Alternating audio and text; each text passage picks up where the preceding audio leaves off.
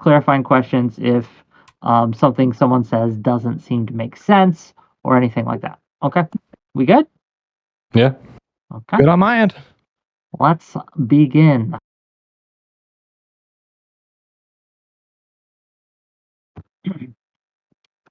Hello, welcome, one and all, to yet another episode of WIC TV, a cross-ideological space where we come together with to talk about issues both political and cultural, from the silly to the serious.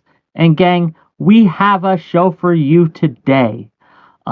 Recently, the Her Report has come out, where they did a special investigation into Biden's handling of classified documents. The report has been divisive, to say the least, and a few incidents and issues have come out regarding this report that we're going to discuss today. We are also going to talk about something that the Her Report talked about, which is Biden's age and mental acuity. Is he fit for office? Is this something we should actually be worried about? We're going to discuss all this and more, but two things first. First, I will have to tell everyone, I do get paid by Progressive Victory. They're not sponsoring this content, but I am, again, on their payroll. So just to let you guys know.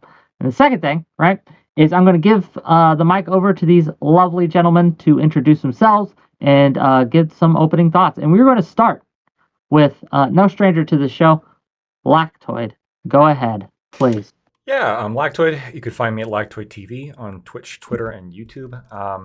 I did read the Her Report, all of the pages, yesterday, and I think it just confirms what we all knew, which is that Biden has tapioca pudding instead of a brain. Okay, short and sweet. We'll see how it goes. Next up, first-time guest on my show. Great guy. I'm curious to see how he'll do. It's his first live debate, gang. Adam Mockler, go ahead. Yeah, what's up? So, real quick, I'm like a filmmaker, journalist. I make videos where I just talk to Trump supporters in good faith.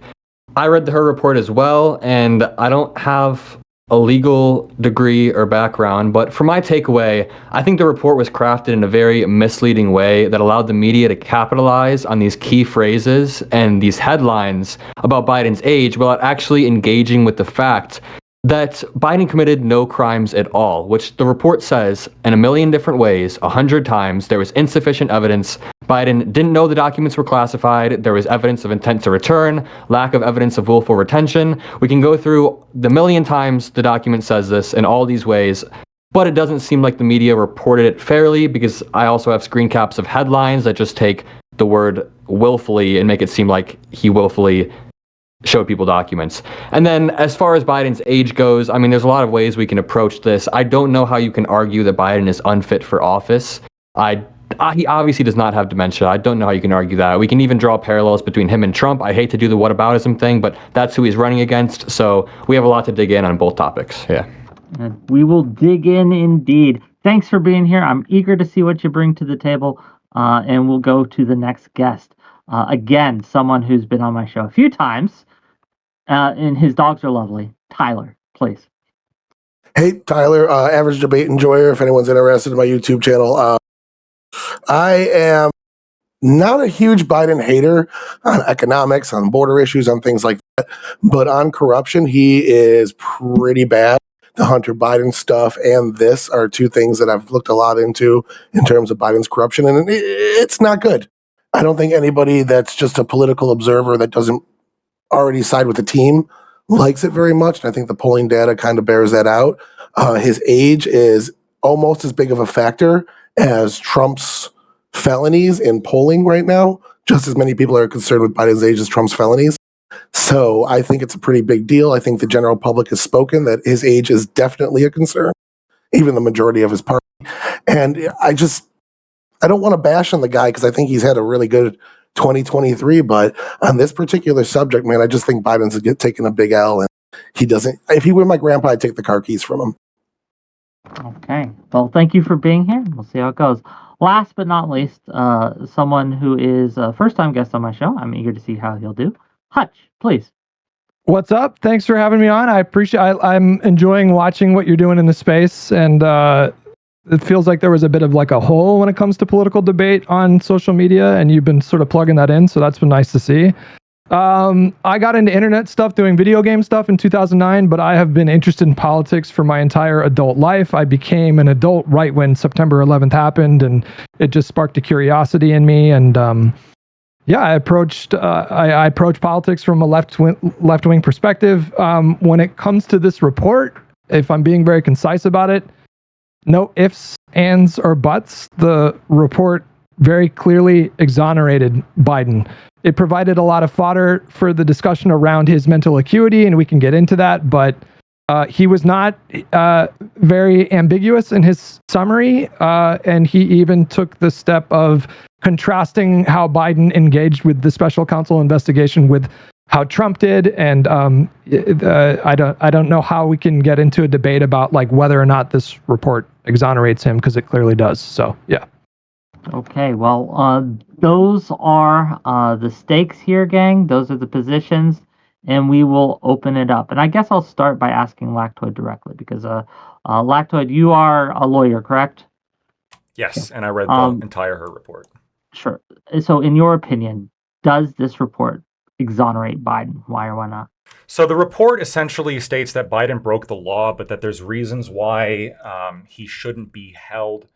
He didn't have the mental capacity to be held responsible, is essentially what the entire report says. And you have to go through all of it to see, kind of see that develop. So when we're talking about willfulness, this is the critical element when it comes to whether he violated the Espionage Act, because the willfulness standard is different than an intentional standard, where willfulness, you not only have to intentionally break the law, but you have to know that you're breaking the law and intend to break the law, not just intend to do the action that is illegal. This contrasts this with most other crimes, right? This is a very high standard to meet. You have to meet willful. What her is concerned about is, given Biden's horrible memory, despite the fact that he admitted in 2017 to be unlawfully storing classified information, because his memory is so bad, her doesn't think that he can get a jury on board with the idea that Biden willfully, in terms of intended to break the law. He obviously broke the law, but he didn't intend to break the law, which means that he's probably not criminally culpable, is what her said. I think there's a good argument there, based on he goes into several reasons why Biden is so, I guess, demented that he shouldn't be held responsible, right? He doesn't remember when he was vice president during the interview. He doesn't remember when his son died. He doesn't remember it was Afghanistan war documents that were classified Afghanistan war documents that were being improperly held. He actually didn't really know the details of that debate, of the documents that were so important to him that he was unlawfully storing. He just a bunch of shit that he just misremembered. And this is repeated constantly throughout the entire report. Can I ask you, as far as the 2017 quote, what's the exact quote? Because it seems to be your strongest piece of evidence that he willfully retained the documents. What's the exact one? I just want to. I'm paraphrasing a little bit. I could find it in the report. Fine. Yeah, but he's talking to his ghostwriter, Zwanitzer, and he in an audio recording, he tells Zwanitzer that he found the classified documents downstairs when he's talking about those documents. He then goes on to describe classified information to his ghostwriter who's writing his book for him. But because in 2017, he specifies that he knows he has classified documents improperly stored downstairs, he essentially right there just admits that he broke the law. But what Her says is, while most people, that would be enough. But for Biden, there's like a credible argument that he said that and then promptly forgot that he had it like the day after, because his mental acuity is so poor. Yeah, so the full quote of, sorry, can I hop in right here? So the full quote of what Biden says is, I just found all the classified stuff downstairs. I wrote the president a handwritten 40-page memorandum arguing against deploying additional troops to Afghanistan on the grounds it would not matter. But how do we know? So basically, Her concludes that that Biden was referring to classified Afghanistan documents, but he could have been referring to the document he wrote to Obama right after, right? So that document was classified, though, right? Handwritten notes of a vice president to a president is classified information. Didn't her say that Biden reasonably assumed that what was written in his notebooks was not classified because of the precedent that had been set by basically every president that had come before him who kept their own written notes? I feel like that was written at some point Well, in that report. right. Well, that goes to the idea again of willfulness, right? He did break the law, but he was under the impression, because arguably Reagan also broke the law. He was under the impression that this could be done.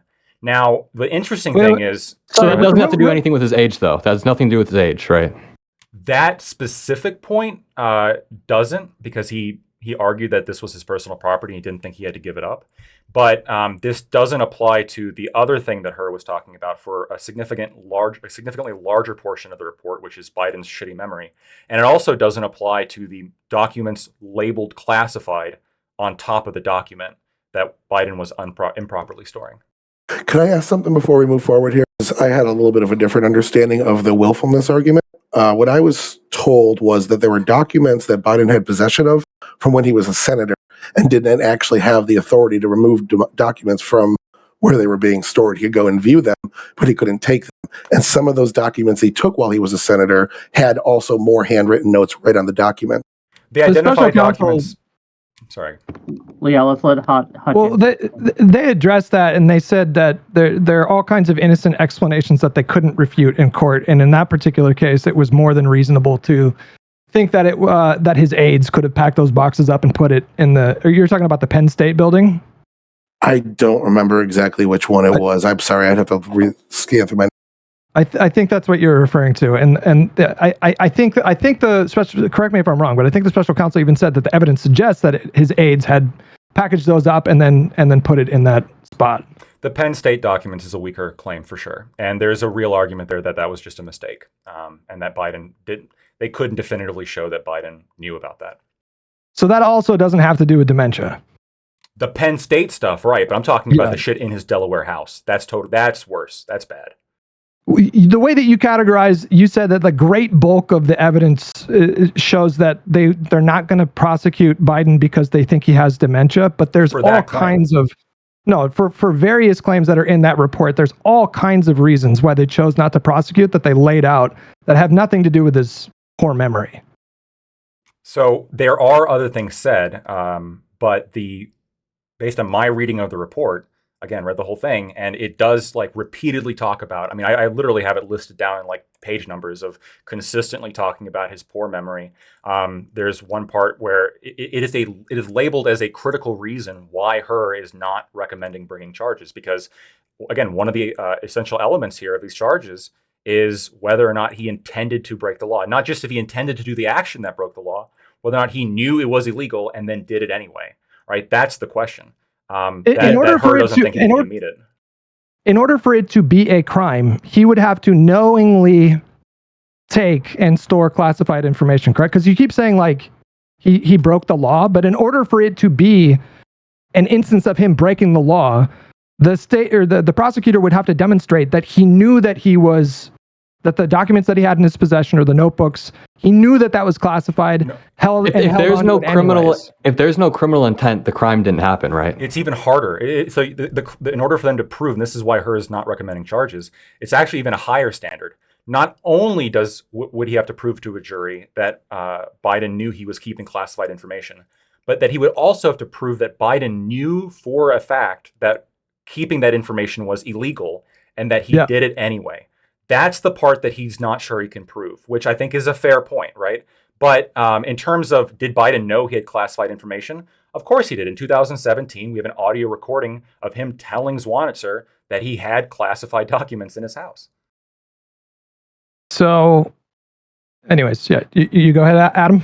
Yeah, well, I was gonna say, moving back a bit, I guess we can come back to this. But yeah, Blacktoid, earlier, the way that you phrased it, it sounded like, if you read the report, that in totality, it's all just because of his age. Like over and over, you'll see age and age and age. But these numbers might be slightly off, but I think I counted. They mentioned his age 9 times, and then the amount of times they mentioned, like, we found no evidence that Biden. We found there's also no record of Biden. Blah blah. They do that like 30, like just way more times. So building on Hutch's point, I think there are a lot more reasons than just his age. I don't know if that's a correct characterization. The report's a little bit repetitive because it starts out with a summary and then it goes through every single different event. It's very thorough, right? 388 pages of the PDF that you can find on Google. I mean, it's incredibly in depth.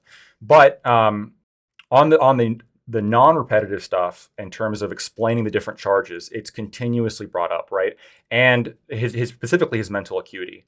I mean, I have right here, like listed down page numbers. I mean, they're using language such as lapses due to diminished faculties and faulty memory, diminishing faculty and advanced age. Again, they bring up that he doesn't remember when he served as vice president. That's kind of a problem. He doesn't remember when his son Beau died. And by the way, on that one, he did a press conference afterwards in which he got angry about the fact that he apparently, that he was asked about his son dying. But there was 2 witnesses there. And what they said was that actually it was Biden that brought up Beau when he was trying to jog his memory about something else. So he following the investigation during that press conference, he even misremembered who brought up Beau. Do you buy the excuse at all that, not excuse, but do you buy the idea that the proximity to the Hamas attack on Israel could have affected him? Could have.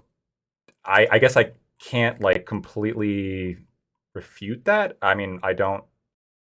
That's the nature of the job. I mean, it could have absolutely affected him, but if that's what he said. I'm just saying, when he went into it, Robert Hur basically told him, we don't expect you to remember everything. We're going to ask you a wide array of questions spanning a wide array of time. And Robert Hur told him specifically, we understand that there's a lot going on in the world. It's the day after October 7th. So just the idea that they asked him all these questions and he knew all this stuff, but then they're picking on a few things, I just feel like, and this is supposed to be evidence that he's not fit for office, or what's this in service of overall?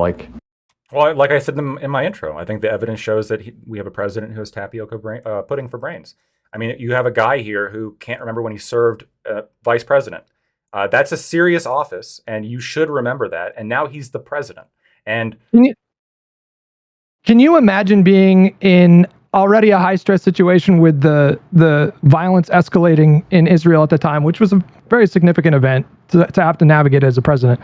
Can you imagine your brain kind of going blank a couple times in a conversation about events that happened 10 years ago? Has your mind ever just kind of zapped and gone blank for a minute? Yeah, absolutely. Okay. Not when it comes I to mean, I don't think that anybody. I guess the point I'm trying to make is I don't think anybody that's seen Biden speak 20 years ago and watches him speak now could deny that he has slowed down, obviously. For sure. Yeah. The question is he capable and mentally fit to be president? And I don't understand what the substantive argument is that he's not fit. When I look at his policy record, when I look at his ability to engage in very high stakes negotiations between members of Congress and foreign leaders and these kinds of things, he has not demonstrated an unfitness in my mind. Could either of you illustrate that point without pointing to his mind going blank I would absolutely argue that his legislative record is nothing really to hold much praise over. What the 9th infrastructure bill, his Build Back Better plan got gutted down to about 25% of what it was because he couldn't even get his own party on board with it. Wow. I mean, he was speaking to his negotiating abilities, and he can't even rally his own party when he's the de facto leader of the party based on voting of the people. Can you imagine a single president instead of Biden that could have whipped Joe Manchin to just go? You can? Who? Bill Clinton. You think Bill Clinton could have whipped Joe Manchin and Kyrsten Sinema? Yes, I think Joe Biden could have, if we're talking about 1992 Joe Biden, because 1992 Joe Biden lined up a lot more with them on policy. They're a little behind the curve. They're more 90s, early thousands Democrats still because they're in purple district. Absolutely. I think that Bill Clinton could have got him on board. And eventually Joe Manchin did come on board with something he wasn't 100% comfortable with. And now he's not rerunning for his office because he thinks that hurt his election chances in a Trump 23 states so much.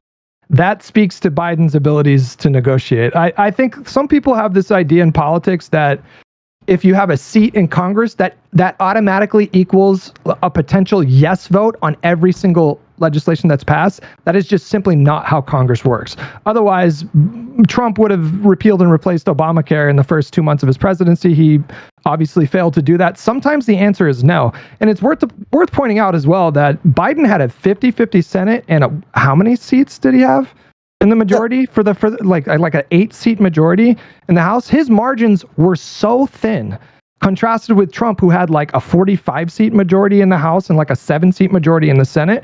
And he was able to get more. Biden was able to get more done with less seats. Objectively more done. I think there was a 2-seat.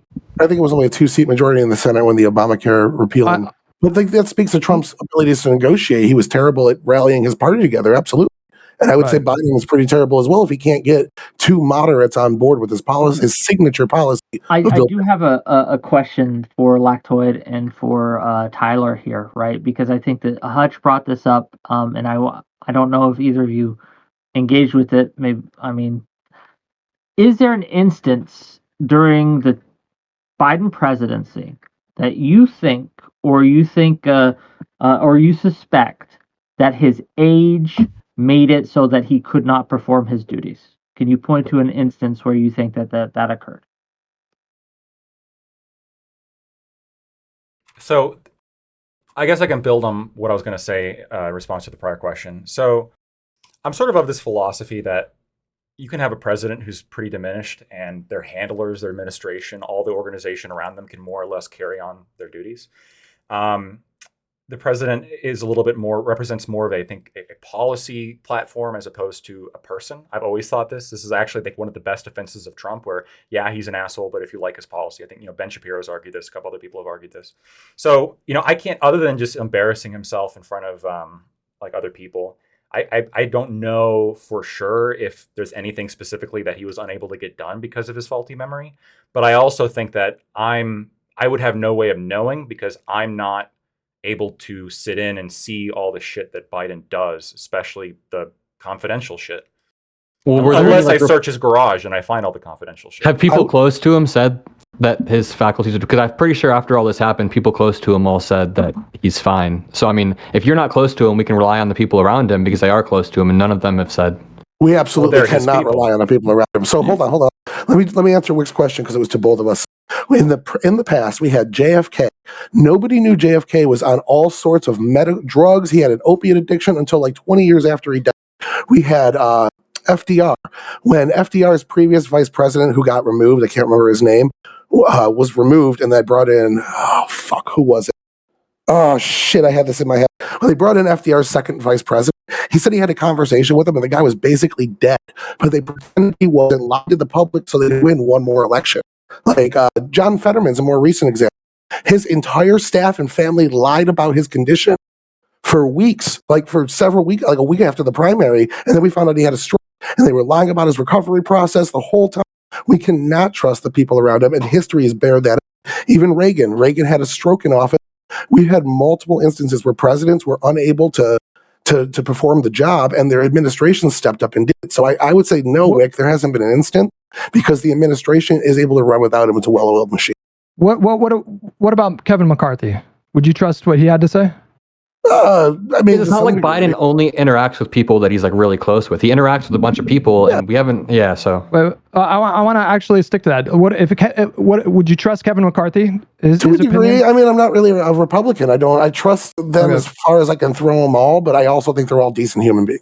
Because there was a Politico report that came out some time ago, and here's a quote from this report. On a particularly sensitive matter, McCarthy mocked Biden's age and mental acuity in public, while privately telling allies that he found the president sharp and substantive in their conversations, a contradiction that left a deep impression on the White House.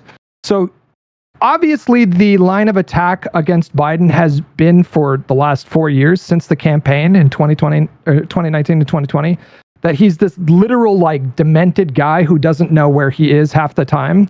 But you have the former Speaker of the House telling people in private, actually, this guy's kind of sharp. Well, hold on. So, according to hearsay reports, McCarthy said this. We don't know how it was phrased. We don't know if he even said it. So, I mean, take that for what it is. If he's saying Uh-huh. publicly he doesn't respect Biden, I mean, that's already in conflict. So I would need a little bit more than that. But you guys Fair. you're caught in a little bit of a catch-22 here, because if it's true that Biden's not mentally defective, then the Her report bases a lot of its reasoning on many of the different elements for why they're not going to bring charges because Biden is mentally defective. So at the very least, if Biden is not mentally defective, and that's like somehow determined, then Robert Hur should probably go back and reevaluate at the very least whether or not to bring charges against Biden, right? You keep saying that, but there were Yeah, I so don't know if many. that's true. Yeah, you go ahead, Adam. Like I was just going to talk about. Go Like, for it. Go there for it. were- I was just going to say, yeah. Well, there were so many other things that he pointed to for his reasoning for not bringing charges. So, for example, when it came to the Afghanistan stuff, he said, "We conclude that the evidence does not establish that Mr. Biden willfully disclosed national defense information to Zwanitzer. The evidence falls short of proving that Mr. Biden did so willfully. That is, that he knew these notebook passages were classified and that he intended to share classified information with Zwanitzer. That has nothing to do with him. And he didn't know. Demented. It wasn't No, that no. he didn't know. Oh, so go for it. I want to respond to that, because what you just read, like, this is why when you read the whole report, like, that's in context. When they're referencing willfully, you're reading the summary. But the reason why Hur is saying that they can't establish that he willfully did this is because they can't establish the elements for willfulness. Those elements are established by a Supreme Court case, and it requires like a certain level of mental acuity to know that you're breaking the law that Hur doesn't think that Biden has. So if Biden does have the mental acuity to know that he is breaking the law, then Hur should probably reevaluate whether or not Biden willfully disclosed classified information to his ghostwriter. Yeah, well, you're making it seem like the threshold is only like mental acuity every single time, but a lot of it was based on precedent with Reagan, and there's a lot of That was a small portion. Also, there's a question about Reagan may have been charged for that, by the way. Oh, but he was dead, Biden so. not knowing, like, basically, if he even took the documents. I just feel like over and over they give all these reasons. And for sure he talks about age, but I just don't think it's as big of a piece of it as you say. So Biden didn't, there's a good argument that Biden didn't know that the Penn State documents were taken, but he absolutely knew that there's the classified documents in his house, considering that we have an audio tape of him saying it. I think another reason special counsel declined to press charge on that particular thing is that it could have been possible that he didn't know if it was classified. So I think I just found some classified stuff or whatever, but he didn't quite know, and then it slipped his mind afterwards. That has nothing to do with him being demented. That's just him like looking at a box and like literally not being entirely sure if what is in that box is classified. He called it classified. Right. But there was a question about there were so many questions that the prosecutor couldn't answer that could possibly explain that. That had nothing to do with him being demented, though. No. I remember what you're talking. That actually did have to do with him being demented, because there was one point in Her report in which he asked, like, maybe he actually said that it was classified, but that in reality, he really deep down didn't know. And because we already have all this evidence of him, with his memory and issues with his acuity, that that also could be the case. So yeah, that was brought up, but that's still within the broader context of Biden's memory. This is the reason the Republicans are running with this fucking Her report, because it does not look good for Biden, and it puts the Democrats in a catch-22, right? Either Biden is mentally infirm and shouldn't be charged, or he is not mentally infirm, and Her should probably reevaluate whether or not Biden should be charged. You keep putting it on the mentally demented stuff, but again, in this report, in the summary that I'm looking at right here, there are so many, in his quote, innocent explanations for why these things occurred that have nothing to do. And to be clear, him forgetting, being forgetful of something that happened perhaps 10 years ago, that's not an instance of somebody being demented. And that doesn't show that he's unfit for office in any way, too. Not remembering when you were vice president? Imagine if Robert Mueller included in his report every single instance that Donald Trump said that he couldn't remember this or that. And then imagine if Robert Mueller included in his report, this makes me very concerned about Trump's mental acuity, because he can't remember 100 things that I'm trying to ask him here. I mean, yeah, and also you guys keep referring to when Her sat down with Biden, but I don't think it's fair. So first of all, you can't point to any specific examples. So your evidence, a lot of it hinges on this interaction. But basically, when Hur sat down with Biden, he said, I plan to ask you questions that relate to events that happened years ago, but I hope you put forth your best efforts and try to give this. So I don't think it's fair to basically ask him about events that happened years in the past, ask him to give his best recollections, like it says, then fault him for his limited memory. And if that's one of the strongest pieces, I don't know. When you say no specific example, like what are you talking about? No, well, Wick asked you, can you provide a specific example of Biden's memory hindering his presidency? And you guys, it's fine. You can't point to any specific example. No, it's based off the perception he gives off when he speaks publicly. Remember when Wick asked you that question? Yeah. These administrations can run on their own. They're very well-oiled machines. We've had a lot of experiences in the past with that.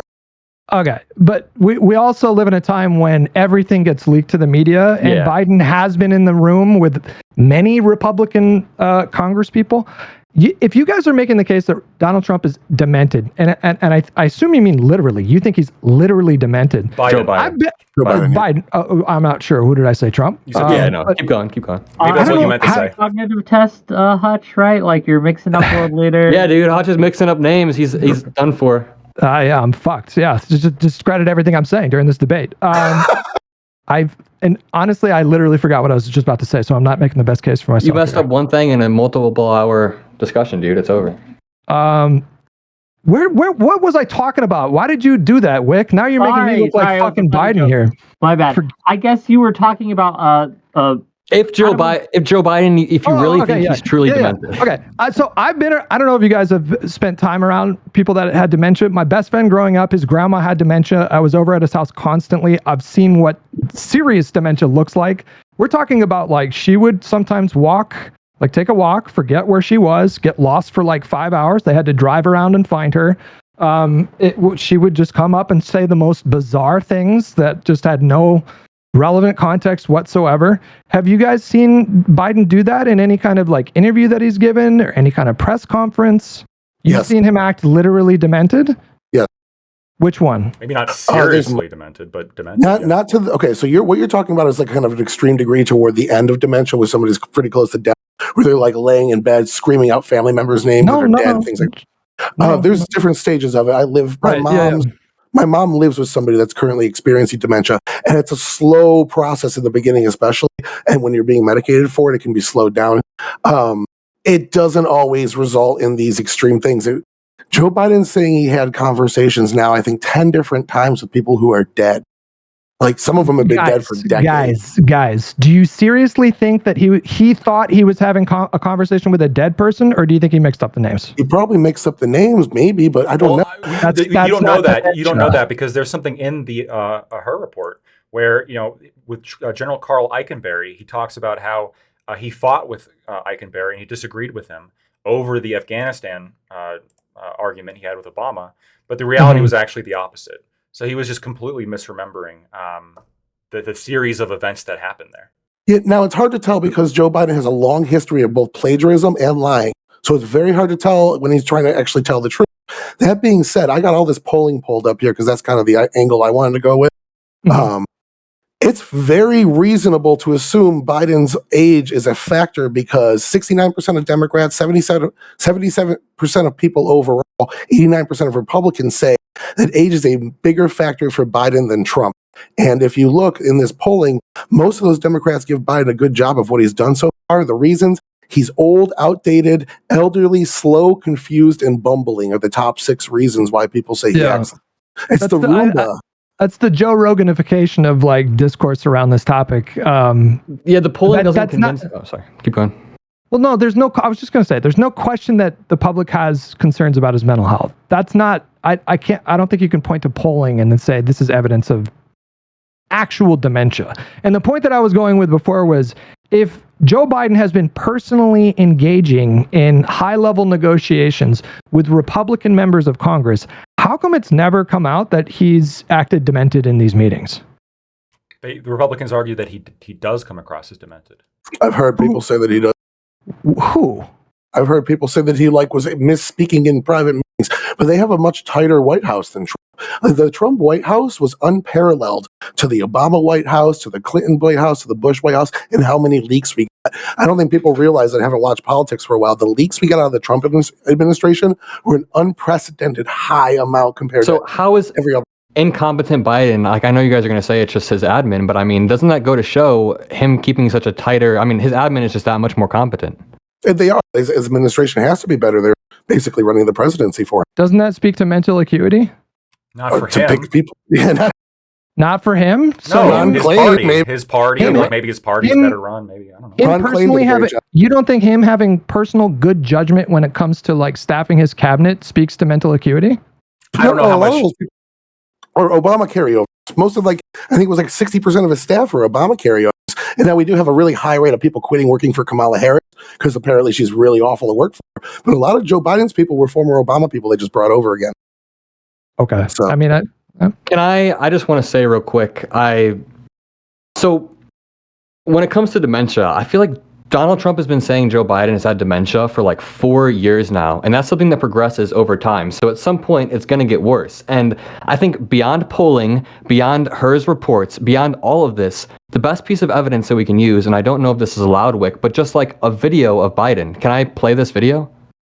Or like maybe even just the audio. And the thing is, it's not going to be a 7-second snippet because that's what this polling is based off of. People watch these 7-second snippets. This is a I have 2 speeches. I'll just play like a snippet of one. There's one. Can you share your screen and then we can all tune in and I should have give you some permissions to do so.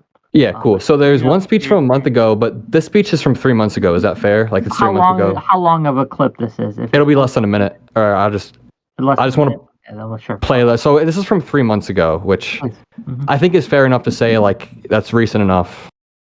Go for it. Hopefully this is the right screen I'm sharing. Can you guys see Biden right now? no. No, you're not sharing. You gotta do it in the Discord, buddy. There's a share screen button. Yeah. Hold up, it's not letting me still. Okay, hold on. Let me see if this will. Oops, not that roll. Okay, that was almost bad. Okay, try now. Okay, Oh, now we there can it is. watch. We can all tune I in. should step up for you. The simple proposition. You want to pause it? you So, kept the picket line. okay, so everyone can get here. Does everyone get here? You click on the watch stream. We can all Yep, watch I it together. My audience yeah. can see it, I hope. I watched the speech. I know this. Okay, go So ahead. you guys are claiming that he has like dementia. Just like clarify your claim real quick. Beyond like fried brains or whatever. It's when he gives public speaking. Most of the time, and like the joke is like after he gets a blood transfusion, he can go up on stage for an hour at tops. But most of the time, when he's speaking, doing his public speaking, he's mumbling. He's putting words in where they don't belong. He's saying gibberish sometimes, not even words. Speaking to dead people. He's forgetting. He forgot it was the. I mean, some of it could be innocent because he's a busy guy. Absolutely, I'm not saying it's not just some of his mistakes. Everyone makes them all the time, but it's the amount. Some people make a lot of mistakes when they speak, right? But it's the amount of speaking he does versus how many mistakes and how old he appears. And again, majority of the public is seeing it and saying, "Holy shit, this is a problem." So that's kind of my Especially compared to when he was vice president. absolutely. Sure. Do we want to watch the clip here? Yeah, Can you guys hear it? A simple proposition. Yeah. You kept the picket line going for 46 days. You kept your negotiations working round the clock, negotiators. And in the end, the deal you reached set a new standard. Over 30% increase in wages with the cost of living adjustments. Bigger pay increases over the next 4.5 years than the last 22 years combined. I'm just going to pause it for 1 second. He does slur a lot and he's a very shitty public speaker, but just saying that he has dementia or that small moments are evidence of dementia, I'm going to keep playing it. Like, is this someone, you guys say you know people with dementia, so I'm asking genuinely. If, Greater retirement security, more paid leave, and commitments by the big three to create thousands more full-time middle-class jobs, investing tens of billions of dollars, building the auto future made in America. Look, folks, these deals are game changers. Not only for UAW workers, but for all workers in America. I mean, okay, you guys get the idea. That was 3 months ago.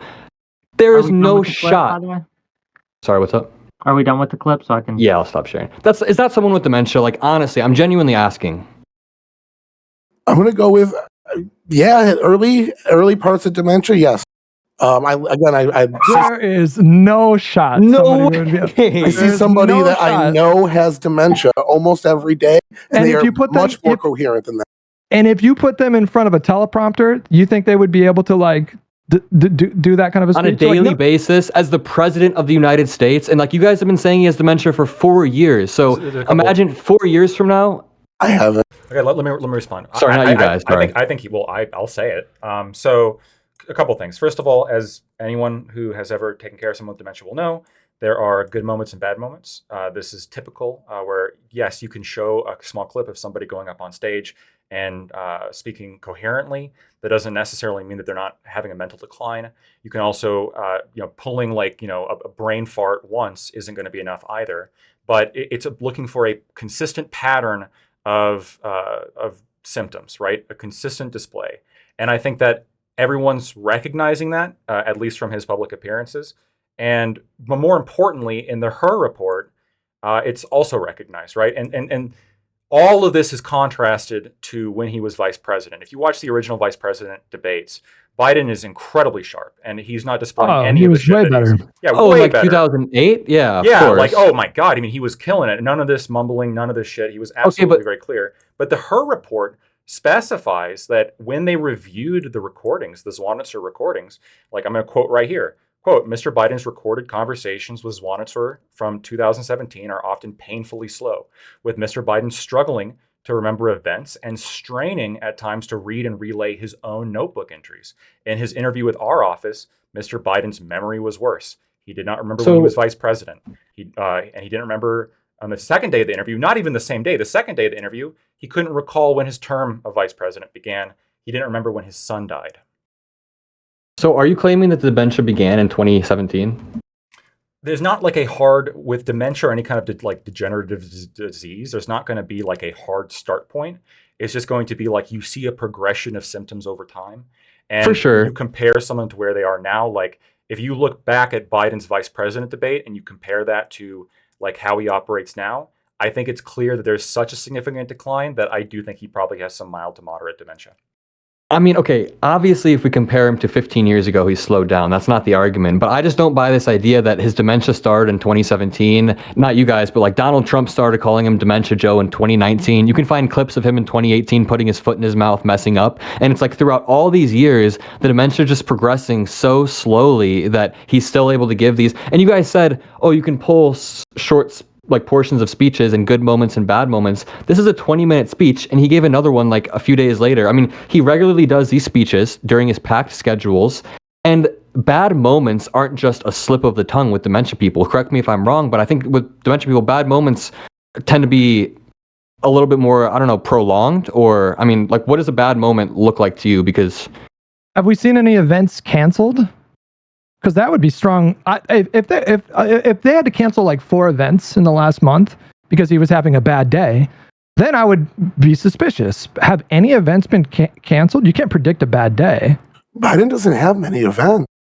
He does. He's been all over the country in the last month. The press, even when it's not public, he's like, the press and TikTok, they don't give a fuck about like people. And they did this during the 2020 campaign as well. They accused him of being in the basement for like the last week of the campaign when he was in swing states, like multiple swing states a day, every single day. It's just these events don't get a lot of media coverage. They just don't. They're not the things that go viral on TikTok. 2 things, 2 questions, right?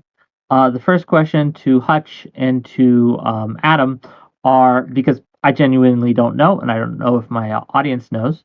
Do you know how many events Biden has held in the last 2 weeks? Well, I can't say off the top of my head, but we could find it out. Do you know? Do you know the answer to this? No? Me? No, that's why I'm asking genuinely. I'm just curious, because if you're saying that he is, the claims being made are that Tyler says he doesn't have very many events, whereas you all are saying he has a lot. I'm pretty sure we can actually figure out how many he has. Yeah, we can. Hold up. I got a factcheck.org pulled up right now. Right now, I'm looking at press conferences since presidents could give public press conferences on the news. Biden is the second lowest president for giving press conferences year to year. We gotta talk about more than just press conferences. Yeah. We're talking So about, Biden spoke in Culver City, California yesterday, or today, 3 hours ago. And then 5 days ago, he spoke again. That was actually the clip I was going to show you. The other clip, well, I don't need to now.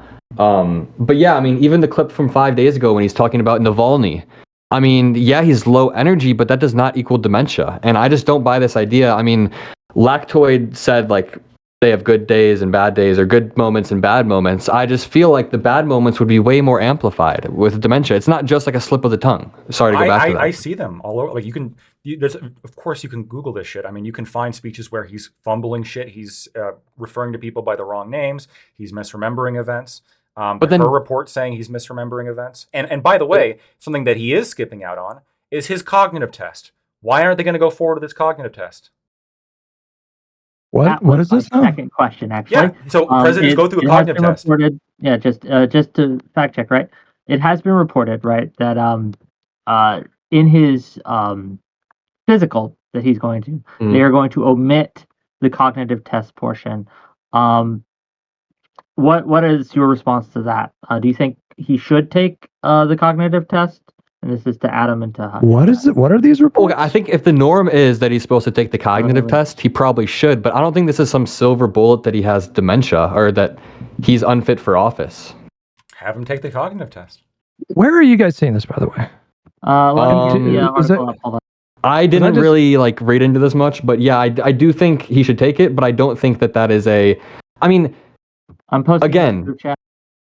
I just don't think the same physician also declined to give Mr. Biden a mental acuity test during last year's exam. Are you saying that like Donald Trump in 2018 took a cognitive test? I'm pretty sure he did. Yeah. Yeah, that's like a standard. There was a thing where he was talking about it at a rally about how some of the questions were hard.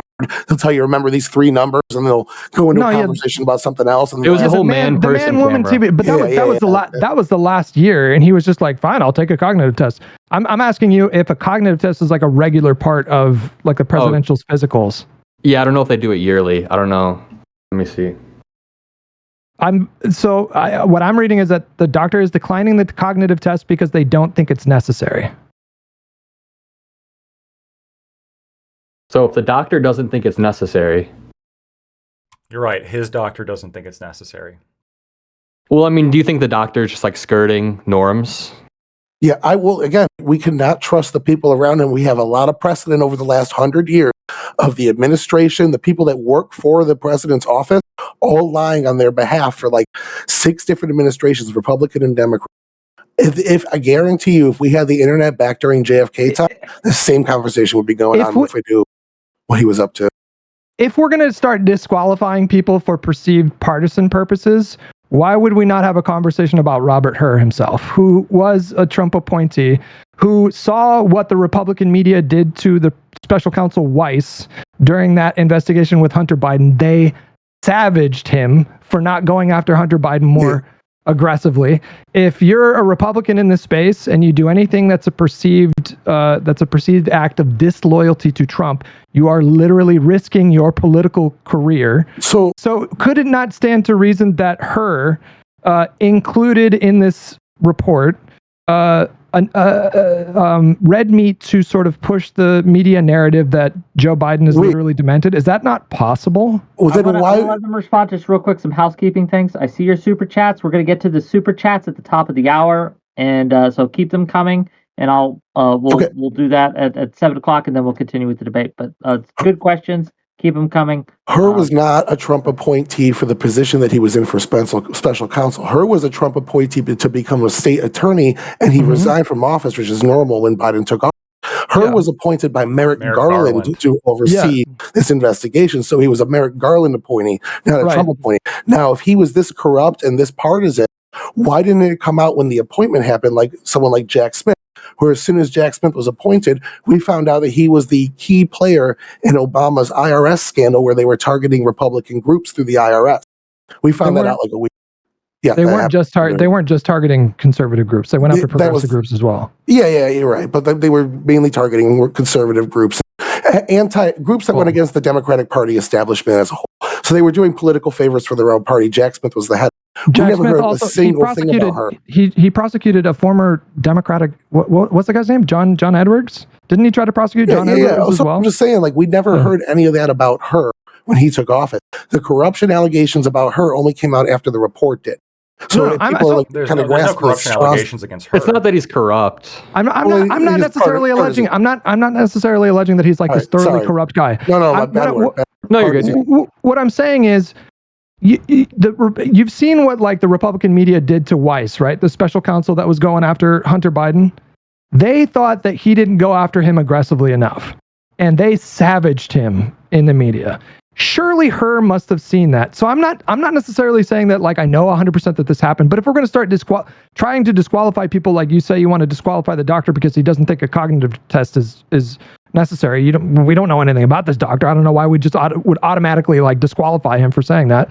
Is it not possible that Hur must have been somewhat like cognizant of the risk of the coming out with this report that exonerated Biden?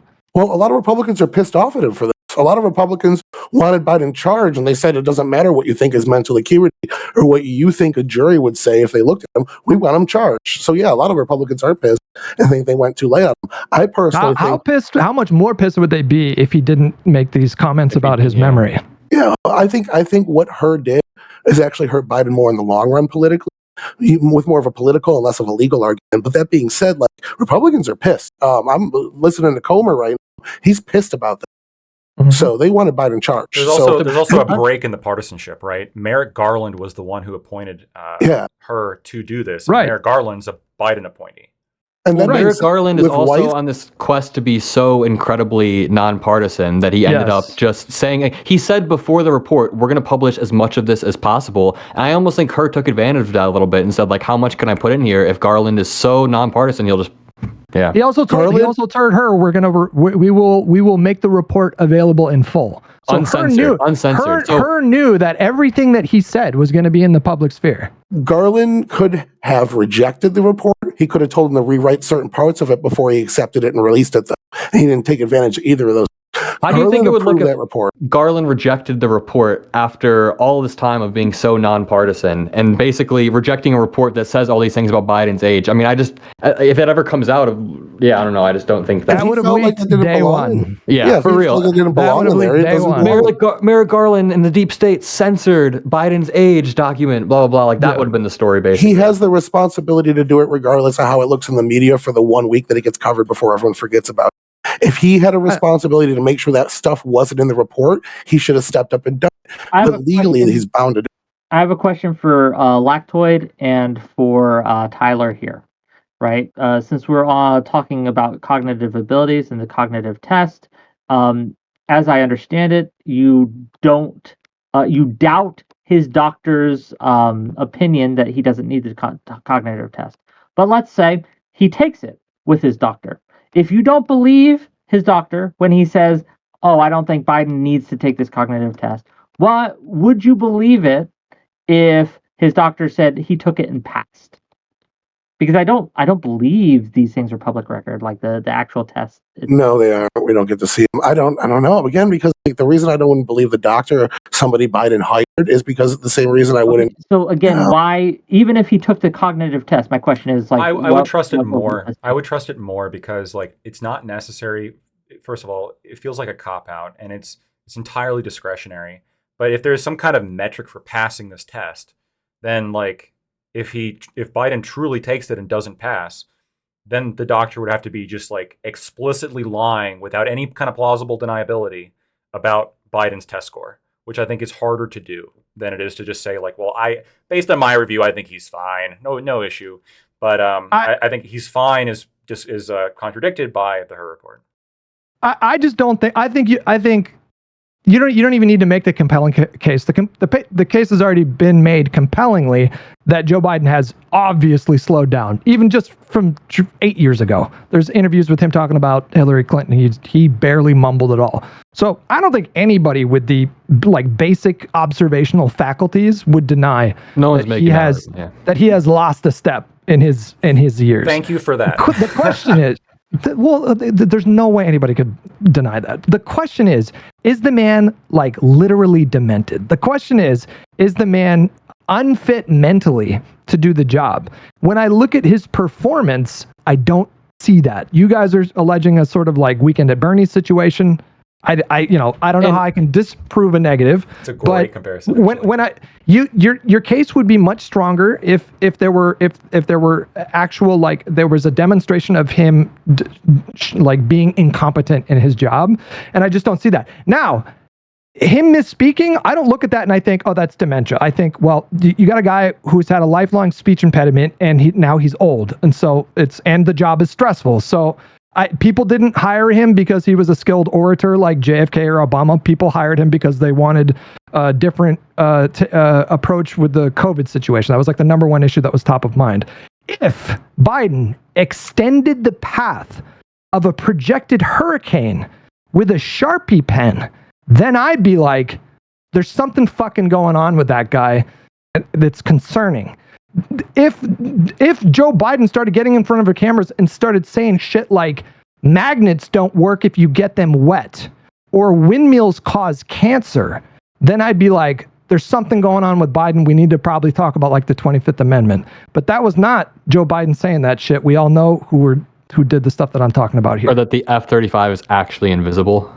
The standards that are applied to Biden, Donald Trump just shits all over those standards constantly, consistently says the most insane shit, and he also misspeaks pretty regularly. He's not like a young, spry guy. So I don't know how you're going to try to make the case that Joe Biden is demented because he said some other guy's name instead of Macron. But when Trump says Nikki Haley instead of Pelosi, not once or twice, but like 3 or 4 times in the span of a week, that's not dementia? Look, okay, so a couple of the examples, the F-30 fighter jet, he said it's literally invisible when he was boasting about it. I remember that. He said it's undetectable by radar. It's basically literally invisible to the naked eye. He was over-exaggerating. You take these Trump cherry-picked statements and put them out of context. There's a lot of stupid things, injecting bleach into your body and smiling and winking at the camera. All stupid shit. I'll give you that. It's stupid. He shouldn't have said a lot of. Absolutely. Why is that not evidence of dementia for him? Because Joe Biden is trying to shake hands with nobody, and after a speech, he turns into a Roomba bouncing around the stage until somebody walks out and physically pulls him where he needs to go. You can find video of Trump walking away before he even signed a bill, and people had to turn him around and go like, "You need to actually sign the bill, bro." I don't think Biden did that. If Biden did that, you would be saying like, "Oh, fucking dementia, bro." Every 25th Amendment. He talks like twice a week, and it's every fucking speech. He's like, Trump's out there talking. He's on the campaign trail right now in the prime. He's out there doing 10,000 words a day, 2 different events, 6 days a week right now. He is on the grind. A 35-year-old would have trouble keeping up with the schedule he's on. Biden's giving 2 press events a week. He's spending a third of the days in office at home in Delaware. He leaves Thursday night, comes back Sunday or Monday morning. He's in Delaware 3 days a week sometimes.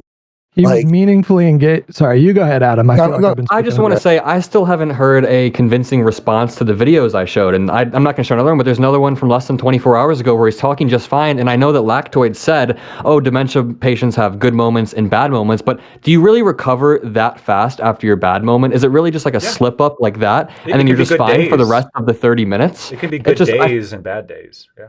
Yeah, so are there any evidence of him having entire bad days where his entire schedule or meetings are cleared? I just don't see that happening. And when I show you these speeches of him talking, it's so clear that this guy does not have dementia in my opinion. I'm not gonna show videos, but you can definitely, and if the audience is interested, you can definitely find these videos of these moments, right? And of Biden's speeches going way out of whack and odd behavior, strange behavior, sometimes like weirdly aggressive behavior that then switches to non-aggressive behavior, also a concerning thing that he's doing.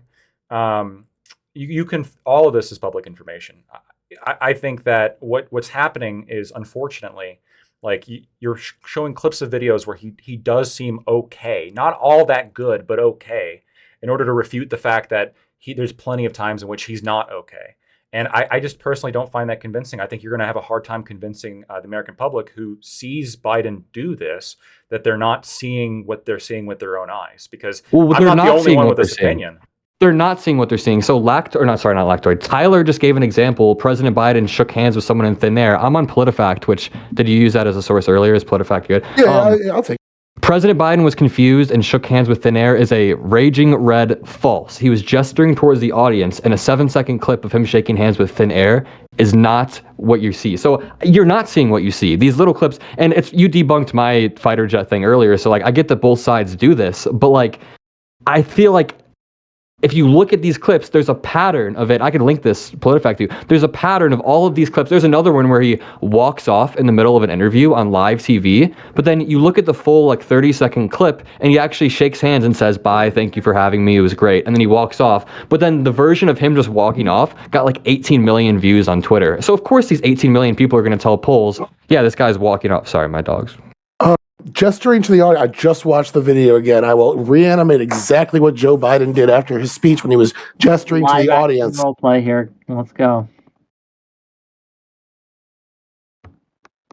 That's it.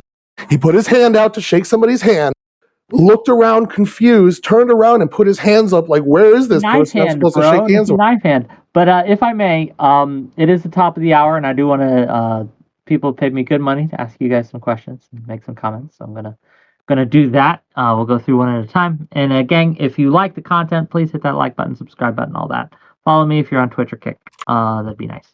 Let's get to these comments. Okay.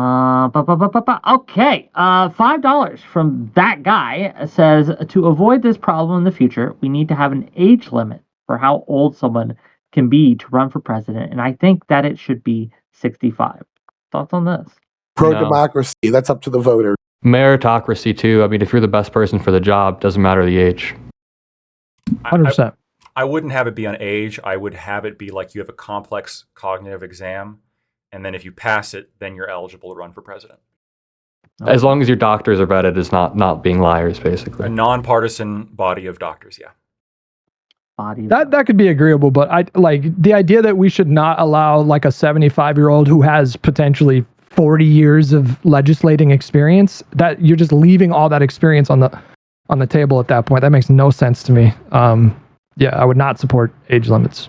Yeah, in the same way that what do you guys think about the argument for term limits being the same? Like, you're just basically taking these people with experience and kicking them out right when they start to develop that experience. Yeah. Like Joe Biden, it's not going to mean much to you two, but Hutch, like Joe Biden wouldn't be where he is today if there were term limits. 90s Joe Biden is one of my favorite politicians, just so you know. I liked him in the 90s. He was fired up. Yeah, hell yeah. I only like term limits because like on an individual basis, it's hard to argue for them because you have people that you don't want to assume are bad or acting in bad faith.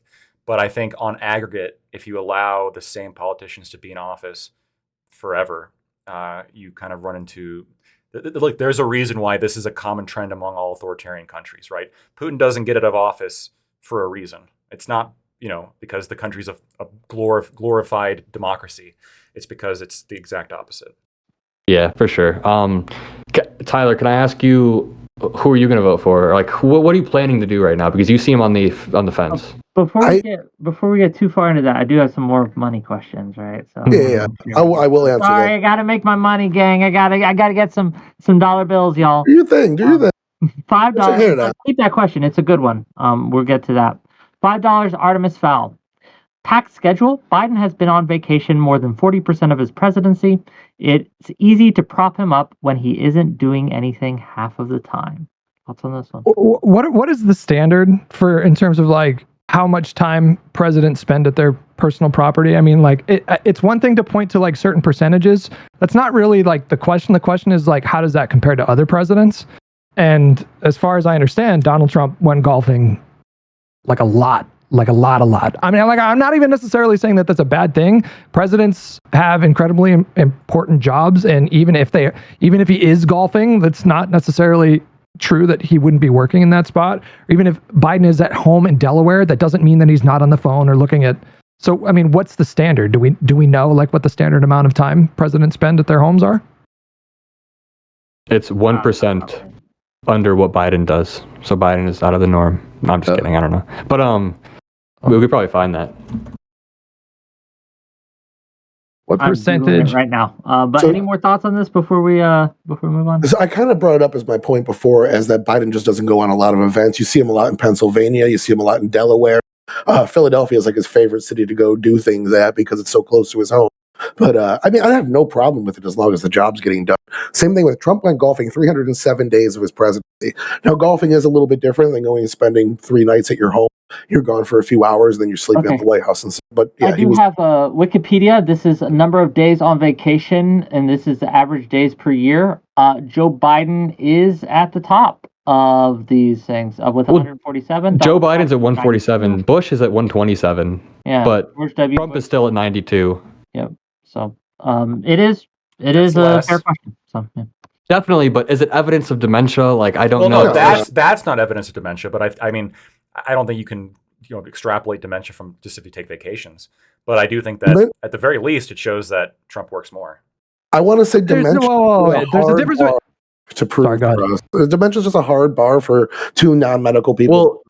Well, I would say that more the standard is his mental acuity gone far enough for him not to be the president anymore.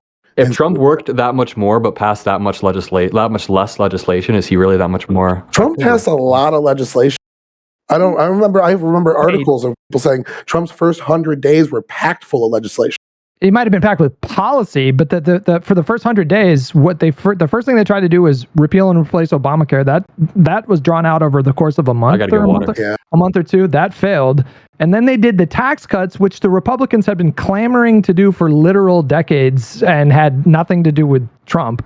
And then that's it. In terms of signature, well, in terms of signature policy, the platform that Donald Trump ran on, the tax cuts was the only thing that they got done. He really didn't run on tax cuts, actually. That wasn't one of his big talking points. That's like a Republican status quo talking point.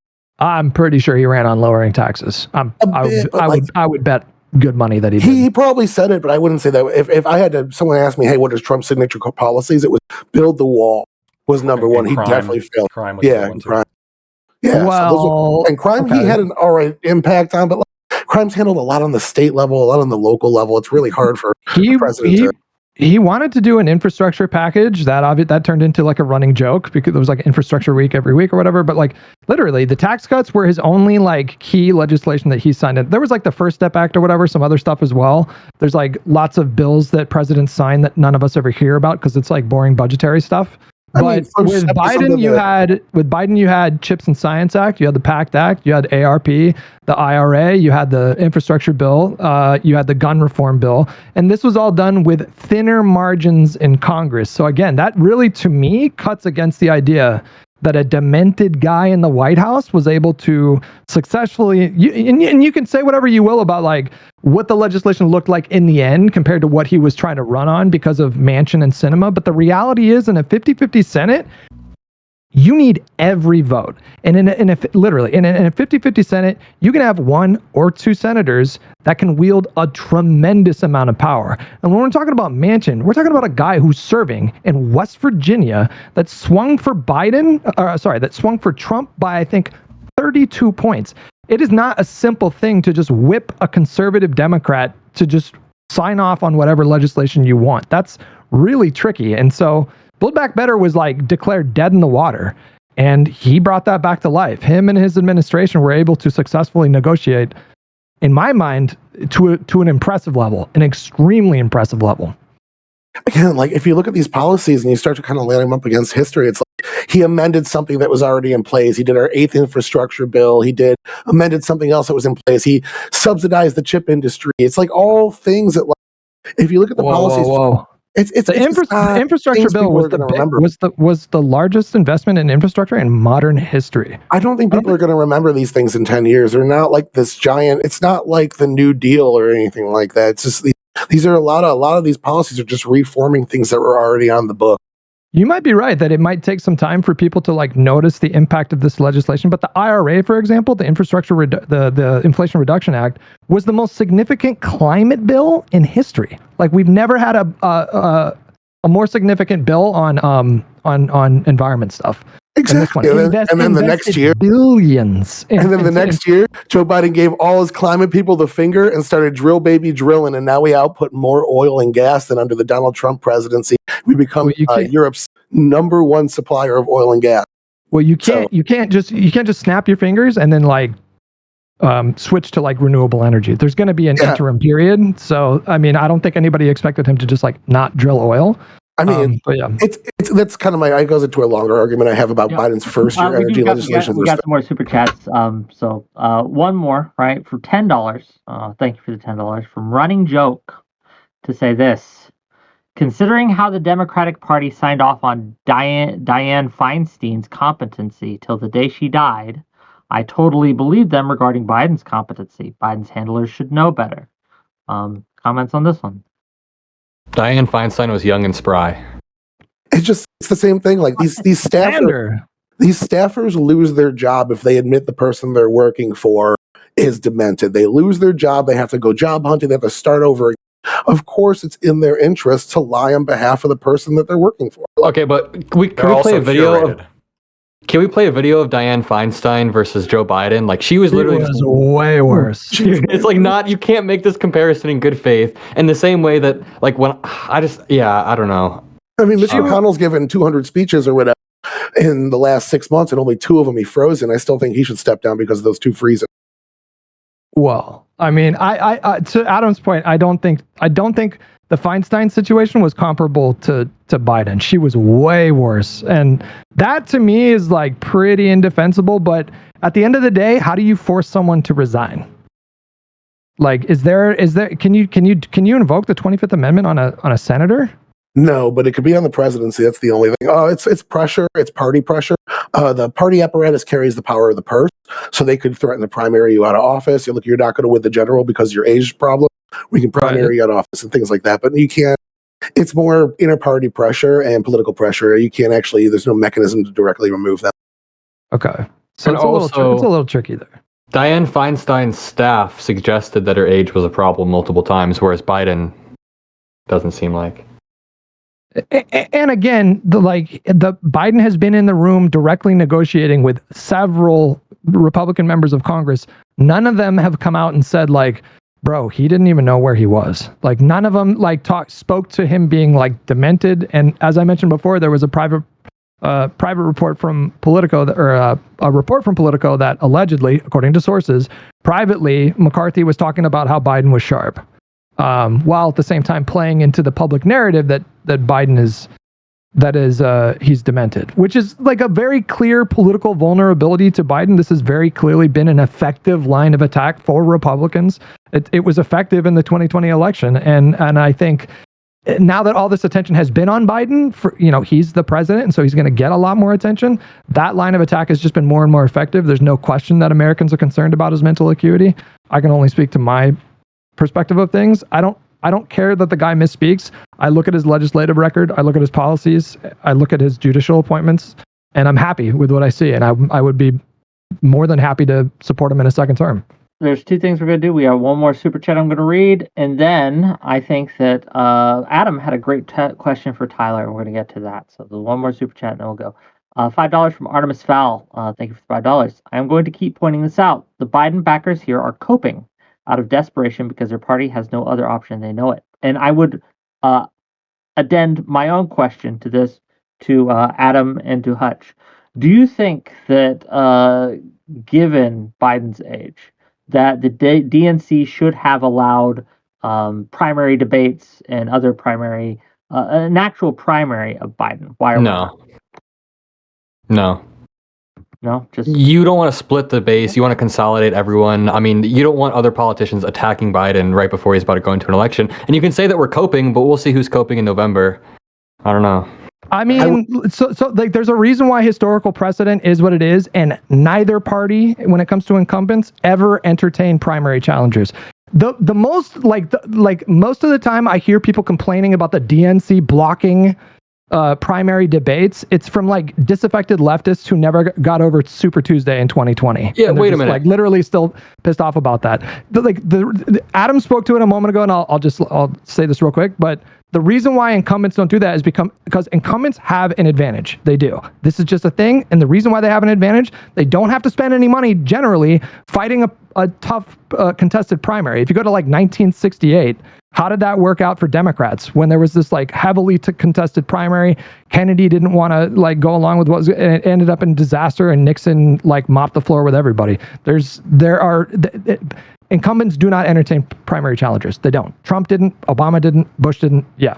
Anyways, the entire framing of the question, like Hutch said, is just like, you're asking why isn't the DNC doing something that they've never done before in the past? Why aren't they breaking precedent? Basically, like. I want to also, I'm on the other side, but I also take umbrage with the question that was just asked. So what they're still talking about is the bully pulpit, where the person in office, the incumbent, doesn't have to spend money to get their voice heard like the challenger will. I completely agree with all those points. The other point I want to take umbrage with is the Democratic Party does have alternatives. They just didn't cultivate them well enough. If Amy Klobuchar was rumored to get the vice presidency before Kamala Harris, if she would have taken that, she'd be in the perfect position right now to take over for Biden in this election. And she's a much more liked candidate than Kamala Harris was. They wouldn't have done that either. I think that she would have been demonized just like Kamala was. Like maybe, Kamala just did a horrible job in the primary. Yeah, she thinks around. But like right now, Biden's their only option, right? And right now, at this current position, and the coping, I think that coping comment is true. And what I think it's hinting at is that I suspect after November that you're going to get a lot. I don't know if these two particular gentlemen here, but I think you're going to get a lot of people start saying, yeah, he's a little bit mentally fucked up. Yeah, I guess he's pretty demented. I guess. Fuck. We're already there. We're already there. Are you talking about Democrats right now? Democrats, yeah. 69% of Democrats think his age. Yeah, we're already there. Dude, we admitted we maybe think they'll talk about it more then or something. Because I whenever I have this argument with people, it's like, well, I mean, did you read the Her report? It's pretty crazy. Oh yeah, well, what about Trump? It's like, well, hold on a minute. We can talk about Trump in a second. Let's talk about the president. The fact the president of our country can't remember when he was vice president or when his son died. Right? Do you think that? Do you? Hold on. Can I just? Do you think that he literally if he wasn't in a situation where he was dealing with a war in Israel and sitting down for a 5-hour interview with the special counsel while doing like the hardest job in the world, do you think it's possible that he just had a brain zap, or do you literally think that he can't recall the time that he spent as VP? I think at that time he couldn't, because it was on 2 different days. The first day of the interview he couldn't remember, and the second day of the interview he also couldn't remember. And I'll give, I guess, leeway again to like some kind of misspeak if you're speaking quickly and you like, oh, sorry, I meant this, right? He couldn't remember. Like the Her report actually, like in parentheses, has what he's saying. And he's literally sitting there like, well, was I still vice president in 2009? Like he's thinking about it. He doesn't know. It's not like a misspeak. He's genuinely thinking like, was I vice president in 2009? That's a brain zap. I'm asking, do you have brain zaps ever where you just go blank? I do. I get nervous sometimes. I trip over my words and I can't remember like significant dates. You're trying to have me believe that he legitimately forgets like when he's VP. I'm saying take him out of a high pressure situation and like he's not feeling any anxiety or whatever. And you think that he like can't recall like the year that his son died? Here, I'll say he couldn't recall when his son died. He brought up Bo when he's trying to recall something else, and he got the year completely wrong. He was wrong within several years. If I did this behavior that was reported in the Her report, no, I should not be president. I mean, it also says, though, the president proceeded to provide often detailed recollections across a wide range of questions, from staff management to paper flow in the West Wing. And Her even said, thank you for making the time to be here with us. There's a lot of other things going in the world that demand your attention. Just do your best you can, basically. And what page was this? Because Her specifically writes, in his interview with our office, Mr. Biden's memory was worse. I'm reading at the very bottom, there's a basically rebuttal to Her, and he says, report at 208. The president proceeded to provide. So let me see if this is referencing this page. So when you say, just for my edification of what you're citing here, you're saying a rebuttal. So was this an addendum to the Her report that you're citing? Yeah. Sorry. If you search on page like 380 something, they rebut, and they basically say how Her like primed the whole meeting by saying it's okay if you don't. He's like, Just do your best to remember this stuff. And then he turns around and uses the few moments that Biden couldn't remember out of this wide range of questions. Is it possible that while recollecting the paper flow in the West Wing, staff management, blah, blah, blah, that he just forgot a few things? Like, in the moment. Hutch was saying, yeah. A couple things. So it sounds like you're referencing something that Hurd didn't say. It sounds like you're referencing something that somebody else said. But oh yeah, I didn't mean to say that's like verbatim what Hurd said. My bad. okay, that's fine. But if I displayed this behavior, I shouldn't be president. I do see like a lot of downplaying happening here about something that I think is concerning behavior, which is in the context of somebody who we can, at the very minimum, agree has declined substantially from when they were vice president, right? You guys call it slowing down. Yeah. I would use the term declining. But someone who's declined significantly, you have the special counsel repeatedly in the reason, again, the catch-22, right? In the reason why he's not bringing charges, like faulty memory, diminished memory. He can't remember when he was vice president. He can't remember when his son died. He can't remember the specifics about the Afghanistan conversation that he made like the centerpiece of his book. He can't remember the disagreements he had with Eikenberry. He can't remember this stuff. And, but that's all because he was stressed out, because it's an interview. It's a stressful interview. And the president of the United States, we should give him a little bit of like slack when it comes to being stressed out in an interview. No, like we should have a higher standard when it comes to being president. Well, the standard that I like when I hear Donald Trump, for example, and the reason why we talk about Donald Trump is because this is a binary choice. Like it's relevant. I don't understand why that wouldn't be. This is the whole conversation is about like which one would be better suited for the presidency. And is it fair to assume that you're going to vote for Donald Trump? I voted Libertarian past 2 elections. Oh, okay. I don't know. Well, I don't know what I'm voting for next this coming election. It's going to be between Trump or a Libertarian candidate.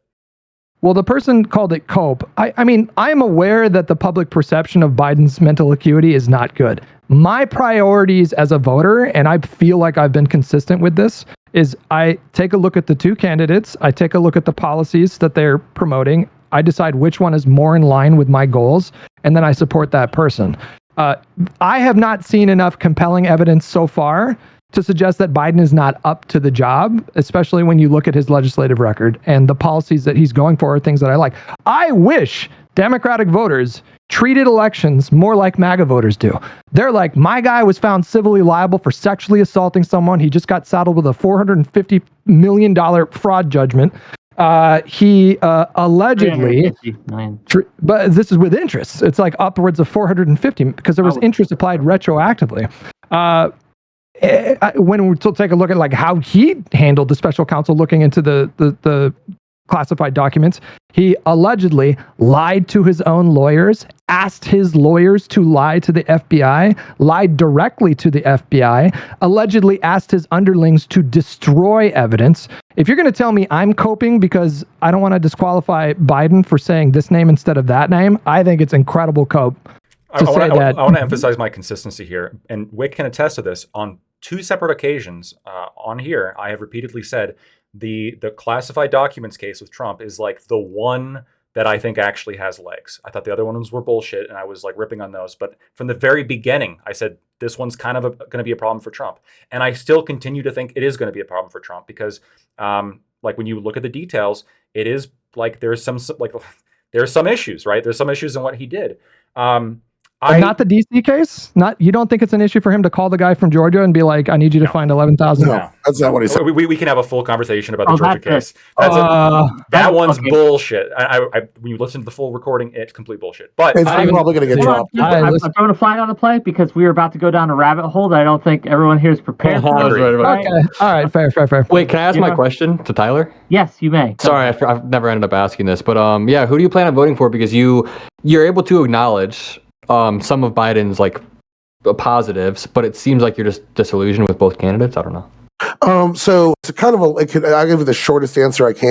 I vote on issues. I don't vote on party. My number one issues vary from election to election, depending on what's bad and what benefits me the most. I'm voting for me. And I mean, people that are partisan to the left are not going to like this, but Republicans are up 20 points in public perception of being better with the economy. Generally, for people like me, when a Republican takes office, I do better economically. So if that's the issue, I got to get a little closer to the election to see what my issue is in particular. But it's leaning toward, I just don't think that Biden has the wherewithal to make tough calls at the moment. After I watch a lot of his speeches, I just don't think he has it. It's hard for me to justify voting for him. Do you support like the military strike against the Houthis? Oh yeah, so that's part of the long form answer. I think a lot of Biden's problems in year 3, which has been his best year, were created by a lot of year 1 things that Biden did. So when Biden took office, he wanted to condemn the Saudis for Khashoggi. He took the Houthis off the terror watch list. He started working with Iran, who were the funders of the Houthis in Yemen, and he ignored the Yemenis government and the Saudis, who are working together to try to get the Houthis out. So he kind of created the problem of the Houthis in a way. He's not fully responsible, but he is responsible for them being as strong as they are now and able to sink a British ship. Just housekeeping real quick. Brittany Simon, thank you for the raid. Welcome. Hit that like, subscribe button. Okay, fair enough. Carry on. Yeah, so I mean, and the economic thing I kind of went into as well. His policies on oil and the gas in the first year of the administration were very good for climate change activists, very bad for oil and gas. We can see the prices of gas inflation spiking long before the war. We can see them spiking a bit because of supply side issues, absolutely. But a lot of it was policy. Yes, absolutely. I think it's attributed. There were increased gas prices across the globe. Yeah, absolutely. The entire world was dealing. There were places where gas wasn't hit. There were places where inflation wasn't hit nearly as bad. There were places with 1% inflation where we were sitting at 8%. In the Western world, absolutely, I agree. Everyone that did lockdown policy and put a lot of money into their economy like we did under Trump and a bit under Biden as well, you saw inflation from those countries. Absolutely. Even Sweden, who didn't lock down. Yeah. The alternative was pretty bad. The alternative without the stimulus programs, like obviously when you give people the means to save a bunch of money in a market where people aren't spending a lot of money, and then the world reopens, those supply chains are going to get hit. But the alternative was people falling under during a really difficult time. And this was just a price that a lot of countries paid for keeping and like especially low income earners, like vulnerable people, keeping them afloat during a really difficult time. And the fact that the United States had the best recovery of any G7 nation, you don't think that like. I understand, it's trending good. Yeah, absolutely. 2023 was a great year for Biden's economy, trending in good direction. But to say that we are at those good consumer confidence right now is 7 points below its 25, 50-year average. It's improving. It's improving. The vibes are getting better. It's trending in the right direction. Yes, it's not there yet. We're still 30% up in grocery prices. We're still 40% up in mortgage prices, 7.5% mortgage rate right now. There's still a lot of things that are going to take decades to self-correct. And to put that on Biden, to put that to me, Trump would have inflation too. I don't know if you're putting all that on Biden. I'm just saying, like, to the people that do put that on Biden, that's like me blaming Trump for coronavirus. Yeah, exactly. And like Trump's own, not even just Trump's. I'm saying like the stimulus packages that Trump signed into law in that first year surely contributed to inflation as well. Because I mean, we had a very generous paycheck protection program here in the United States. We did far more than a lot of other countries did, and that was on Trump's watch. And so, if we're going to put that all on Biden, that was negotiated down by the Republicans, though. Like it was, but still, eviction moratorium. Trump did. He suspended student loan program. All that stuff that the people like said Biden contributed to the economy. Almost all of it started under Trump. Now the point that Biden gets is after Trump had added $7 trillion to the economy, Biden wanted to come in and add another like 10 trillion and got down to like 6 trillion. So Biden continued those policies people are saying far too long, kept the emergency in place far too long. But that's like, of course, that's convenient partisan narrative. Like, it's okay when Trump did all the spending, and as soon as Biden did, he's contributing to inflation.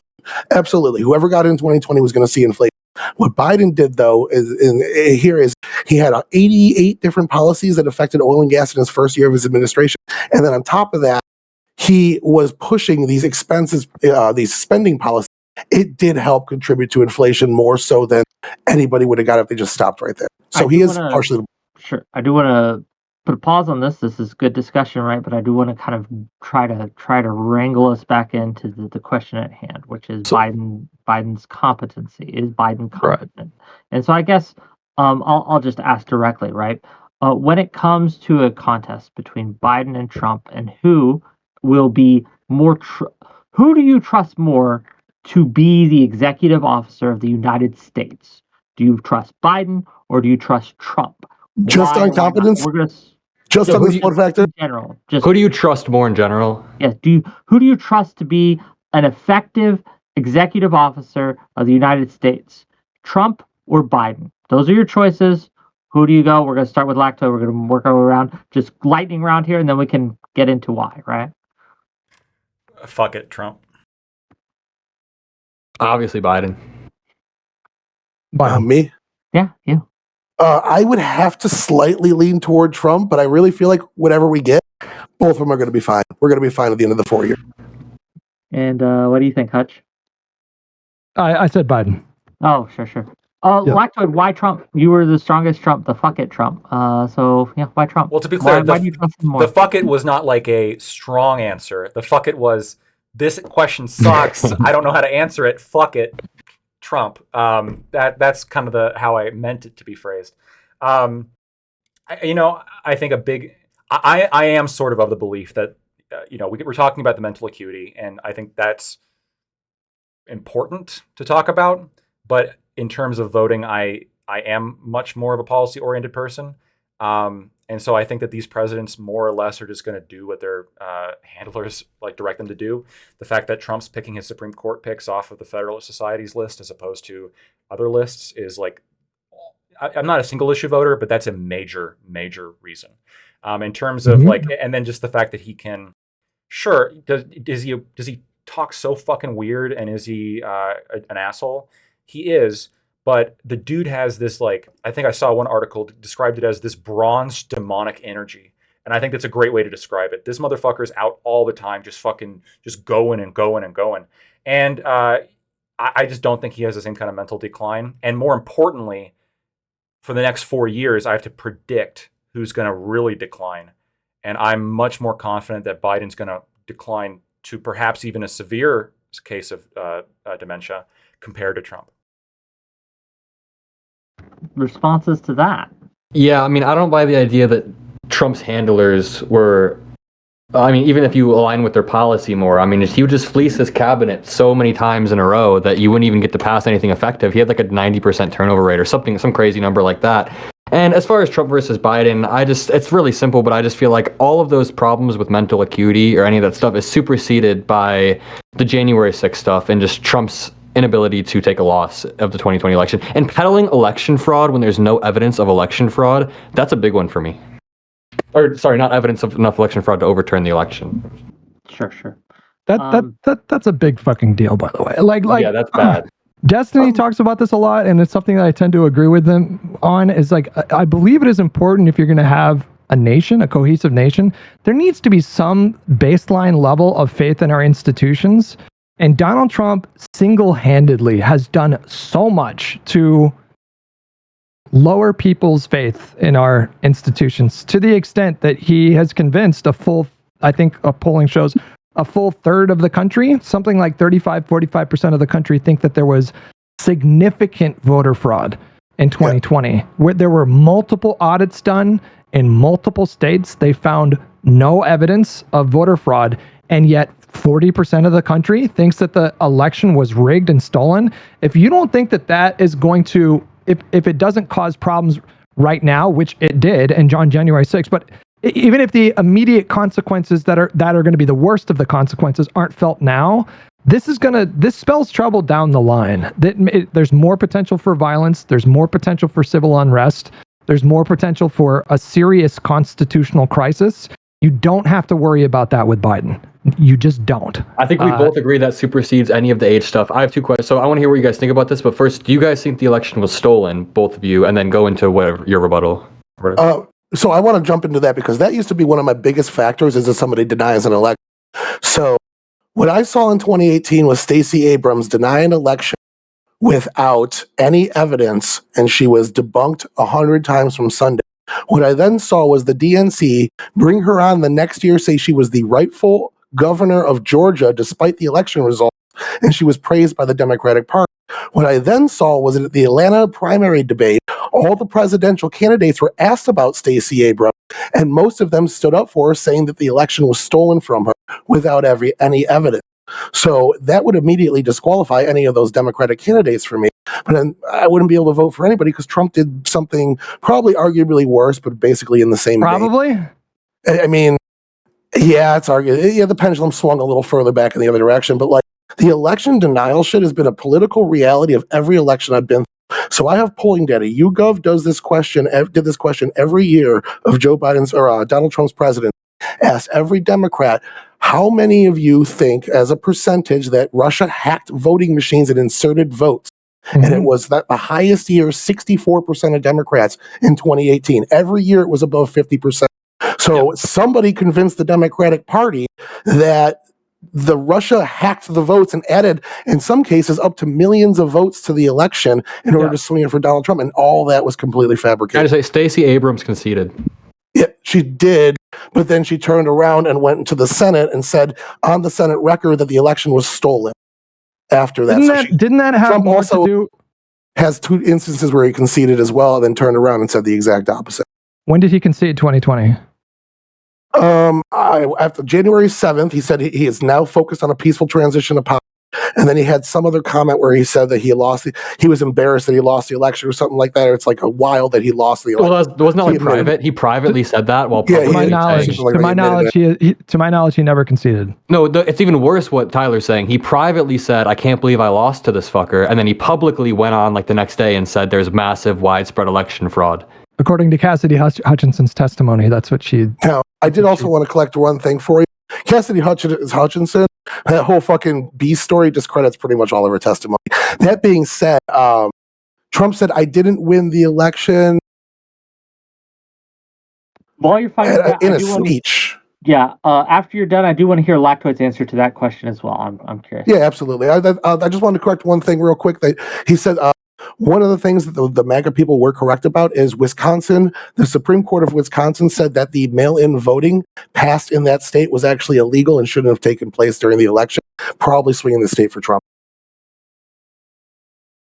Lactoid was going to speak. So I just reviewed it.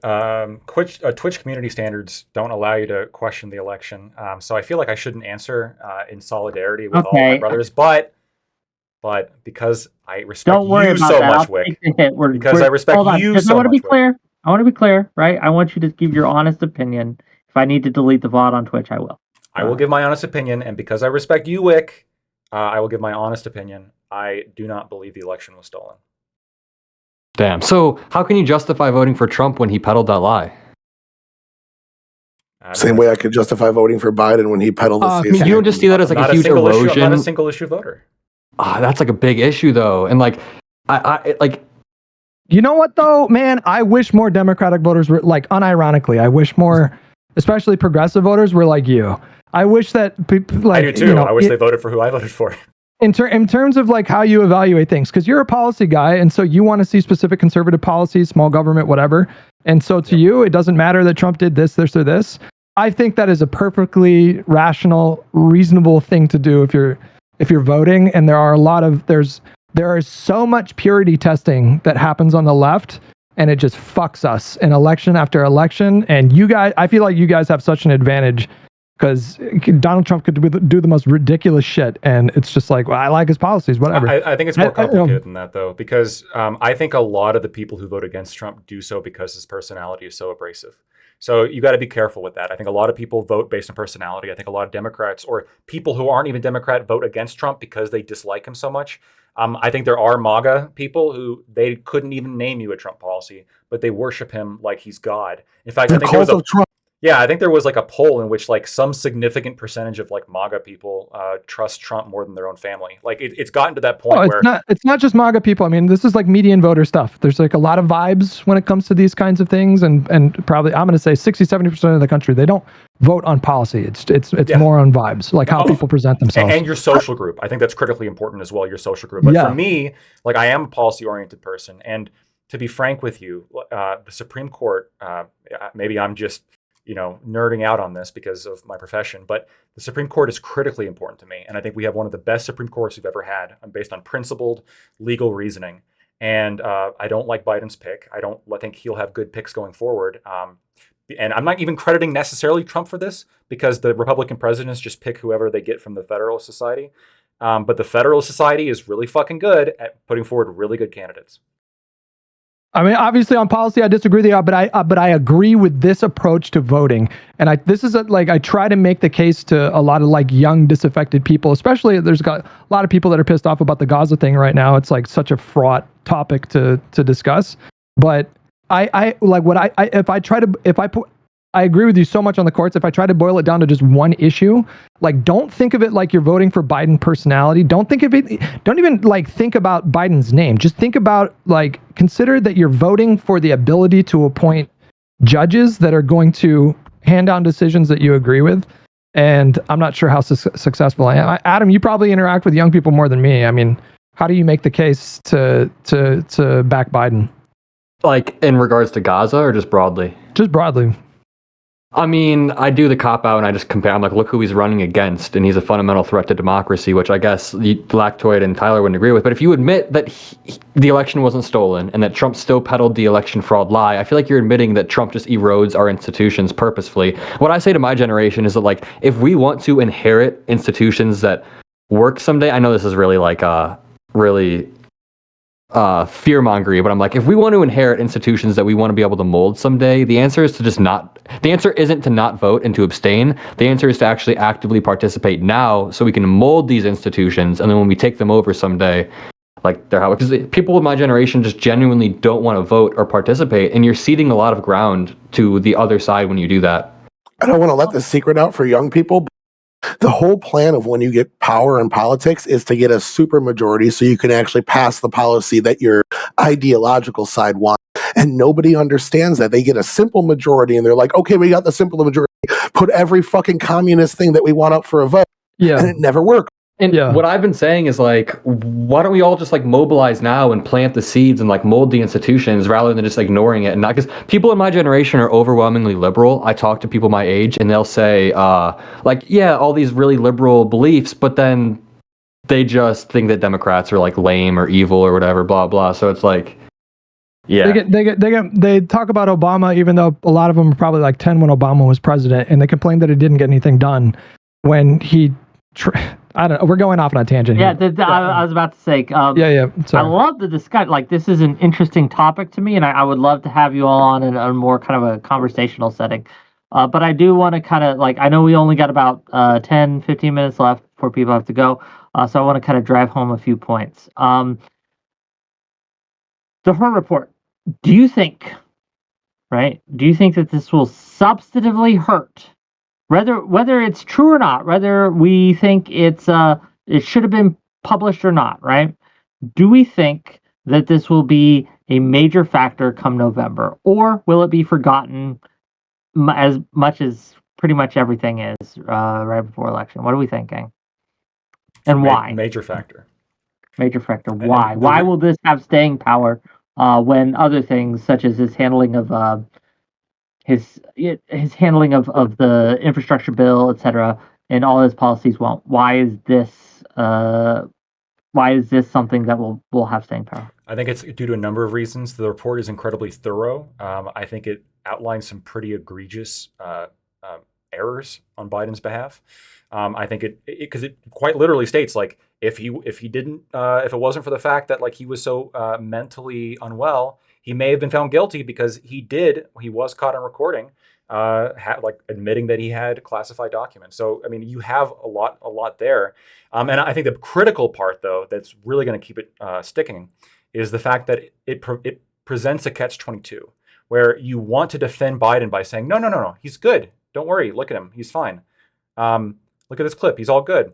But then if he is good, then we got to go back and revisit the Her report, because one of the major reasons why they didn't charge him was because he wasn't mentally good. So either his argument that he gets charged, or he is not, or he's mentally sane. Follow-up question for you, Lactoid, but I do want to hear everyone else's answer. But follow up to that, like, is that really a catch-22? It seems to me, at least as an observer, that no matter what legal troubles with the DOJ or with state courts and stuff that Trump seems to have, it doesn't affect him at all. So why would it affect Biden specifically for her to even have brought charges like this? I think the electorate base is going to be different there. And I think that in this case, you're going to have Biden and a lot of the Democratic base generally hammer Trump with his legal issues in their arguments. And yeah, it's not going to convince the MAGA people. I do think it's going to be somewhat effective against moderates. But then the response is going to be, well, Biden did that too. And then the counter response is going to be, yeah, but they didn't charge him. And then the counter response is, well, the reason they didn't charge him is because he's got pudding for brains, right? He's just like, he's all over the place. That's why they didn't charge him. Well, one of the significant reasons that Herr pointed to that he didn't charge is because of Biden's conduct during the investigation. One of the factors that went into him not charging was that Biden was cooperative at every single step, which stands in stark contrast to what Trump did, trying to hide evidence, destroy evidence, et cetera, et cetera. That being said, that's the charge of obstruction of justice. You are legally required to cooperate with investigations, otherwise you're obstructing justice. That's why he didn't get charged with obstruction of justice. Doesn't really say to his taking documents, though. Well, hold on.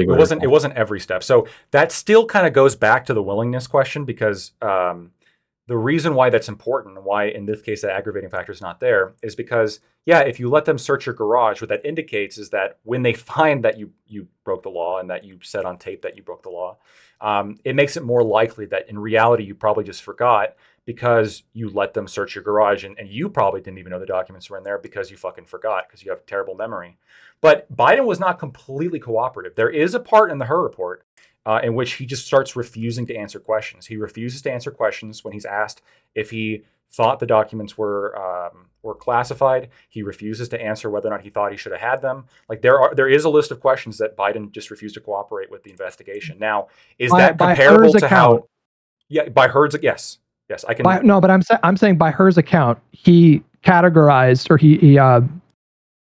he described Biden as being very cooperative, and he took the step of specifically contrasting that with Trump in the Herr report. Yes, like he thought. Yeah, with the searching of the documents in the garage, absolutely. Biden did allow everything to be searched, when my understanding is Trump was not so forthright. And that is a difference for sure. That's an aggravating difference. But I think, again, the reason why that's a difference is because it goes to state of mind, right? If you think you're doing something illegal, it's more likely that you'd probably try to hide the evidence, right? Because you think you're doing something illegal. But Biden probably didn't think that he was doing something illegal. And now the question is, well, if we have him on tape saying that he did something illegal, why does he think that what he did is not illegal? Well, he probably forgot. That wasn't the only reason. So for example, in the garage, they said that the fact that these documents were right next to like a broken dog kennel and a fucking lamp that had been duct taped together or whatever might demonstrate to a jury that he didn't think that what he had was classified. Yep, that's what he said in the report. If he was willing to just kind of throw it in a dilapidated box or whatever, you can make the argument that no, this is what Herr said. He called them classified. Can I just on say audio recording, he referred to them as classified documents. Can I just jump in here? I'm telling you what was in the report. He said, I read it. Right. So do you remember when he said like the fact that he put it in the box like this could indicate that he didn't think that it was classified. So so Herr goes through a lot of like different like scenarios. In fact, one of them was like he specifically describes the scenarios. Are these incredible? Yes. But in this specific case, because of like Biden and the memory and the faulty memory, like it is possible that a jury could see it this way. So he does go through different scenarios, but again, like have you guys read the full report? I mean, it is like not the full report. The summary. It does. The summary. Right. Well, read the full report when you have time. Like it is, you will see what I'm talking about. Like consistently references back to his memory. Like yes, like you can point to other like things that kind of stem from that or are drawn out of that, like that kind of demonstrate that he may have had some innocent, or like at least he didn't think he was committing a crime. But again, the question is, well, why didn't he think he was committing a crime if he's on tape talking about the fact that he has classified documents? Everything you're saying goes to either the fact that he has a shitty memory or that he should be charged. And that's the problem. That's the catch-22 that's so hard for them to deal with. No, real quick. Or he didn't think he was breaking the law.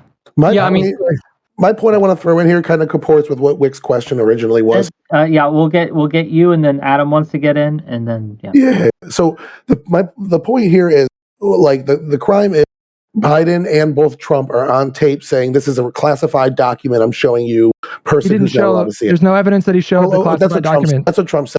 Biden Yeah. said the information that I'm telling you is classified. So it's very there is. similar. No, No. No. He told his ghostwriter classified information. That's on page 201, He didn't show it to him. He didn't show it to him, is what he said. Like Trump showed him the Iran map, whereas this guy just relayed the information. I don't know if he actually showed him the paper. Okay, I see. He said this evidence shows that Mr. Biden disclosed classified information to his wanted who was not authorized to receive it, but the evidence falls short of proving that Mr. Biden did so willfully. Yes. That is, that he knew these notebook passages were classified and he intended to share classified information. Okay. And that they were illegal. And that it was illegal. Regardless, somebody that was arrested for this very same crime was General Petraeus when Obama was in office. His punishment for this, as just a general who was not supposed to have access to these and show them to his mistress, he got 2 years probation. It's not that serious of a crime. Her report's probably going to go out the window because it's really not that big of a deal. The big deal with Trump is the cover-up was worse than the crime, and his obstruction was actually very bad. And whereas Biden didn't do any sort of obstruction, okay, even if it was willful. I can tell you, as someone who's had a top secret security clearance when I was in the military, if saying this is not, that's stuff that the rich people and the generals can get away with. If I were to reveal classified intel, right? That's fair. No, yeah. That would have been but we are talking about the rich people and the generals, and this general got a slap on the wrist. I think this report's going to go away. What's not going to go away is Biden's mental acuity.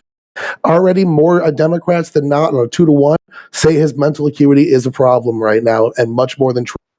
I want to get Adam in here. I know he had a comment, and then I have one last question before we get to closing statements. So go ahead. Had a rebuttal to something, but I can't remember. It was like a peripheral point like 3 minutes ago. But to respond to the question, I think it really, your question was about if the Her report will have an impact. I think it really depends on what media you consume. I mean, if you're already a big Trump guy, you're going to be like, oh, this is terrible. But I think it will be overshadowed. I know Lactoid disagreed, or he might have agreed or touched on this, but I think it'll be overshadowed by the multiple indictments that Trump is facing, which I think the Democrats will hammer on. I think even just like the recording of him and Raffensperger, which you might not think is incriminating, I think just blasting that everywhere is going to be much more effective than this like obscure Her report, which I guess in the political world is big, but some of my normie MAGA friends don't really know. Like a lot of my normie friends don't even know about the Her report, or what it's about, or when I told them I was doing this, like they're MAGA people. So I just feel like the Trump stuff breaks through to the mainstream and sticks a lot more.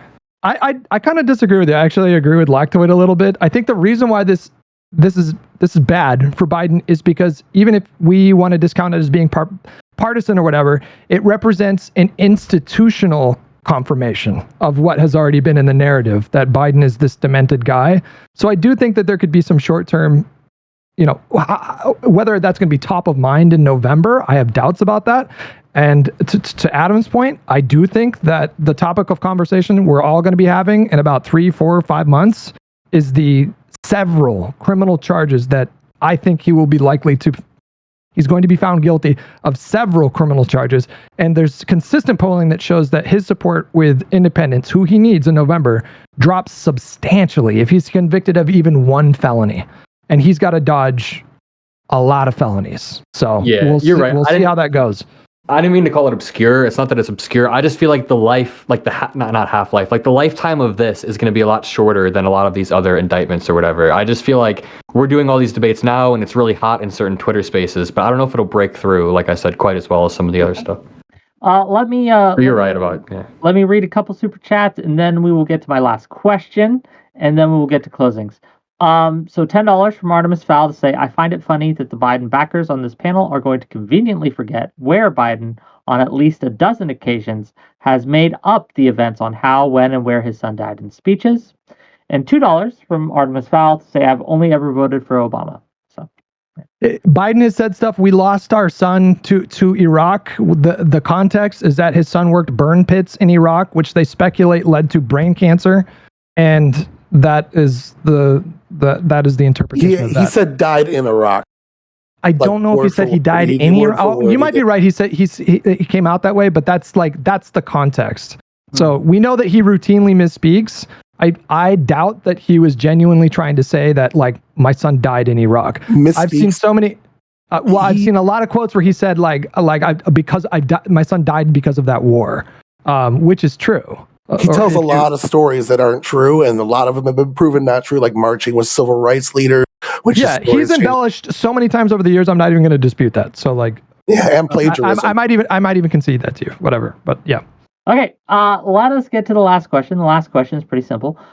Do we think that this report demonstrates a two-tier system, right, where Democrats are let off the hook and Republicans catch charges? Do we think this demonstrates a what's the word? See, now I'm having a double standard, right? A double standard. Thank you. A double standard when it comes to how Republicans and Democrats are treated by the DOJ. What do we think? Open to the class here. Absolutely not. I think what her did in this report is ultimately going to hurt Biden in the long run because of that mental acuity question. Even after his report's long since forgotten, the institutional confirming is a huge issue, a huge secondary backer to the narrative itself. But no, I don't like Trump did worse. Trump acted with intent to hide those documents. Now, this is probably going to get disputed, but I think that New York case is bullshit. I think Fani Willis's case is about to get dropped because once she gets caught for lying to the courts, nobody that they're going to appoint in a Republican state is going to pick that investigation back. And I think Jack Smith's the only bet that they got to actually get him with anything, and that's best in Florida. So, nah. Other thoughts on this? Double standard? Yes or no? I've watched pretty much all of the hearing in Georgia. Right now, the case against Fani Willis is very weak in terms of establishing that she lied to the court.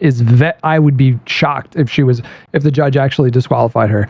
I don't know how long that's going to play out. Who knows if that trial happens this year? I fucking hope so because it's going to be televised. But the DC one seems likely to go ahead, assuming that the Supreme Court comes back and affirms that Trump can't have SEAL Team 6 murder Biden, which is incredibly likely. So it's going to be a Manhattan case, and then shortly after that, DC case, and potentially shortly after that, a televised Georgia case. But the point is every day, it's going to be a new headline every day. They have his text messages, they have his DMs. We haven't seen that. There's all kinds of evidence that we haven't seen yet, and these are going to be the things that are going to be dominating the headlines through the summer. So that was kind of my point. Sorted folder. That's what I want to see. I'm very curious what he has. What'd you say? His tax records. Sorry, that's a.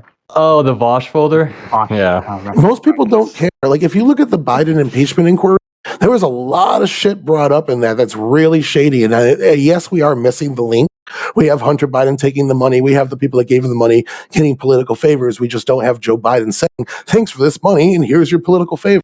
But that's a lot of really shady things. That's kind of a big deal. You can make all the allegations you want, but if you don't have evidence that if you don't have evidence that number one, Biden made money off of any of these supposed corrupt dealings, and number two, where's the evidence of that? We say we have the money directly going into his accounts from CEFC. I want to say there was another company, the AmeriCorps, that just came out the other day. We have $200,000 going into Biden's account for that. We have about $2 million from China CEFC. We have a lot of money going into Joe Biden's account. Yes, Joe Biden's. This is the first time hearing of that. Will you link it in the chat? Because I have no fucking idea what you're looking at.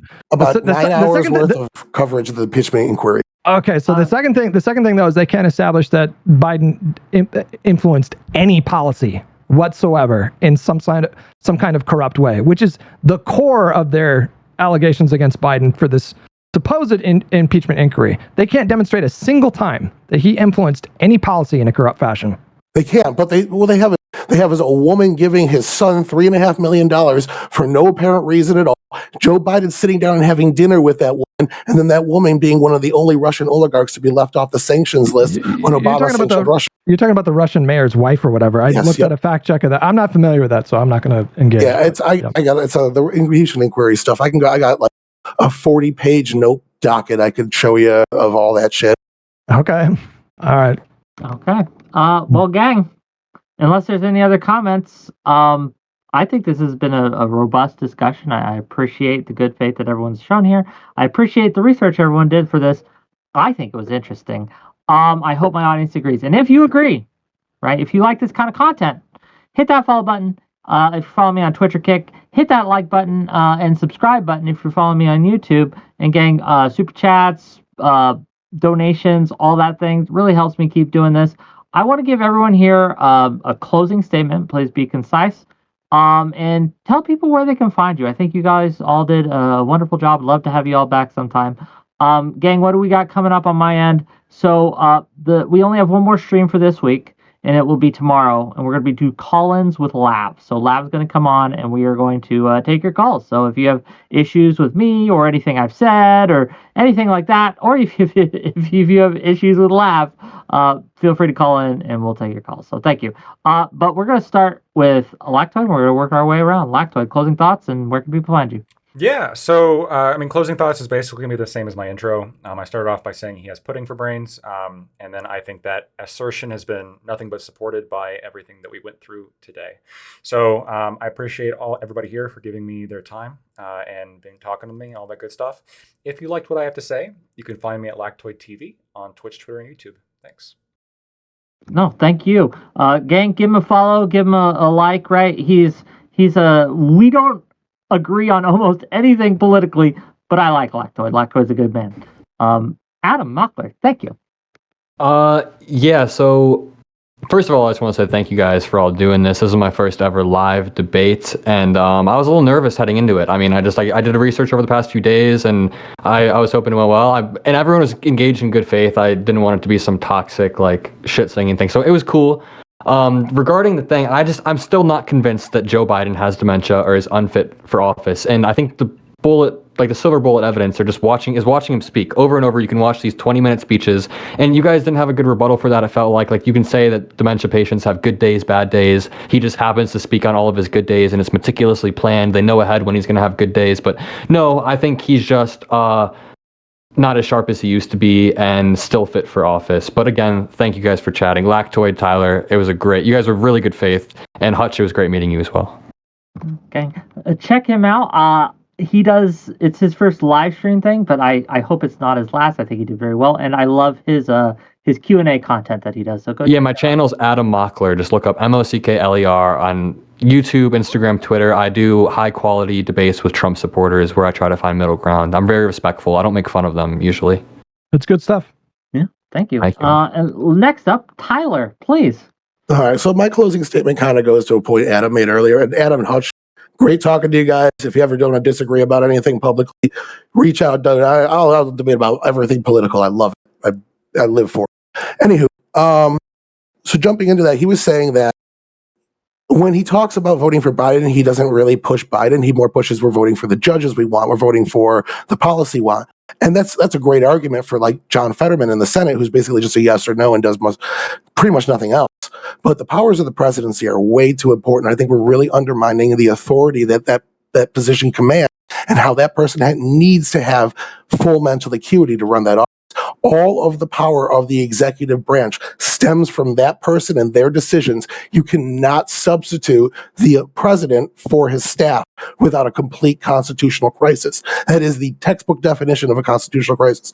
To have the one person that has that authority not have the mental acuity to delegate his authority properly. So I really just think that one factor of Biden's mental acuity, I don't think he can handle the job despite how good his 2023 was, which again, if you've heard me in debates, he's had a great 2023. Biden's done really well.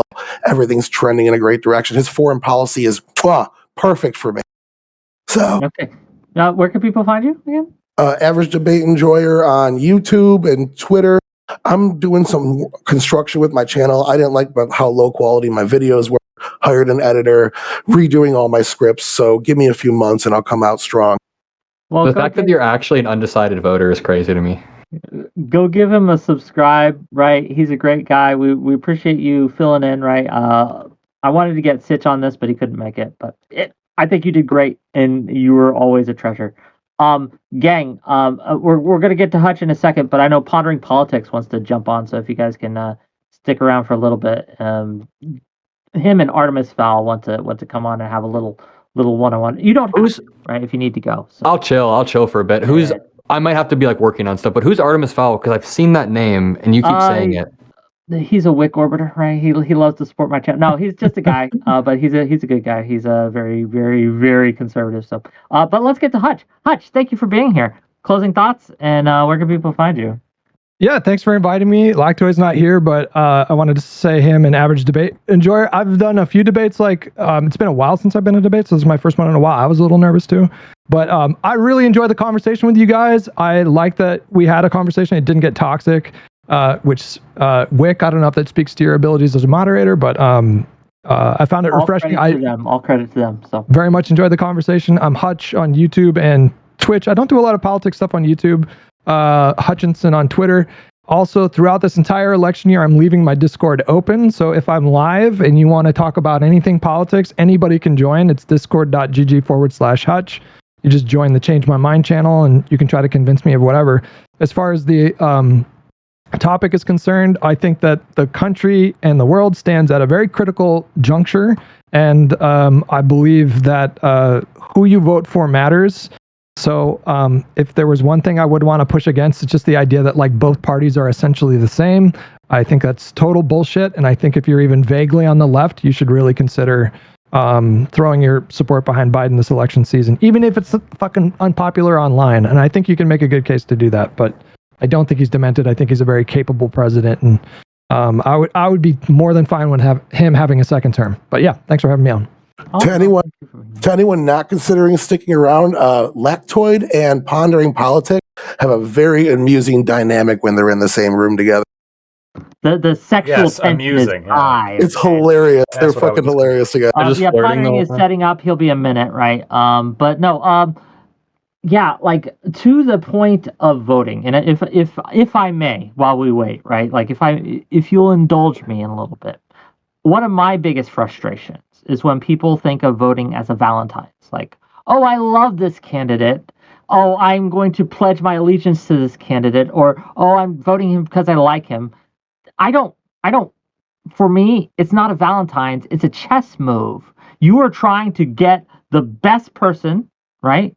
The closest person to your whatever you want done. That's possible to get in. Politics is the art of the possible. And when people, right, will denigrate a candidate because they're not 100% on board with what they want, it frustrates me to no end. Pick the one that's 1% closer to what you want. And that's how we get things done. Stop going after a candidate just because he doesn't have all the pieces at play. Once again, this has been Wick TV. It's been a good show, but let's bring in Artemis Fowl and hopefully Pondering hurries up. But let's get him on. Also, split ticket. Splitting tickets forces them to work together. Okay. Well, I don't know about that, but I don't know about that. Manchin's out. He's out. He just said he's out, so that's not going to happen. Yeah. No, like don't vote solid blue or red down the ticket. I put in mix whoever I like more. Vote Democrat the whole way. I do too, but they all happen to be Democrats. So, it is what it is. I guess just a difference of opinion here. Artemis, hello, welcome. Can you hear us? Well, hello there. Yes. Thank you for the super chats, by the way. You had some opinions that you wanted. Yeah. Does the two that are on the Biden side, do they understand what a persuasive argument's supposed to be? I think so. Speaking of non-toxic, let's go ahead. Sorry, go ahead. No, this is really helpful. I don't vote. I'm far too high up in the government structure to risk that. The concept of being persuasive. So when Wick posed the question of whether or not you would trust in the executive, Trump or Biden, and Lactoid and Tyler brought up the mental acuity, and you two brought up January 6th. And not just January 6th. Not just. Well, I understand. Hold on. Yeah. Let me finish. You brought up January 6th. Mm-hmm. And for the last 3 years, almost all of the media, besides Fox News, has been trumpeting the Cheeto Hitler and the narrative and everything that could possibly be wrong with Trump. And for some reason, 54% of the population is in favor of voting for that man again over his opponent, Joe Biden, who's currently the president. So either the argument is unpersuasive or people really want fascism again. I don't know which one is which, but I'm going to go with the possibly it's an unpersuasive argument. I need to understand why the left and Destiny and all the other guys don't seem to understand that. I'm not convinced. We don't. So first of all, are you suggesting that the media has been kind to Joe Biden? Is that what you're saying? And compared to who? I'm asking you a question. No, compared to who? Come on. It's begging the question. Who's it compared to? Compare them to whoever you want. I'm asking. Okay, what's compared to Trump? Has the media kind to Joe Biden compared to Trump? Okay, I didn't have to work at all, right? Because everyone was so polite, and now at the end, you're gonna make me work. Yes. What? Okay. I paid you money. Just answer the question, please, Artemis. Right? The answer is yes. He's amazed. The media is amazingly kind to Joe Biden because when the death rates for COVID virus went over Trump's, they took it off the board because they were like, "Oh, this is not necessary anymore," because it was making him look bad. Well, at that point, Yes. the vaccine had been distributed, and the overwhelming majority of people that were dying because of the virus were dying because they didn't get vaccinated or didn't get boosted. I guess I should just so what's the argument? Out of curiosity, because my audio was fucked up. What was the argument? I was going to say that he's saying that the media has been kind to Joe Biden, which I find fucking hilarious, and I don't know where you got that impression from. One thing is that the death rates from COVID vaccine bullshit that you just said, they just redid that and said that 90% of those numbers were unknown status of COVID vaccination, didn't have COVID vaccination, unknown status, because they don't test for that, and they admitted that. I don't know what data I don't know why you're pulling this information out as if that was true. Wait a minute. So Artemis, are you saying that red states are not less vaccinated than blue states? No, that's not what I said. He's pulling out. Hold on. He's pulling out. Yes, he is. He's pulling out a statistic. Oh, you are so aggro. Can you chill? Can you take a breath? There's no chill. There's only ham.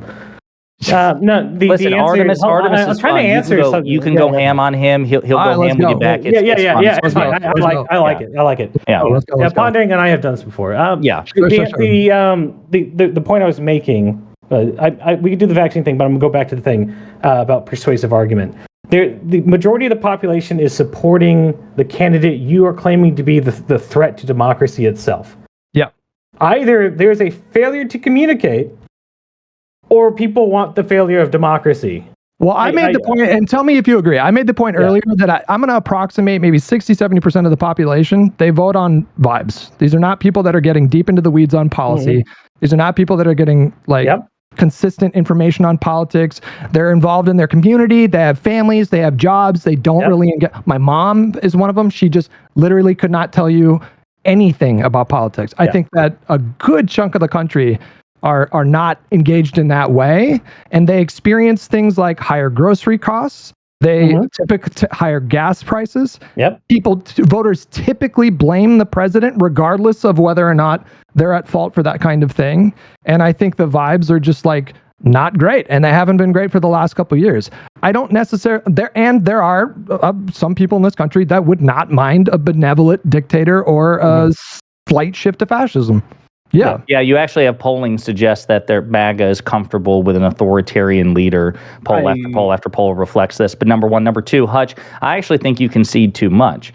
Right now, Artemis is hanging his hopes on polling prior to an election. You can cite the previous election cycles. Every time MAGA's been on the ballot, it gets its ass kicked. So if I have to choose between preliminary polling ahead of an election as opposed to the election cycle in 2023, 2022, and 2020, Democrats win, baby. They have the winning argument. That may change at the time of November. You may have a point, but you don't have a point now. I guess we could just overlook the fact that 2020 was an era of mass mail-in voting, which heavily favors heavily populated areas, especially states that allow ballot harvesting as a legal thing, not illegal. Well, maybe let me- your party's leader, maybe your Hold on. party's leader should have encouraged what Republicans party? to avail themselves. I've I only understand ever that. voted Obama. I I don't have a understand. I party. understand that you are nonpartisan, but all of your commentary and all of your criticisms are heavily against one party. So you Yeah. are a de facto partisan, whether you like it or not. Maybe your party's leader should have actually encouraged Republicans to avail themselves of mail-in ballots, because believe it or not, it's not exclusively and inherently biased towards Democrats.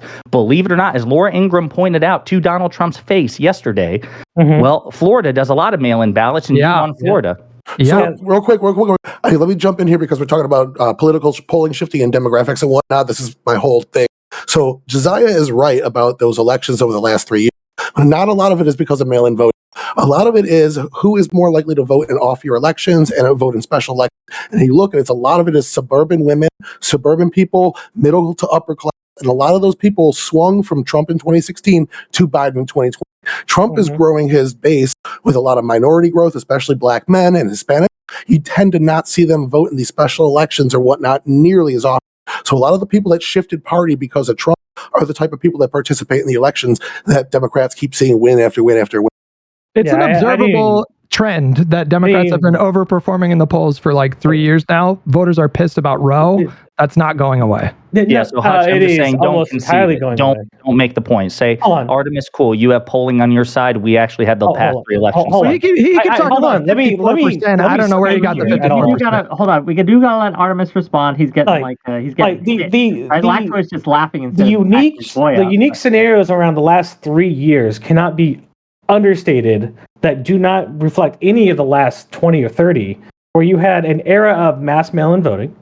You had an era where they repealed Roe v. Wade, which destroyed almost all credibility that the Republican Party had in 2022.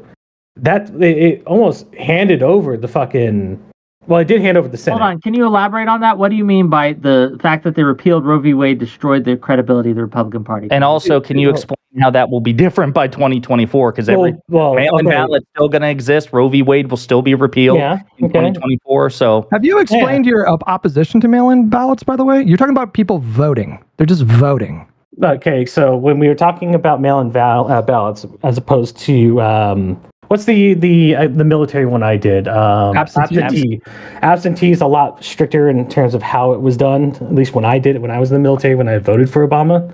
As according to mail-in ballots in 2020, the amount of signature rejections was less than 1% in many states, which is highly irregular, considering that the average is like 5 to 10% rejection rate for curing, which none of that was done.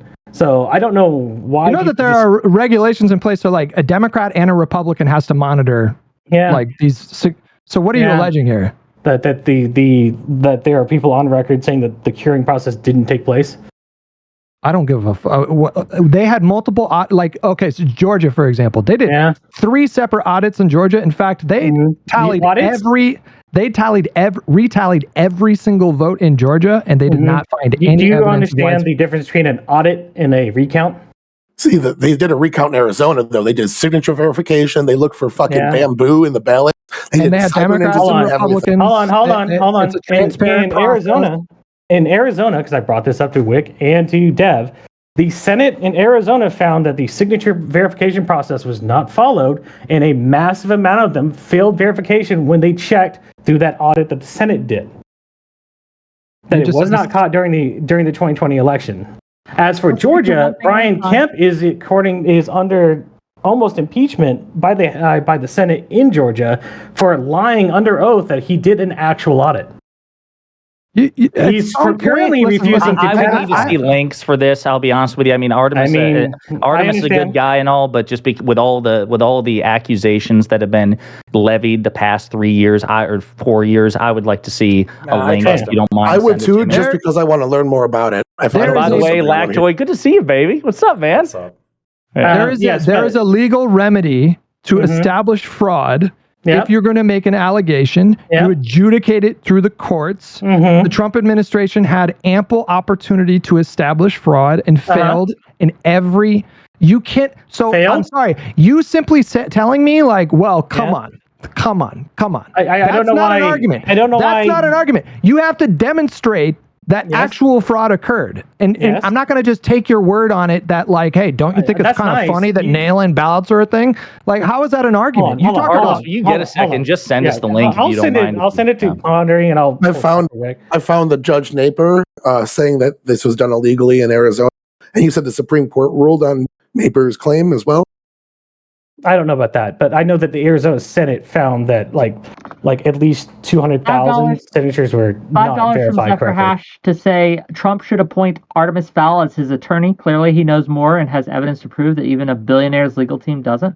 No, the issue is that most of the rulings were done on standing, and there's no actual way to allow Texas to contest like Pennsylvania's fucking rule set. Right. Well, I mean, it's a minor thing, whether or not they actually have standing to sue. Well, they technically should, because if a Pennsylvania decides to change its voting against its own constitution, I don't understand how that's if legal. you get dismissed on standing, that's the court telling you you didn't even fucking bother making a case. No, that's not what that means. It's not a merits You have case. a lawyer that can explain this instead of people who aren't lawyers arguing about it all day. Lactoid, what? Give us a little bit, elaborate on this, please, for us. I have not done a full analysis of this specific issue. I'm not going to go ahead and just pull something out of my ass. I've done a full analysis for the Hurt report. I've done a full analysis of the What does no report. standing generally mean? Yeah, what is to standing? What does that mean? Yeah, so generally speaking, like within courts, in order to get the courts to rule, right, in order to be a valid party, there needs to be some kind of issue that they can rule on. There needs to be some kind of question, right? And so you can't just like go to the courts and say, well, I don't like this policy. I think it's illegal. You should strike it down. No, that's not going to be enough. What you have to do is show like, look, I have a right to do this thing or whatever, and I wasn't allowed to do it. And then I was hurt. So I am hurt. Sort of injury, right? So, there's injury. So you have to come fix my injury. So of course you have to do your job. Otherwise I'm going to remain hurt. Right. And then if you can establish that, generally you have standing. Generally with the government, it gets really iffy because technically the government needs to consent to even being sued in the first place because of sovereign immunity. There's all sorts of other like caveats there. But generally, I also have a question for Lactoid Wick when we get a minute, because he and I have not had a chance to vent our sexual tension. And he said something earlier. Get to the sexual stuff. Yeah. First, I want to get through Artemis's point. Artemis, finish your point, and then smell his hair. The biggest issue here is you have a large percent of the population that is, like you said, shallow, not heavily involved in politics and stuff like that. They're doing eye tests. They're seeing what is affecting them around them, and it is not the fault of the people not having the time because they have to work. Is the fault of the Democratic Party not having a persuasive argument that is compelling enough to persuade people that what is affecting them isn't what it seems to be. And that is a failing, because nobody's going to give a shit about January 6th when they didn't have $500 emergency funds 5 years ago. Why the fuck are they going to have it now when everything's 30% more expensive? Like they have bigger concerns on their plate, and the only person that they can even think could fix the economy right now, which is the biggest issue, aside from immigration, with abortion being like 11% caring about. It might have gone lower since then. What do you think Biden could do right now to, quote, fix the economy? Let's be very clear. Hang on. Let's be very, very clear here, because I think Artemis has a really good point here, and I'm not being facetious, but I also think some of the point was shit, and I just want to correct the shit part first, which is if you look at polling, actually consumer sentiment and polling on the economy is very high, and it's getting higher. The difference is people are not crediting Biden for it. So I just want to be very clear. It's not like it was 6 or 8 months ago where everyone thought that the economy was in the toilet. Polling on the economy is very good. Consumer sentiment on the economy is very good. It's just that they're not connecting it to Biden. But it sounds like all your arguments go back to the fact that Democrats are bad at messaging or are not messaging right. Well, no. I mean, there's a distinct issue other than that. I mean, ripping up all of the border policies and then turning around blaming Trump for the border policies you ripped up. And then saying that, I don't have the power to do so when you went on a... What border policies did he rip up? He tried for 3 years to get rid of... Well, not 3 years. It was like multiple years to get rid of Title 42. Title 40... Yeah, but Biden maintained Title 42. No, he tried to. No, I understand that he didn't... Well, hang on. He didn't want to, but he did, and then the court struck it down. So what else you got? I got this. He got rid of catch and Who got rid of catch and release? Catch and Joe release. Biden, he brought back catch and release. I'm sorry, he got rid of stay in Mexico. One of his Catch and first release things, was Remain in Mexico. yeah, stay in Catch and release Mexico never. policy. Catch and release never stopped during. Yeah, I'm during sorry, Trump. I misspoke. Yeah. I'm sorry. Okay, yeah. So, but if you look, I think, and Tyler, you should appreciate this because you like data. I would encourage you to check out the Cato Institute, and Lactoid should I've love seen the it. Cato Institute because it's a libertarian think Sometimes. tank. Yeah, exactly. Well, you will hate them now because they're jerking off Biden left, right, and center. Big pro-immigration. Aren't Yeah. they like Koch brothers backed or something like that, or is it Murdoch? I can't remember. I'm not sure. So the Cato Institute has a really great report, a comprehensive report. Remain in Mexico. There is no compelling data to suggest that Remain in Mexico was single-handedly responsible for the reduction in immigration. The reason I bring that up is because Biden also did. He also applied Remain in Mexico for a time, and we didn't see any reduction. As a matter of fact, the rates of contacts at the border continued to increase. So there's spurious data with respect to that. So what Remain else in you got? Mexico wasn't an anti-immigration policy. Remain in Mexico was an anti-asylum abuse policy, and it actually did help significantly, and there is data on this, to reduce asylum abuse for economic purposes. Are you aware that in 2000? Are you aware that in 2019 there was a huge spike in border apprehensions? Yes. So then it went down during COVID, but we have no idea what that spike would have looked like had COVID not happened. So and Biden is also deporting people. Biden's also deporting people at a greater rate than Trump did. So So that being said, a lot more people are coming. So hold on. So stay in Mexico was the first one. That was an asylum abuse policy. When Biden came into office, he started ignoring immigration laws, and he what immigration law did he ignore? Conceived of the crossing the border illegally is illegal. So he conceived a visa program. Wait a minute. He's being sued right now through Texas because of this visa program because he didn't have the. What was he ignoring, Tyler? Authority. What was he ignoring? What do you mean? Like they had the capacity. So are you making the case that Biden had the capacity to detain people and chose not to? Yes. That's not true. Instead, they invented a visa program, bypassed Congress, and millions of people have come in on Biden's visa program. He's being sued right now. I know Ken Paxton in Texas is suing him. I'm pretty sure other states are suing him for that visa program. I understood. So in the real world, what happened is this: manpower, resources, and border policies under Biden are virtually identical to what they were under Trump. They're just they're more humane. The number of people crossing the border has increased. So when your resources remain static, but the problem increases, you have a delta, right? So what happens is because detention centers are over full, Biden is having to pick and choose who to let into the country and who to keep in detention centers. And the Supreme Court, even this right-wing Supreme Court that Lactoid loves so much, they reaffirmed that God Emperor Biden does have that authority. That God Emperor Biden has the authority to make those distinctions, and he's let in too many with his visa program, and that's what should happen is Congress should increase resources and manpower as the president has requested at the border, and then do comprehensive border reform because people say, well, you don't need new border laws. That's simply not true. Donald Trump himself in 2019 demanded that Congress take action and pass legislation for the border. And when he didn't get it, what did he do? He shut down the government. Anyone who suggests otherwise is a hypocrite. Hold on. He also took money from the Pentagon Fund. That's rather vague. Can I add context?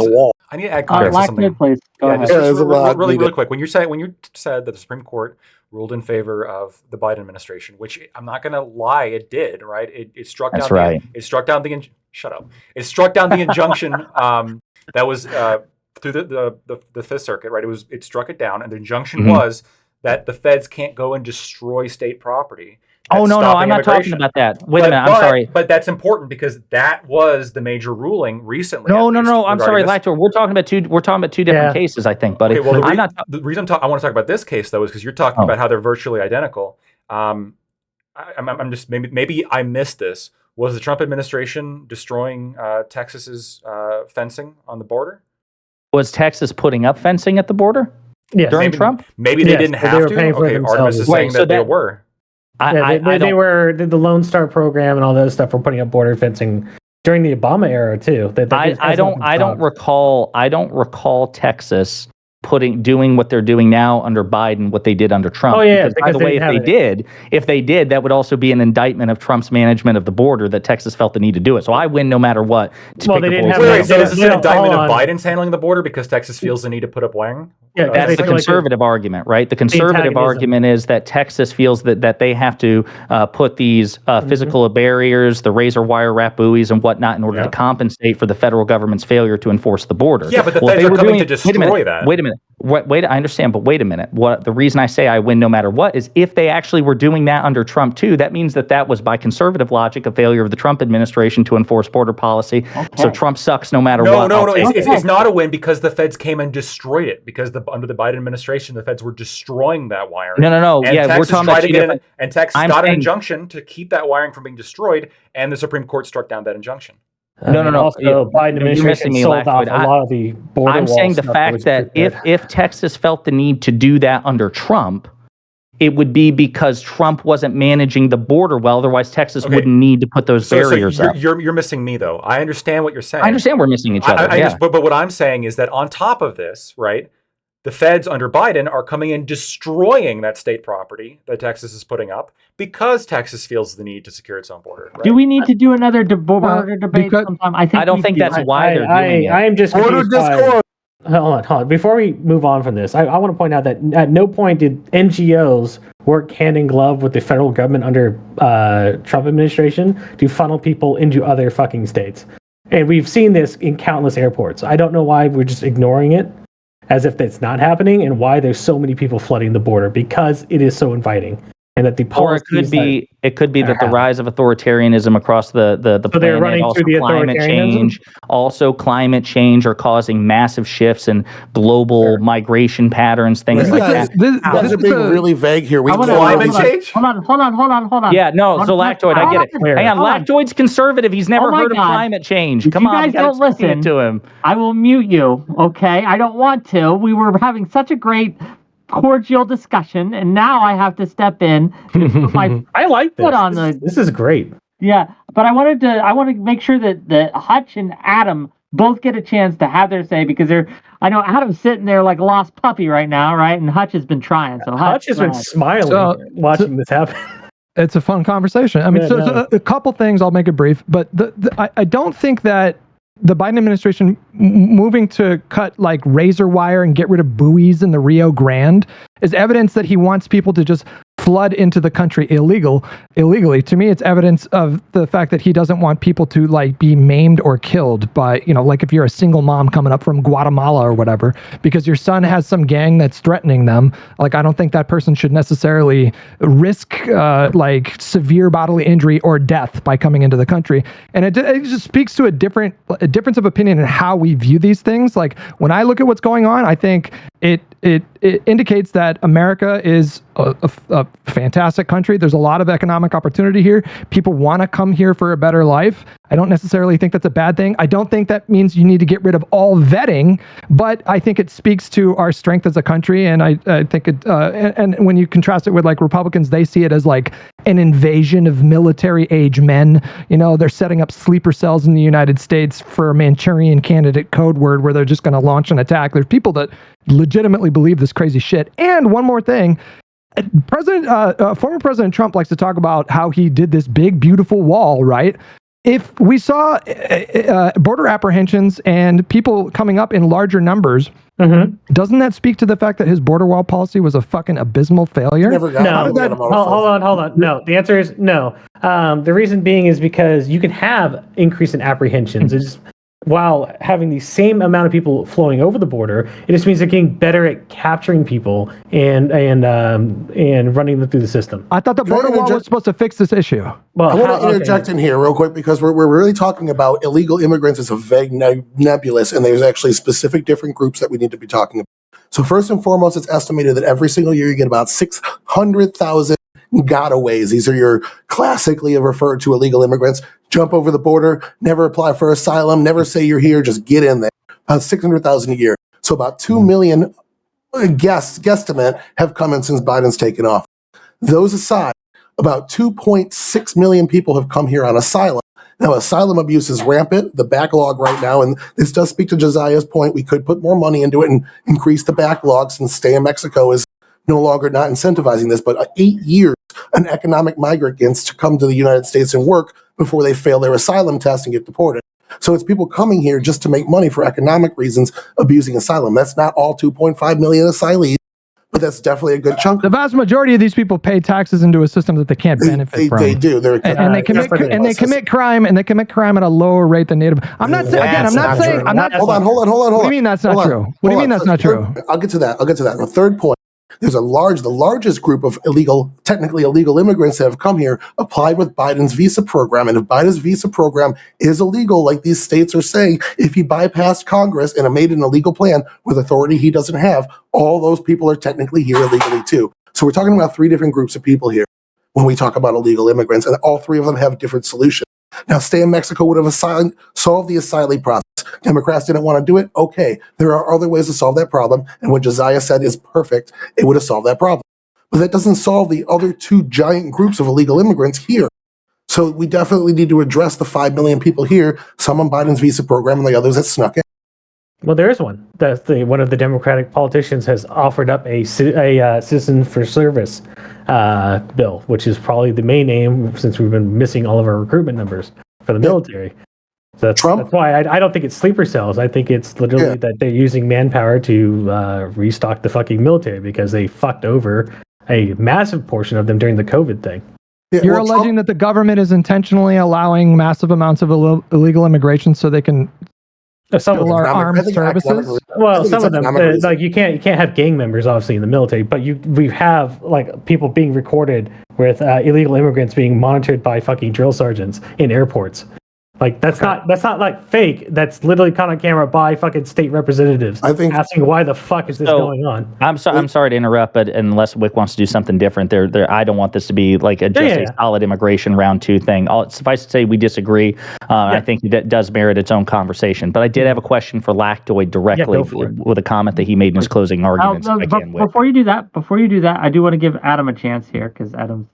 Oh yeah, I'm down to wrap up the border section. I thought it was funny when Josiah and Artemis both hopped in here, and you could tell they'd been watching the debate, and they had all this bottled up rage. And they just they hopped in like they had so much to say, ready to say basically. No. So Artemis is a great sparring partner. I when you first hear him, you're like, damn, he is hostile as fuck. What's going on? But he likes rough play. I'm from the old era of the internet where internet blood sports was a thing, and I want to give. If we get off stage and like into like a private DM, I'll calm down. But there's no foreplay, just straight into sex. That's right. I want to give 50 Shades of Foul. I want to give Josiah the mic to ask Blackfoot the question. I'm just cool. And we are going to wrap this up a little bit because I'm hungry.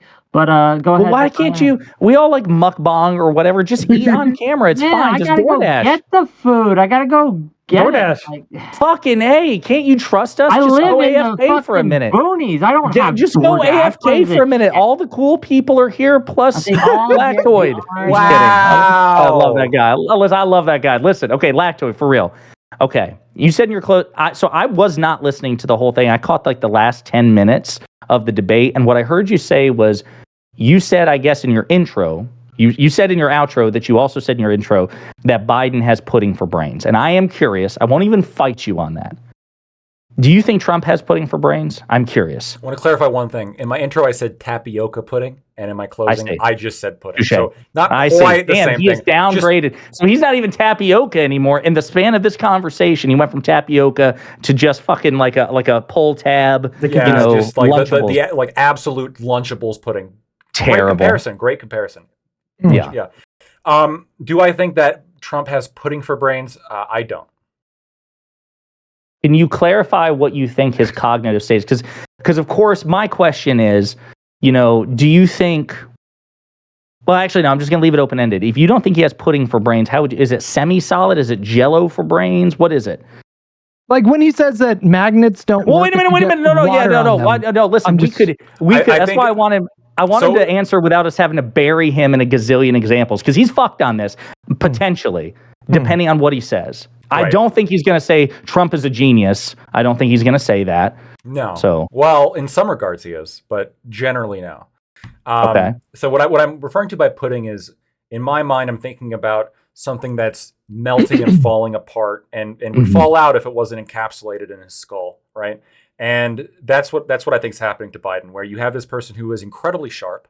I was rewatching the vice president debates. I was impressed, actually, and I think that against Paul Ryan. Yeah, and I think he comes from a background where you have to be pretty smart to get to where he got, and I think he is smart.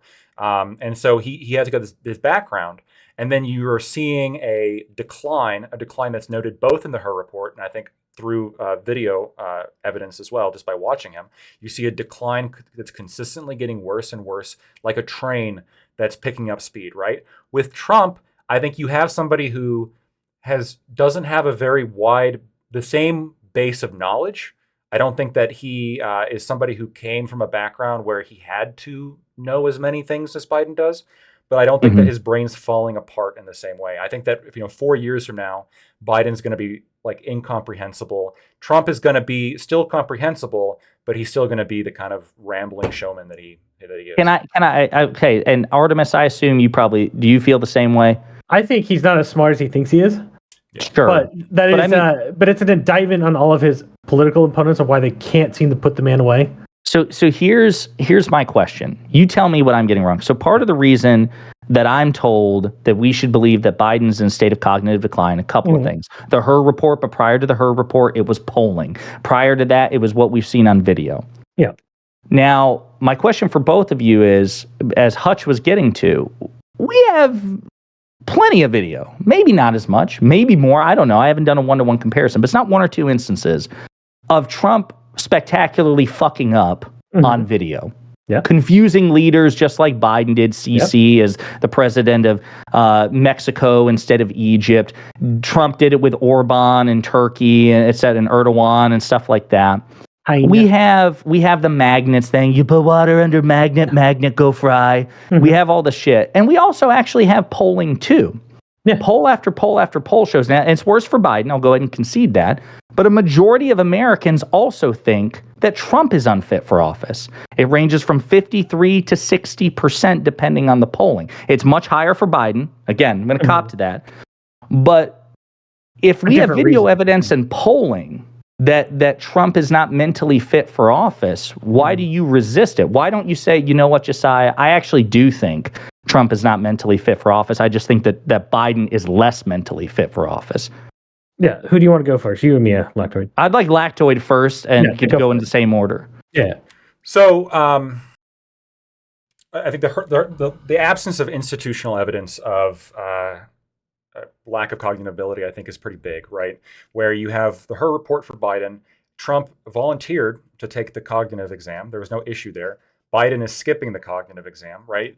Those are major aspects that kind of major distinctions, I think, between Trump and Biden that kind of give me pause. On my evaluation of watching Trump, he's this bombastic showman who talks way more and is constantly going off about all sorts of things. He kind of just like goes tangent to tangent to tangent. And I think that in some ways this manner of speech has benefited him. But I don't think just on my evaluation, like watching him talk and watching him operate, I'm not seeing the kind of mental decline that I would consider pudding for brains, right? Shouldn't the quality of the tangents matter? We can all go on tangents. I don't think any of us would say something as consistently stupid as the shit that Trump says on a regular basis in his tangents. Like, I hear you. He has meandering speeches, right? But they often veer off again into incoherence. I know you've seen the clip of the magnet thing. You take what? Magnet underwater, windmills killing whales. You've seen all this stuff. I don't think that he's scientifically literate, okay? That's critically important. That doesn't necessarily mean your brain's pudding. It just means that you haven't like learned facts about the world, right? He's uneducated on science. I'll say that. Yeah. What about politics? I'll get to you, Artemis. I promise. I'll get to you. You can go through all this. But I want to at least like close the door with Lactoid before I open the much bigger door with you, because I know you've got a lot to say. But what about? I know you say he's uneducated on politics or on science. Excuse me. What about politics? Where is that education relative to Biden? Because, for example, I've had this argument recently, and I said I think that if you forced Joe Biden and Donald Trump right now, pop quiz on politics, putting for brains Biden could answer infinitely more about like the intricacies of the relationship between Gaza and Israel, whereas Trump would be like, fuck, and fake a heart attack to get taken out of the room. Do you think that Biden is 1000%. more educated still and more knowledgeable on politics than Donald Trump? You look like you're thinking about it. I You don't don't even need to think about it, bro. maybe this will be something that you guys can laugh about, but I don't honestly know, right? Like if I'm thinking about them sitting It together, depends. like He just had a here's what I blood see happening. What I see happening is, I think what Trump often does is he knows what his audience wants to hear, and so he's going to try to turn every question into going back and talking about how he's going to billions and billions and really pronounce the B. I think that's what he likes to do. But if you got them serious for a moment, and you're like, you have to answer this exact question. Like, what do you think is gonna like be the case? To be frank with you, I don't think either of them would have answers that would be that unsatisfactory. I think both of them would sort of understand some general If you things about asked the overall situation.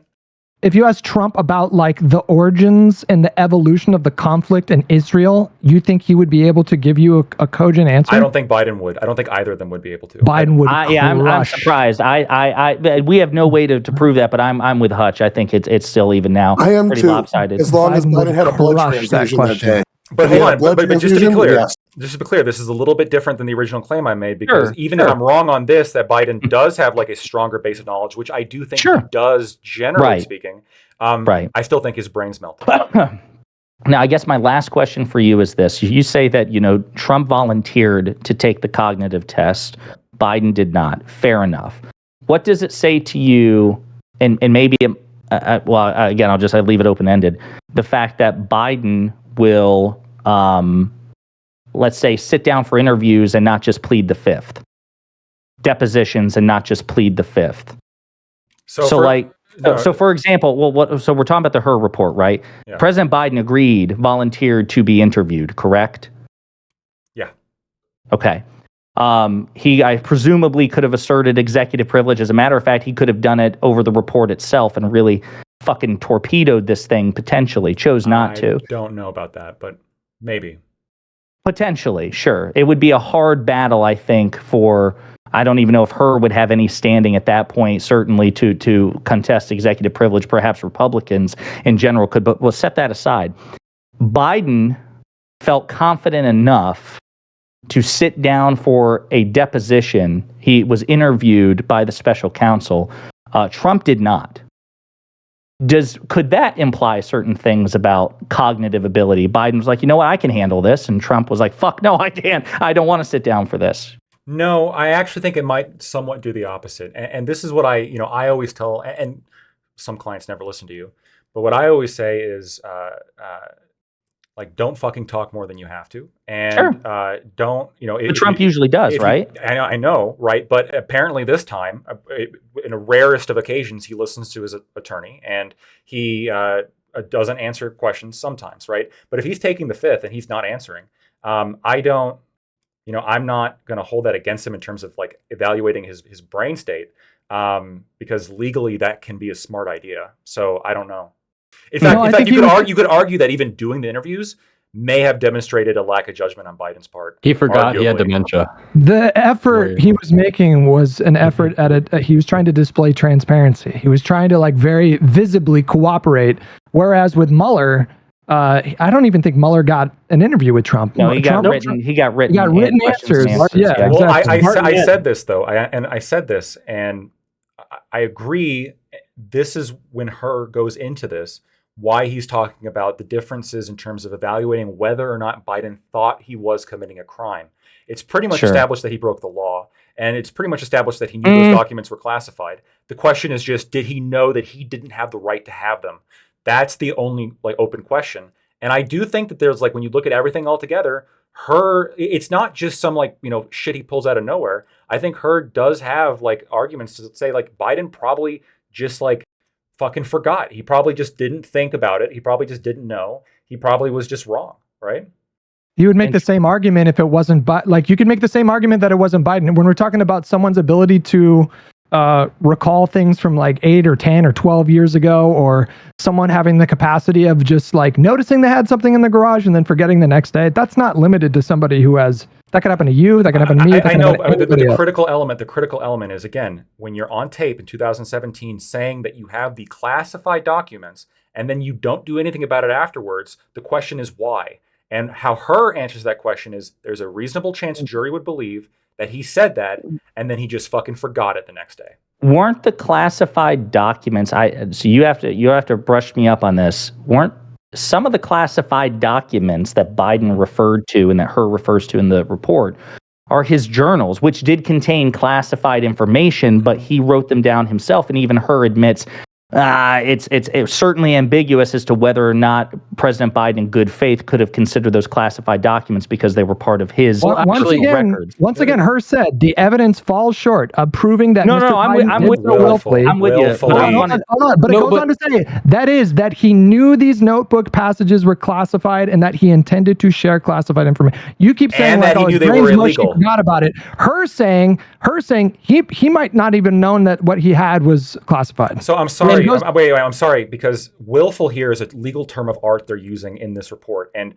like the report mentions this, right? There is a page in which they talk about the Supreme Court case that defines this. And willful here is a standard that goes beyond just intentional. So when her is saying that they can't establish that Biden did this like specific thing willfully in terms of meeting the requirements to be found guilty of this, what he's saying is that he's not convinced that he's not convinced that he could prove to a jury that Biden knew that what he was doing was illegal and that he intended to break the law anyway. Why did he not intend to break the law anyway? And then when asked with that question, her goes into all of the problems with Biden's mental state and acuity. That's the reasoning he that doesn't her gives. just go on. No. Right here, he says we were unable to determine how the marked classified Afghanistan documents got from the White House, where Mr. Biden possessed them as vice president, to his Delaware home. He says there are alternative explanations for how the Afghanistan documents got into the garage. He says we find the evidence as whole insufficient to meet the government's burden of proving that Mr. Biden willfully retained the Afghanistan documents in the Virginia home. So again, you're referencing a different part, and this is because you're looking at a summary. Yeah, I don't want to make sure that Adam can get in here. Yeah, too, so. You're referencing a different part. It's not about how they got there. You're right. There is a question about how they got there. The point is, when you're on audio saying that you know about them, I found the classified stuff downstairs. When he says that in 2017, when he's giving classified information to his ghostwriter for his book, that's the evidence we're looking at. Wait a minute. Now we have it that he's saying it. Yeah, but I have the her report up.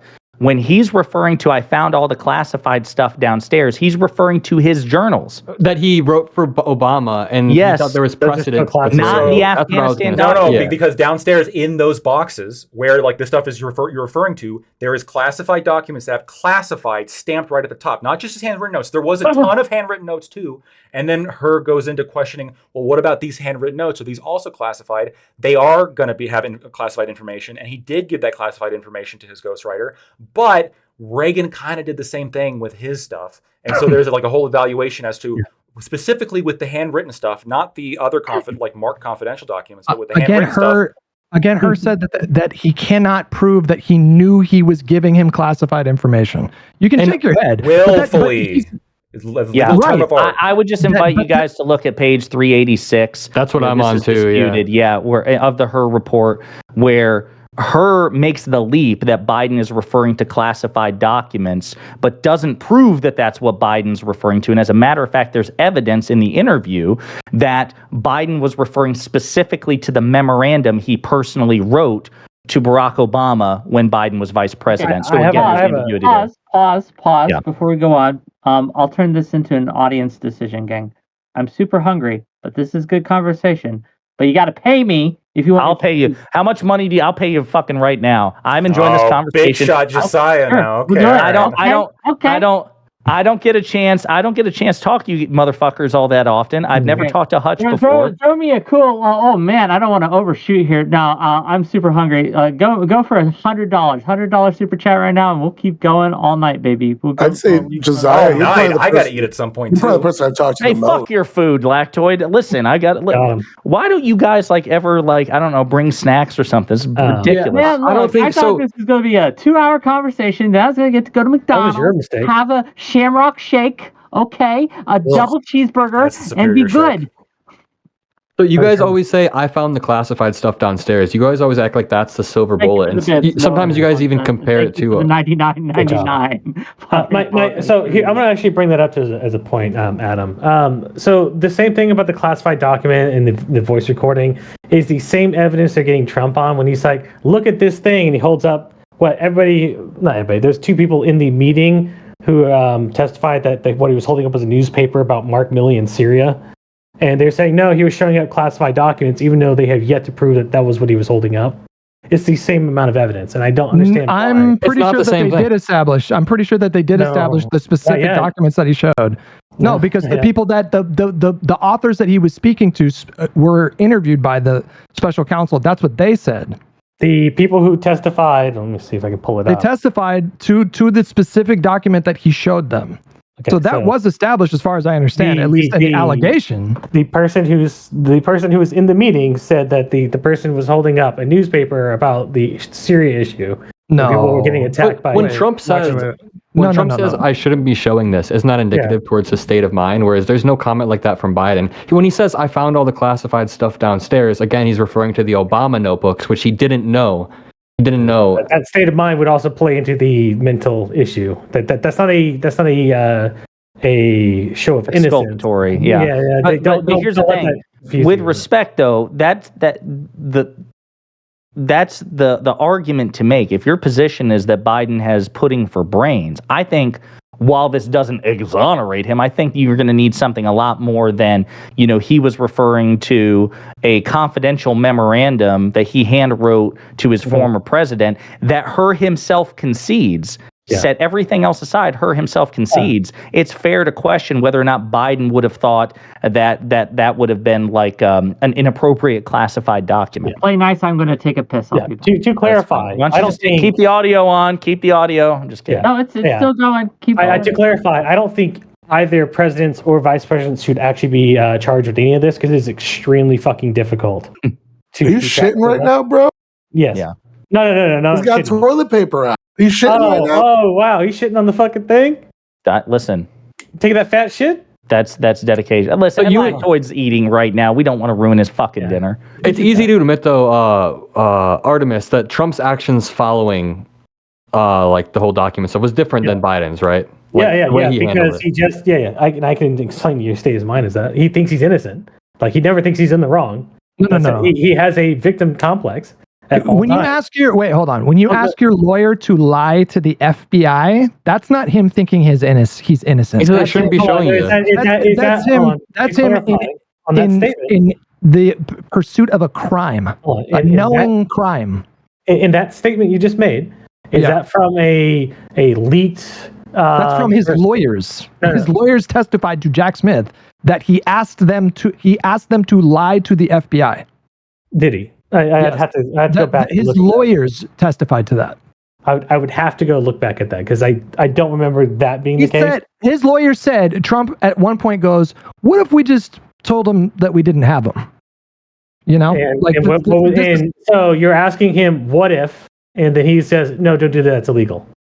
No, it went further than that, but that's the one example that I can think of off the top of my head. That puts him in an entirely different category than Biden altogether. You would acknowledge that, right? Well, it depends. Did Biden go through 4 years of being persecuted by his own fucking government? Oh God! Artemis, come on, baby. What are you doing?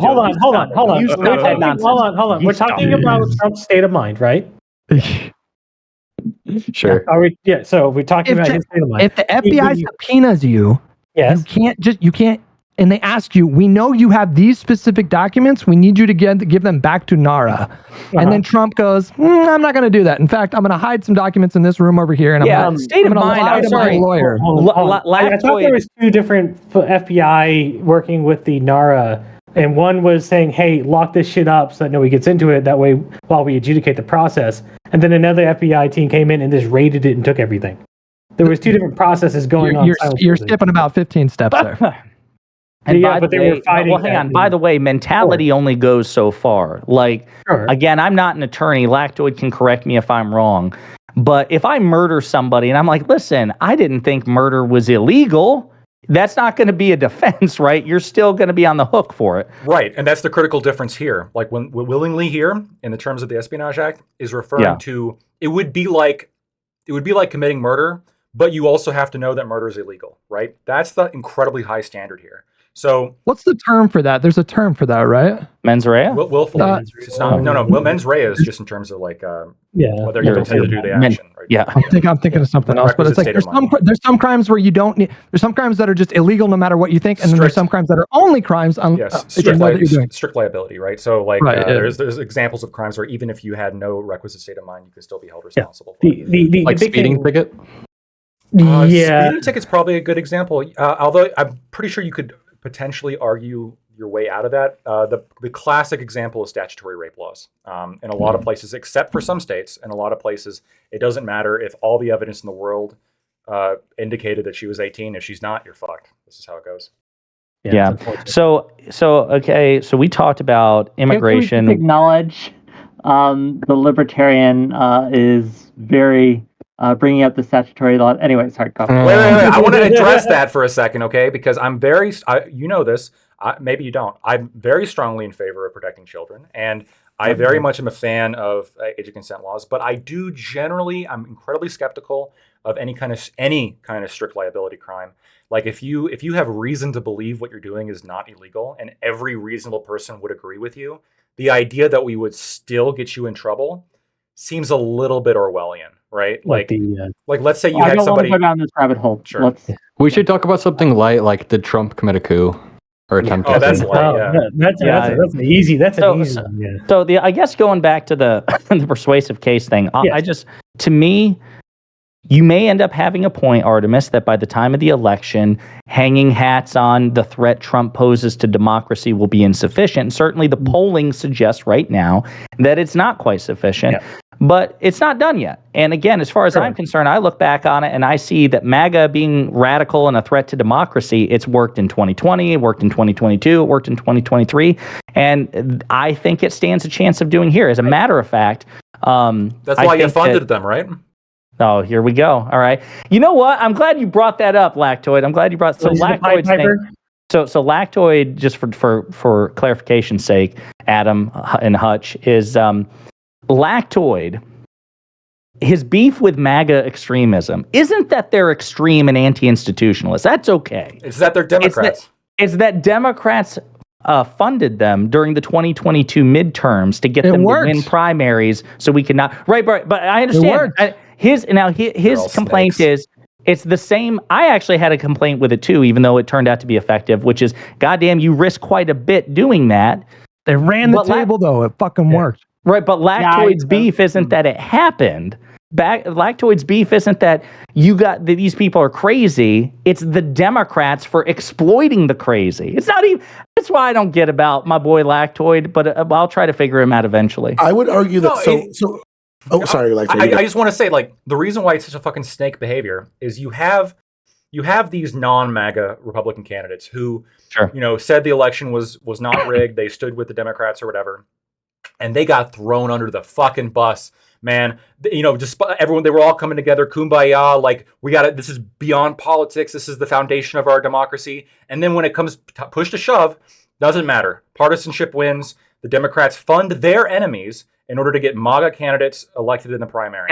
They were Can I ask confident you- that it would work, and they then, were right. And then They were Biden, right. after they were doing that, well, while they were doing this, Biden was going on and giving all these speeches about how this is not a political issue, this is an American issue, this is something that But we they all were need to come confident it together would on. work. They were confident that it would work. yes, and they It's were shows sneaky how fucking disingenuous behavior. So Disingenuous. That's politics. That's So politics. man. counterpoint. Well, I don't like politics. I don't know. So It shows how lactoid- disingenuous they were, though. Lactoid's beef is, it's not principled. Okay. So lactoid, then I am sure, and maybe you covered it earlier in this conversation, I'm sure then, by that same standard, you are outraged, especially given how strong you feel about the border, that Republicans have tanked this border bill to exploit it as a wedge issue for the election. That's not principled at all. And I would bet right now, somebody should do this. Check Lactoid's very prolific Twitter page. Oh, yeah, I very think prolific. he is ranting. He is ranting about this as we speak. Damn it, Republicans. How dare you complain Why that this not, is an though? existential crisis? So a couple things. First of all, you're not going to find something like that. But I also don't think you're going to find any tweets about me complaining about Mexicans.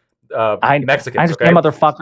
Because I like Mexicans. I'm fine with the okay. Mexicans. Who cares? They're good people. But my they work question hard. is, as a matter of principle, you surely object to the dirty pool that Republicans are playing too, right? To the extent, yeah, I do. To the extent, Okay, good. specifically, I can think of a specific example too. I think it was what's his face, Lindsey Graham. Langford? I'm thinking of Lindsey Graham when he's going up there and he's talking about how like he's making up reasons on the fly as to why this bill sucks, and his answers are shit. Langford went on the record and said that a prominent right-wing social or media person, people speculated it was Bannon, called him and straight up said, "If you give Biden a win, I will dedicate my life to destroying." I think it might be Laura Ingraham because she said that there needs to be political consequences for those Republicans who backed this bill. Interesting, but he faced pressure from conservative media. Listen, it's smart. First off, there's a few reasons here. One, the House was ignored. They didn't. Mike Johnson should have taken to the amendment Tyler, process. before you go on, I want to hear this, but I need you, if you're going to say this is smart, then I want you to go back and revise your statements about Democrats backing MAGA candidates in the 2022 midterms. You'll concede that was smart, right? Absolutely, it was. Okay, there we go. We're gonna be as long as I'm here. Goddamn it, we're gonna have the same fucking standards shady for both politics. parties. I love finding like little fucking loopholes, like what Mitch McConnell did to Merrick Garland. That there shit, you go. Like, I live Smart for but disingenuous. I want to clarify one thing. I don't actually know if the bill is like good or bad. I haven't fully read through it, but I am of the opinion that there are some Republicans who, for political reasons, oppose the bill, and I would consider that to be disingenuous. And Even if it was okay, it would have passed. It would have passed in the House if they put it to a vote. Let me clarify. The reason why the main objection was is that inside the bill, it gave the things that Democrats wanted: the visas, the amounts, the pathways to citizenship. No, it did not. Was it just the visas and green cards? Or is that no? So the thing it's not material to what I'm saying. Let me just I'll do the pathway away. The issue is it gave Democrats what they were asking for. It had the restrictions the Republicans wanted, but with a caveat inside, where the president at any time could just waive the shutdown or any of the things that what he believes is best for the United States at that time, which is a huge issue. I read that bill. So, okay. Well, the issues with it that Republicans had, and if you want a really sober, good take on it, go to Tom Cotton's Twitter page. He actually went through and gave really decent takes from Republicans saying they were decent. You might not agree with them, but they were sober takes. They were better than nothing. So it's smart politics. It's a better bite of the apple. If we go by polling right now, Republicans are going to control the Senate. They may retain the House, and they're going to take the presidency. If you just look at polling right now, it's a better bite of. Hold on. Let me get a point out. I've been sitting silent for like 20 minutes. So no, you haven't. Yeah, I did. I've been trying to jump in for a while. You guys are going hard. So it's a better bite of the apple. It's smarter for them to resist because they can get a better deal for what they want. On top of that, Mike Johnson was completely left out of the negotiations. Now, he should have taken it to a floor vote. He should have allowed it to enter the amendment process, and he should have offered a counter bill. Instead, he did none of those things and just said dead on arrival. I don't like that, but it is still smart politics to do what he's doing.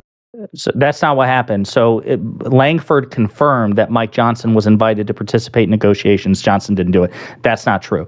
Okay, Cotton himself is a source of extreme bad faith, so I'd take anything that he said with a grain of salt.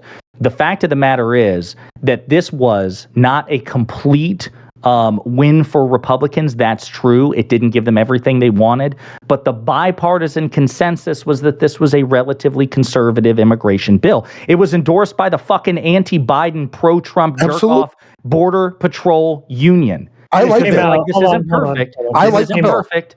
But they said it's not perfect, but it's certainly far better than nothing. And in terms of a better bite at the apple, unless some sort of miracle happens, they're not going to get a better bite at the apple, because right now Democrats are favored to take the House, which means this thing is dead on arrival.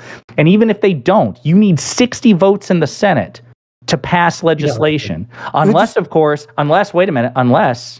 Republicans break the filibuster, and Wick assures me that Republicans won't do that. So if that happens, I'll have beef with Wick, because I'll be like, Wick, what the fuck, man? I thought Republicans love the institution of the filibuster and would respect it all. Once again, the president. Hold on, stop, because this is the first thing me and Josiah Fight him! All right, I'll back up. Let's see it. No, don't back out, right? But I think that the institution of filibuster protects us as Democrats more than it protects the Republicans. I think that at least today, as it stands now, why would we give up the filibuster when there is a possibility that Trump will take the Senate and Trump will take the presidency? Why would we ever weaken that institution right now? And again, the Republicans had the chance to do that when Trump won election in 2016. Trump actually tried to get Mitch McConnell to weaken the filibuster. Mitch McConnell refused, right? Refused. So we can't just not give this. There is a pattern of evidence that, again, Mitch McConnell and the Republicans in the Senate do not want the filibuster gone. If that changes, then my opinion changes. But as it stands now, I don't think there's compelling evidence that the Republicans want to get rid of it. Mitch is evil, but he's very smart at what he does. He's very good at his job. Very evil, yes. I think my opinion of the filibuster has changed too over time. I think yes, I understand the arguments in favor of it, and I am kind of scared of these wild swings. If you give Republicans a simple majority and then all of a sudden they don't need the filibuster, it's gonna get fucking nuts. So I understand that it's frustrating sometimes, but I don't want to kill the filibuster either. I think that the filibuster can be used by Democrats very great. I think it's a tool like anything else. I don't want to abolish the filibuster. I think it'd be wildly irresponsible. I'm just saying that Tyler's you wanted carve-outs that would have inevitably... Of course, I think that every fucking thing has an exception to it. Yes, of course. Or like voting rights or abortion stuff, or what do you mean? Sure, Jesus, yes. Yeah, of course.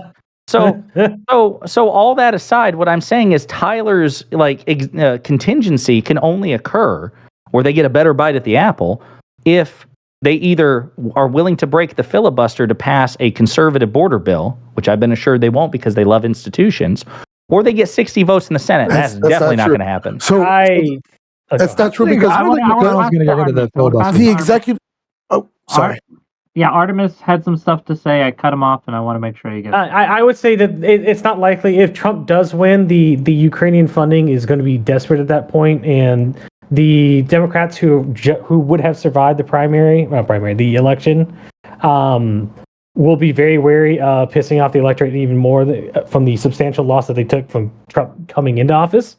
They would be more amicable in passing that. I don't think it needs to remove the filibuster to get that to happen. Plus, Trump has the authority to shut the border down and direct Pentagon funding to where he wants it under emergencies. So that there's no need for him to negotiate anything. Wait a minute, that was contested in court. Why didn't he shut the border down? Why didn't he shut the border down when he was president then? I think he did. Well, wait a minute. No, he didn't. That was the problem. And then again in 2019, he shut down Congress because he said he was tapped out. There was only so much he could do. Jordan, will you shut that door, please?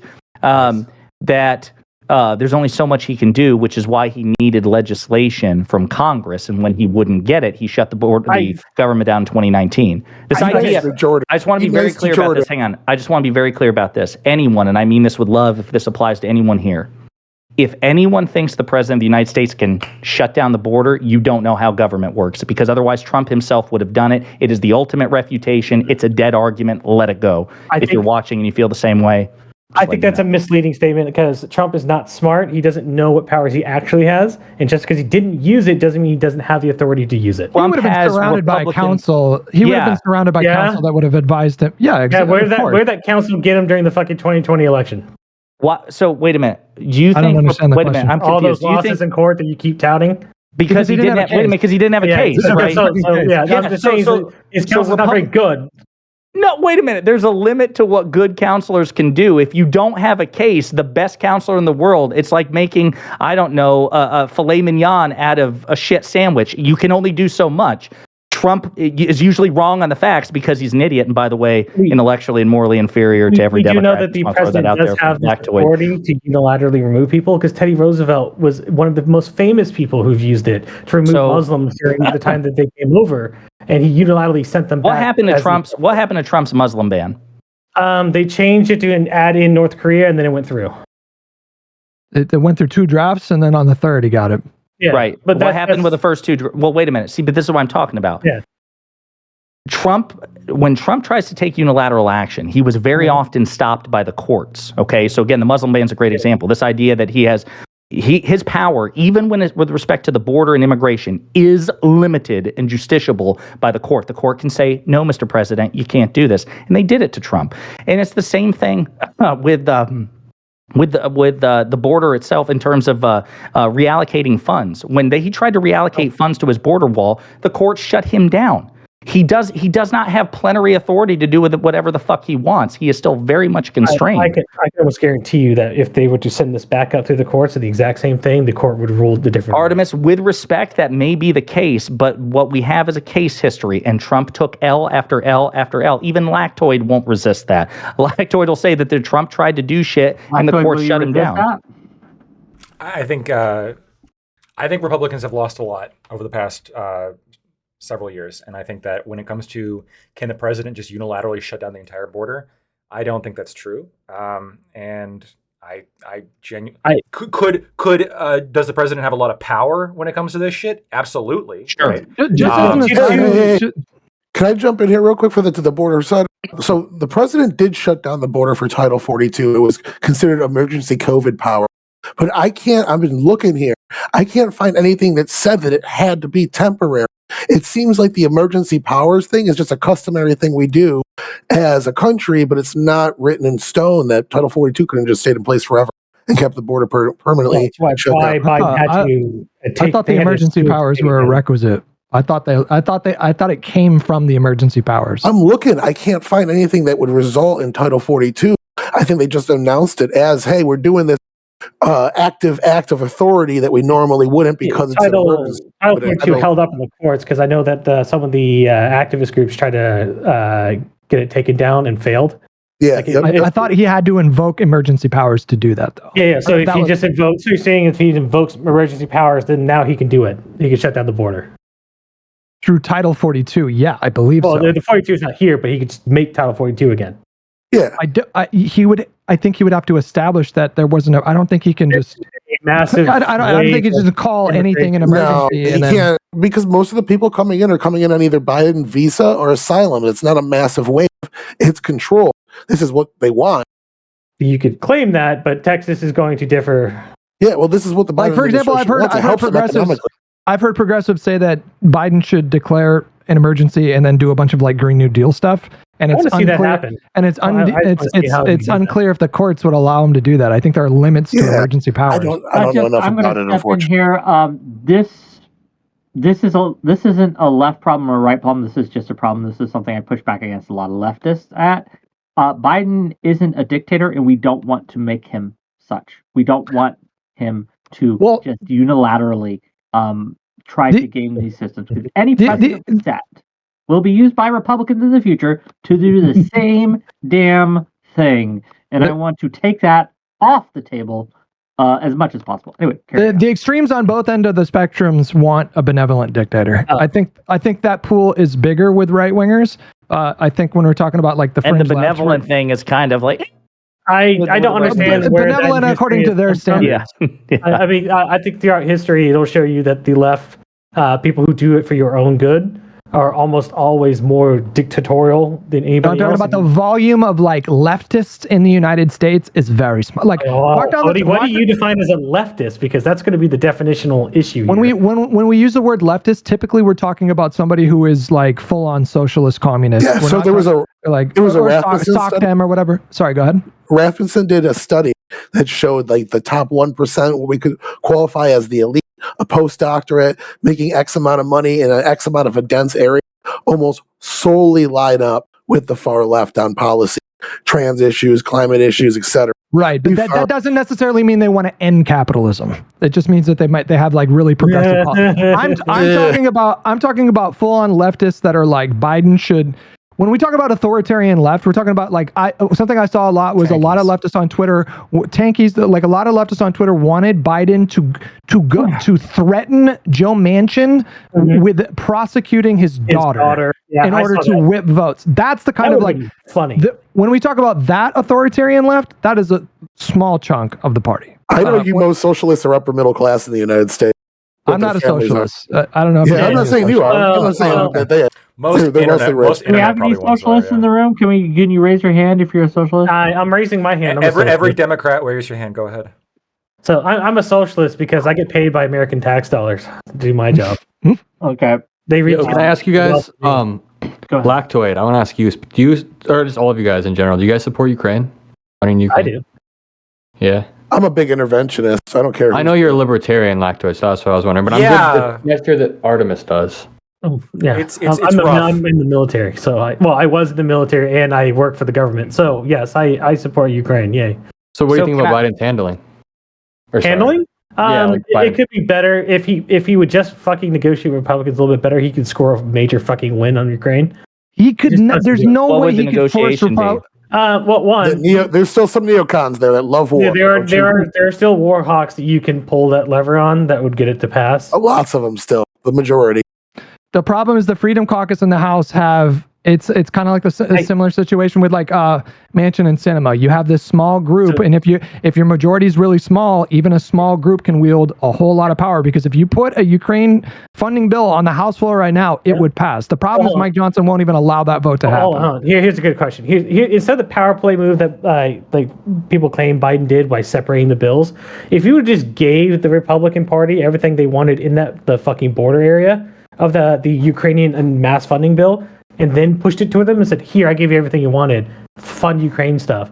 That would have been a power play because then he would have gotten everything. And So his party Yeah. would have been fucking pissed if he did that. Listen, give the opposition party whatever they want and hope that they reciprocate in good faith. Yeah. I respectfully disagree, Artemis. I'm sorry. You got to maintain your leverage. Hold on. Wait. But that was them passing it. That was what they complained about. Lactoid and Wait a minute. Desire So were hang on. here. Wait. So Artemis, are you saying that it would be calling their bluff? It'd be giving them what they want. Therefore, they would have no excuse, and therefore they would be obligated to vote for Ukraine funding. Yeah, because it's in part of the same bill. With respect, in a different world where Republicans behave in good faith and are obligated to adhere to their previous statements, you'd have a point. In the real world, they can say shit like, yeah, give us border funding or give us a border bill first, and then we'll pass Ukraine funding. Then and then you just give them immediately renege on that. right. Yeah, this idea. The issue is that when we look at the fallout from this escapade that happened in the House, we can see that Democrats took more of the hit in terms of who was at fault for the border when this came about. Which is wild because Wait a Donald Trump minute. literally But said, you're "You can talking blame about me." being persuasive here. Yes. You're saying whether or not I would have a point. In this world, the electorate says the Democrats fucked up on this. They should have did what they wanted, Right. but they didn't. So that's my point. Is that if you want to play the bluff, you would have done that. Because now you've only looked bad. No, doing it the way you wanted. so wait a minute. So listen, nobody's psychic. What Democrats did was they had two options: give Republicans everything they want and hope to God Republicans act in good faith, which is a losing bet 9 times out of 10, or actually engage in negotiation and remember the fact that they control the White House, they control the Senate, and the House has a razor-thin majority for Republicans, and not let Republicans be the tail that wags the dog. That second option was eminently more reasonable. Now, you're saying it hasn't worked. It certainly hasn't worked so far, and it may not even work by the time of the election. I agree it hasn't worked. The initial polling right now still favors Republicans. I understand that. But I'm saying is the election hasn't happened yet. It's entirely possible that Republicans are indeed punished. When are we gonna say that it's a a good time to say that the polling is correct? I could tell you that. Like, how long is it after the election? When the Wait a minute, when the election happens. The elections are more important than polling. Yeah. Me giving you the polling is not me saying that polling doesn't matter. You, on the other hand, are just wiping your hands saying it's a done deal. It's fucking not. It's not. The issue being is because never in the history has a Republican candidate been up in the polls, and You're right, but historically the Democrats need a 3 to 4 point advantage. When in history have we had a major political candidate facing 91 charges? listen, hold on. And This that is is- Donald Trump's best Never. matchup. This is Donald Trump's best matchup. I think Donald Trump is baked into the cake. I don't think there's a lot that could change his polling numbers because everyone knows exactly who he is, convictions or not. That being said, this is his best match. Biden has not started campaigning yet. The fundraising that's already started to happen from the Democratic Party, Biden right now is on pace to have twice as much money as Hillary Clinton had in 2016. He is going to push $150 million. every message. Yeah, I've never Some seen of that dough, boys. every message. And Trump's PAC is having to pay his legal bills right now. What So to about the his extent that social deal that's coming through? Where he's going to get $4 billion worth of assets from that. Trump, Biden has started campaigning yet. He's going to sell. He's going to go public with Truth Social, and somehow this man has figured out a way to get $4 billion worth of value out of it for himself. Okay, well, in the world where that has not happened yet, it's not looking good for Trump financially, given that his PACs have to be footing the bill for his legal. Bro, you ain't seen his shoes yet. It's approved to go public. They were holding it back, but it's I approved saw to go those public. shoes. Yeah. They're So nice. that, They're cool that looking. came out in the news either today or yesterday. When we're talking Again, about where the polling, shoes- when we're talking about polling, literally the only poll that matters is the election. And if we looked at like betting markets in 2016, Hillary Clinton was fucking dominating in the betting market. So I mean, we can point to like how often in history has a candidate been up this much and then lost. Like that's fair to point that out. And I'm not saying that if you're a Democrat, you shouldn't be somewhat nervous when you look at the polls, but there's a lot that Trump has to I go want to through be in the very next clear. 4 years. As much as people make fun of it, Rasmussen has been one of the most accurate pollsters in the last decade.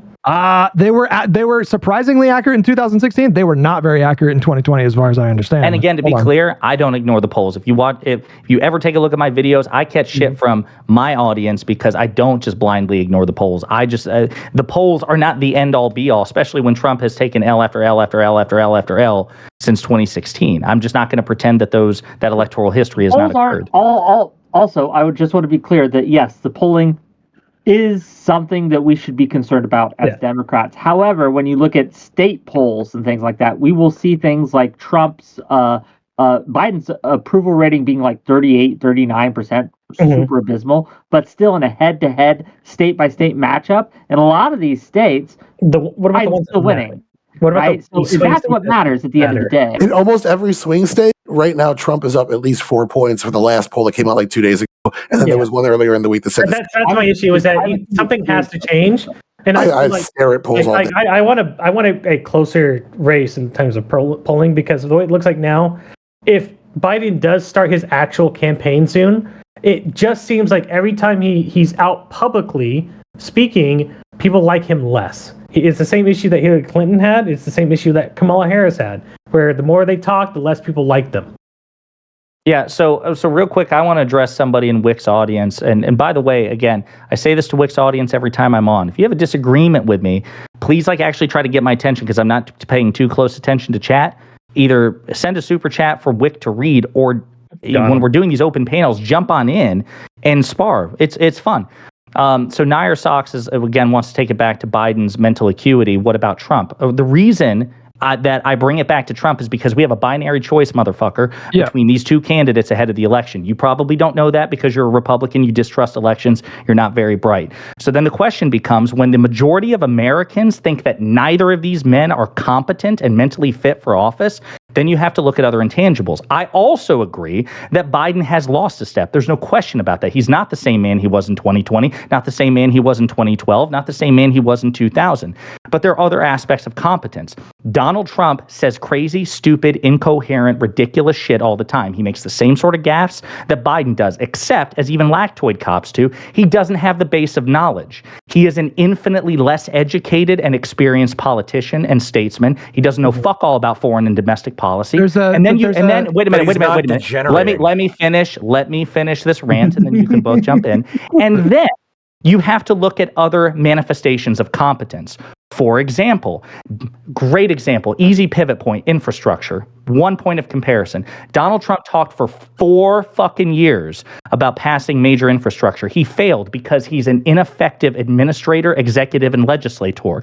Biden got it done in 1 year because he's an infinitely greater administrator, executor, and legislator. That's a popular policy. That was because Trump didn't have the right people in place. Was the chief fucking executive and the head of the executive branch, that's probably your number one most important ability, is to hire the right people, which means Biden is still better than Trump. So I'm sorry that hurts your feelings, but that's why I say, what about Trump? I acknowledge Biden's shortcomings. I just say that with those shortcomings, he's still better. Next time, please at me on Discord or somewhere else, or get my attention somehow, or jump in chat. It'd be fun to spar with you about it. The issue is that there's an appetite in the electorate for Trump being as disruptive as he is.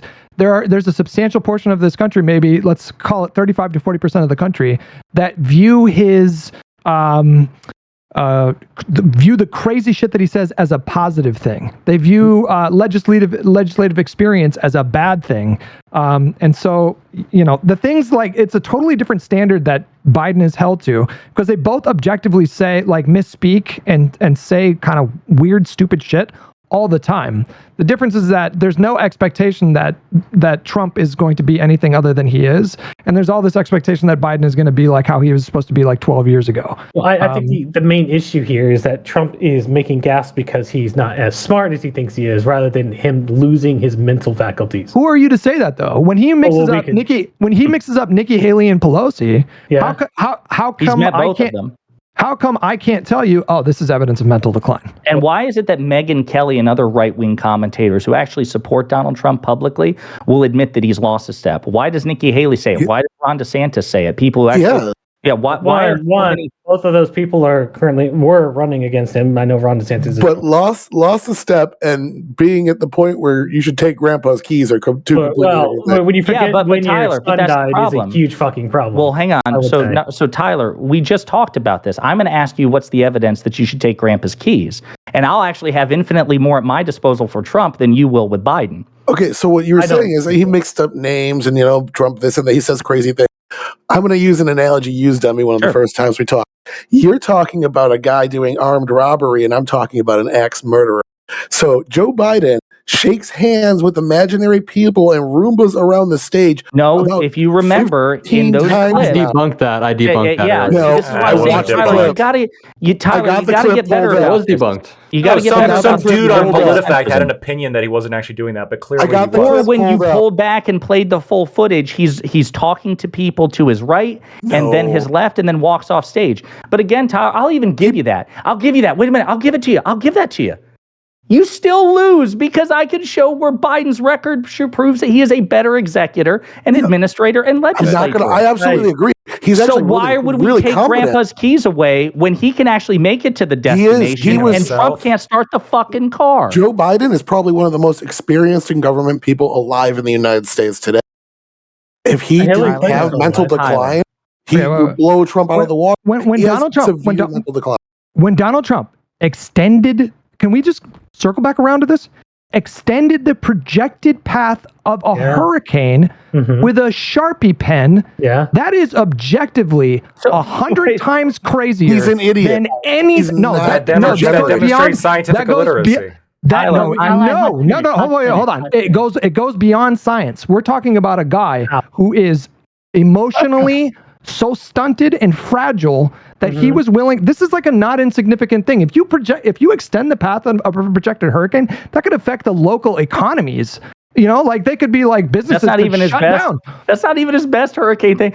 It was But one of the greatest hurricanes in terms of wetness that we've ever seen. To me, it goes beyond just scientific illiteracy, and it speaks to his manifest inability to be a leader. To be a leader means he could have just said, "Oh, I'm sorry, I was wrong. I said it was going to go to Alabama, and I made a mistake." Instead of acknowledging that he made a mistake, he took the extraordinary step of using a Sharpie pen to extend the path of a fucking hurricane. If Biden did that, you guys would be like, "Grandpa, bro, we got to take his keys." I want to ask you Take his something. keys. That's fucking insane, bro. I gotta ask this. Why is it that everybody else in the United States could understand that he was being retarded there and making like a joke, but you seem to be the only one that you're saying that he was making a joke when he said that? Wait a minute. He fucked up and then being retarded and extended the line and was making jokes about it. Why do we think? Wait a minute. Why do we think that that's what everybody else thinks? Again, because I told you nobody else has come up with the same idea that is the reason why he's mentally unfit. No, that's one of 200 examples. That's just the one that means the most to me. That is fucking. I know that's why that. I'm bringing it up. Yeah. Artemis, no. So he's giving a single example. He's not hanging the entire competence. Yeah, but his primary point is the one he's. It's objectively crazier than anything Biden has ever done. Yeah, here's the thing. I really want to pin Tyler on this because again, as far as what most people think, I've told you, even right now, even though Trump's been out of office for 3 years, and even though we don't have the benefit of seeing him on Twitter all the time, he's consigned to Truth Central. A majority of Americans still think he's mentally unfit for office. So they're both losing the popularity contest. Sorry to tell you, more people think Kamala Harris is mentally fit for office, and you all hate Kamala Harris, than Donald Trump. So getting back to Tyler here. Tyler, I'm confused. I want you to square this for me. You implied Trump is with it and Biden is at take your keys level. Then when I give you examples of where Biden has demonstrated infinitely greater competence, then you backtrack and say, well, he's more experienced. Which is it? Should Biden's keys be taken? And if so, why? Or should his keys not be taken? And if so, why? Well, because you contradict yourself. No, you made two different points. Biden is one of the most experienced people in the country in government. He's been doing it for 40 years? He knows that shit inside and out better than almost anybody that's alive today. We're talking about competence, though, not experience. It doesn't competence. Speak to his current mental state. He physically is incapable of doing the job he has degenerated. 80% of the public agrees that his health understand is melting. Wait a minute. He's melting. Yeah, it's coming out of his ears. Hold on. 80% of the public agrees. Most Democrats agree. He is not. This is the big problem. More people, like 2% less actually, people care about Biden's mental health than Trump's felonies. That's how big of a deal they think it is. We got to give Adam an outro. He has to dip. Real quick, sorry, I was supposed to check out 90 minutes ago, so I've just been kind of listening after the debate. Sorry, but if you need to go, I understand, right? No, I was just chilling. I was just chilling. But no, thank you guys for everything. I got to go now. Though. Adam, see you, buddy. Where can people find you one last time? What's up? When can people find you? Oh, Adam Mockler. Everywhere, Adam Mockler, Mockler. You can find me on YouTube, Twitter, everything. We'll do this again very soon. See you, buddy. I'm gonna go too, guys. But if you guys would do me a favor, the gentleman that I just met tonight, will you drop your socials in the Discord chat so I can drop a follow? Because I want to talk to you guys some more as the election season goes. Yeah. We will, I don't have anything. Will absolutely arrange more discussions. But anyway. Yeah, I really enjoyed the talk. Thanks for having me, guys. Bye bye. Yep. Appreciate it, buddy. It was awesome. So we'll do a panel. Yeah. Whoa. Damn. Got the fucking boot. Wow, Wick. Wasn't me. Jesus, he didn't Wasn't me. So listen, I just want to get Tyler on this, and then I'll listen to the rest of you, and then I'm going to duck out. Tyler, where I'm confused is you just presented two mutually exclusive options: that he's physically unfit for the job, can't do it, but also he's been doing it and doing it well. Which is it? It's both. I'm telling you, in terms of the experience that he holds in his brain, his ability to legislate. Just looking at that alone, isolated, he's one of the most experienced to be alive in the country right now. If he didn't have the mental decline and blockage, he would easily run circles around Trump. Unfortunately, his brain is deteriorating to the point where most people are concerned about it. Tyler, I'm not asking most people. So let me wait a minute. Let me recalibrate. Because I'm asking you about the fact of the matter, not public perception. I'll say it again so we can dispense with it. I accept that the vast majority of Americans, according to polls, think that Biden is not fit for the job. I accept that that is the polling. I accept that polls matter, period. I will also point out that a majority of Americans feel the same way about Trump, but that's aside. That's the perception. 59%. I'm asking you, is Biden doing the job well, which you've said he's done, or is he incapable of doing the job well? There is no, I just want to be very clear before you missed a lot of the debate. There's no timeline in the multiverse where these two things can exist simultaneously. They absolutely can, because you missed a lot of the debate. We've had multiple presidents that were incapable of doing the job, where their administration, their family members prop them up. Well, we learned about Okay, so that's all you had to say. So you actually don't give Biden the credit. It's actually the people around him his administration that's doing the job. Yeah, I would. Fair enough. Then that's all they did you a had good to job. say. Yeah, they did a good job in 2023. And Biden himself, if he didn't have the mental decline, he's actually a very smart politician. He's good at his job. I really liked him in the 90s. So to be clear, when you say that Biden has done well in all this, that's synecdoche. That's a metonym for Biden's administration. Biden himself is kind of superfluous for it. He's really irrelevant. Yeah. It's the administration. Gotcha. So that's how you square the two. So not necessarily. I think they get what I was saying. I square the two, but I don't know about Tyler. Now that you clarified, because then you were defending Biden's experience as though Biden is doing the job, but he can't do the job. What you're saying is Biden isn't doing the job, can't do the job, hasn't been doing the job. It's been everyone else around Biden cleaning up after him and working around him. He said that 60% of the Obama holdovers came back and were in these same positions. Yeah, a lot of that is, but I mean, his stance on Israel is different. There is evidence that Biden still does have some say in the administration's day to day. He's not completely out of control, and the Israel policy from the administration shows that he's going complete night and day from what the same Israel policy that you say is his crowning achievement. One of my favorites, yeah. So he probably does have some say. That's fine. I don't think you can possibly square this for me. I try to explain it. It's like he can't do it. Like he can't do it, but everyone else is doing it. But also the one thing he is doing is my favorite thing about him, and he's. Do you get what I'm saying? Maybe this is like what maybe. So maybe the bridge here is what Tyler is potentially arguing is that you have somebody who, without a team, couldn't do shit because their brain's coming out their ears, right?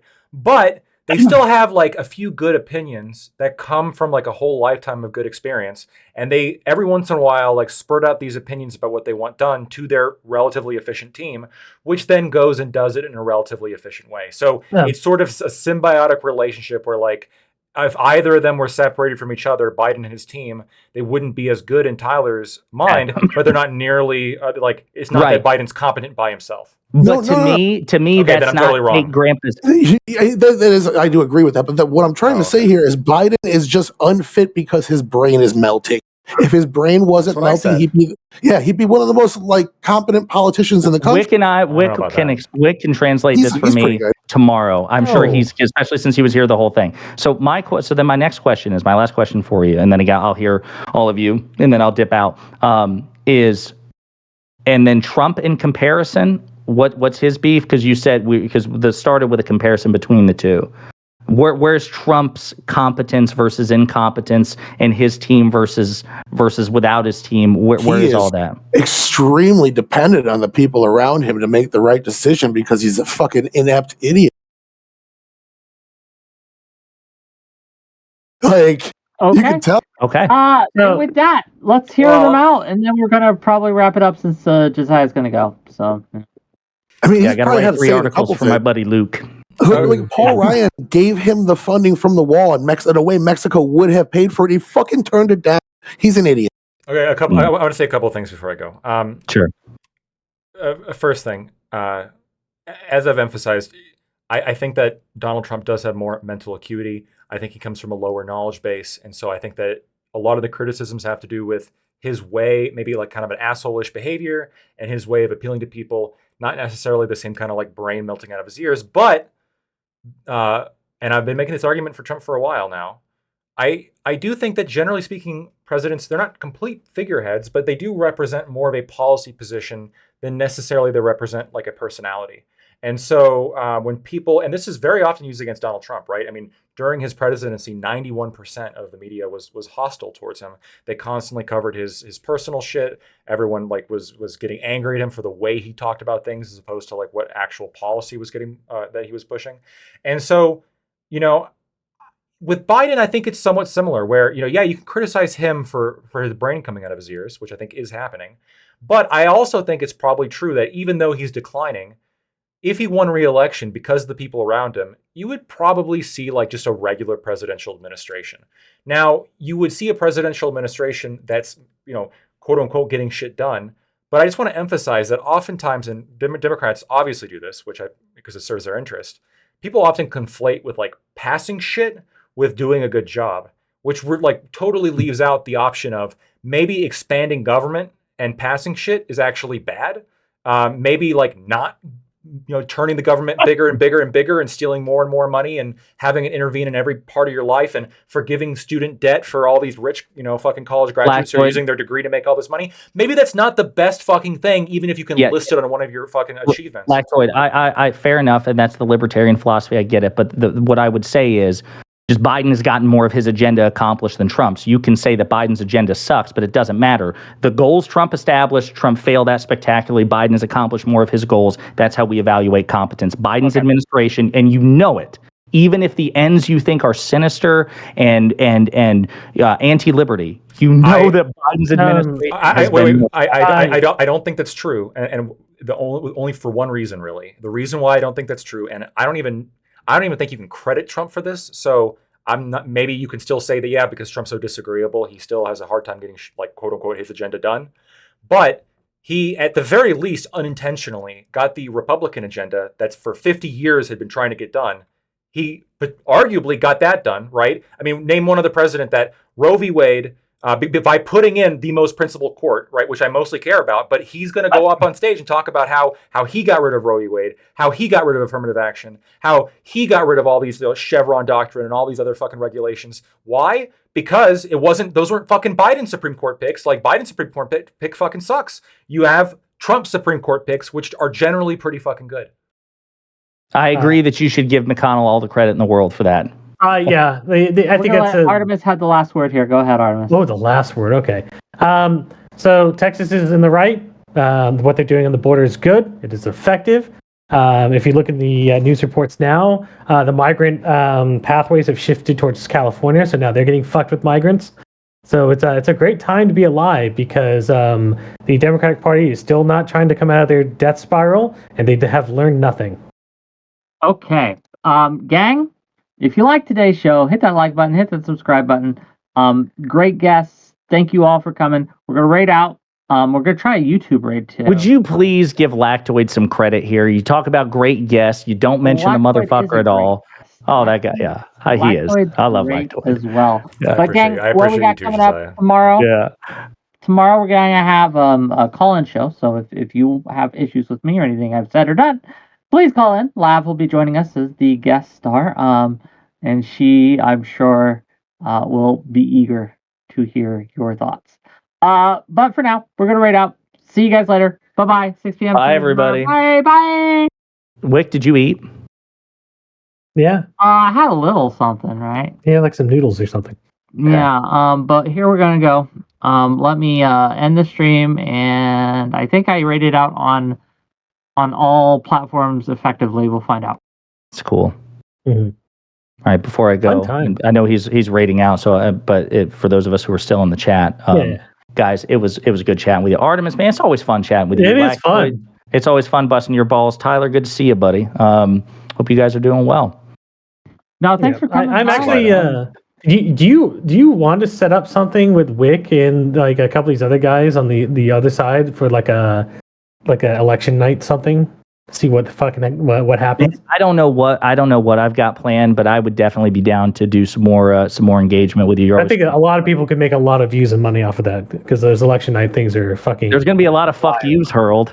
Yeah, I think everybody's going to be doing something for election. Yeah, because the fun part is that I won't be able to participate because I need to make sure that my security clearance stays. Wait, I thought that's what you meant, is like set something up. No, I never assume that I will be on a show. I don't have Fair. a channel. I don't have a social media But presence you on have purpose. connections to people who are very conservative leaning that I would love to have on. Let me say this. One thing I am sad about though, my Vosh stuff got like Wait, 5 times as one many second. viewers. I am still streaming. Just Oh, that's fine. Okay, Yeah, okay. my Vosh stuff got like He 5 does. times. He doesn't give a fuck about your channel, Yeah. Lactoid. Like Yeah, nobody the whole watches it. thing. I'm just clarifying. I'm just clarifying. It's not that. It's not that. He doesn't care if it violates TOS. Go fuck yourself. No, I'm just kidding. Twitch. Yeah.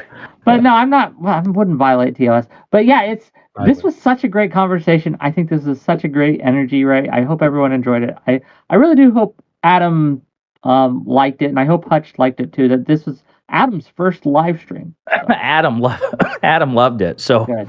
Adam's great. He said this was like his first dipping his toe into the pool. But you got to understand, he has a microphone in front of his face all the time, talking, a foot away from MAGA supporters at Trump rallies. So that motherfucker's rolling the dice anyway. Yeah. So this isn't shit. He should be fine. Well, also Yeah. the general level of like, I don't want to be mean, but maybe political knowledge base. If you're like a random people in the street, it's going to be significantly lower than people prepped for a debate. So The average voter is not very intelligent. He's half He the loved it. population below He that. loved it, and I think even Hutch liked it too. Once we explained that Artemis is like, listen, Artemis is a prick, but a lovable prick, right? Yeah. And it's, yeah. Like I don't take anything offense here. It's the internet. But the big thing is that people don't tend to say what they actually think unless they're angry, or because it doesn't give them time to formulate a visibly Goes through the palatable brain, response. Yeah. Yeah. So I that's get my argumentative style is basically to pull and extract out the actual thought process somebody has instead of giving them time to think about a tactful argument. Okay. If For now, though, I do gotta go. So I'll peace out, guys. See you later. see ya. Bye. Leftoid and Josiah did a 1-hour show a week, I'd watch it. Who? I think it'd be fucking hilarious. Yeah, Lactoid and you I? going- Oh, you guys I love got a good Lactoid. dynamic. What you would do is maybe you a would stick podcast some. someday. Who knows? What you do is you stick one person as the guest in there, and they'd be in between leaning, and then just fuck with them by Like arguing Crossfire? past- What was that one? Yeah. It was like Tucker Carlson and somebody else. Yeah, and my favorite thing to do though is every time I'm on screen with Lactoid, and I didn't do it this time, and I hate myself, is I always say, listen, if Wick gets X number of more subscribers, Lactoid is publicly committed to voting for Joe Biden in the fucking election. And Lactoid's like, shut the fuck up. No, I did not. He is lying. I did not say that. It's fun. Yeah. It's fun. One day he's going to do that for me with Trump, and I'll probably fall out of my chair. One day you only got like you only got so many months left. I know. It's coming up close. I don't think any of the court cases are going to even reach a verdict for the felony stuff until after the election, and I don't think they're going to get close to that. Yeah, I think that DC case might. I mean, that's supposed to like. I know Jack Chunkin Smith doesn't even is have that on the trying- docket yet. well, Jack Smith is trying to argue that he needs to get it done sooner, which is a fault. He shouldn't say that because then it implies political expedience, which would damage his case. I don't know why he's trying to do that, but he's really hamstrung either way because if he doesn't get it sooner, it's never going to happen. I understand his frustration, but. Chunkin doesn't even have on the dais yet, so it's not even worth. Yeah, this is why I am trying to get Democrats to try to come up with more persuasive arguments because they're sitting there hanging their hat on the 91 criminal indictments that nobody cares about. So yeah, but that was. Well, I don't know. Well, because look, like people know that it exists. They care, and a conviction. If you put your faith in polls. You do accept that according to poll after poll after poll. Yeah. If he does get convicted, he's done. Every poll. But the issue is that the time frame is. I understand, but you do accept that, right? If that DC case occurs and he does get a guilty verdict, he's fucked. I'm actually 100 out of 100 scenario. I think it might be true for the independents. I don't know about Republicans. Republicans can lie because of the cult of personality. Around that, where they would say, you hear that, you son of a bitch? You hear that?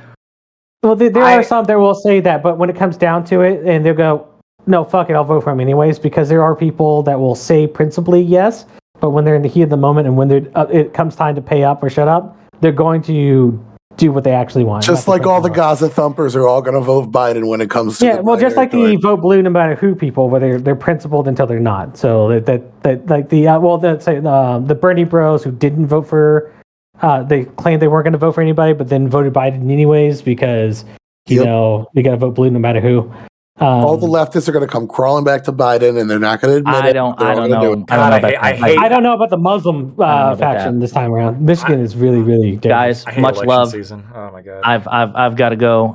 But seriously, good to chat with you all, and all of you. A merry go fuck yourselves, all of you. Love it. Just all of you. All right, see you guys. Real quick, just say you don't live in. Do you live in a swing state?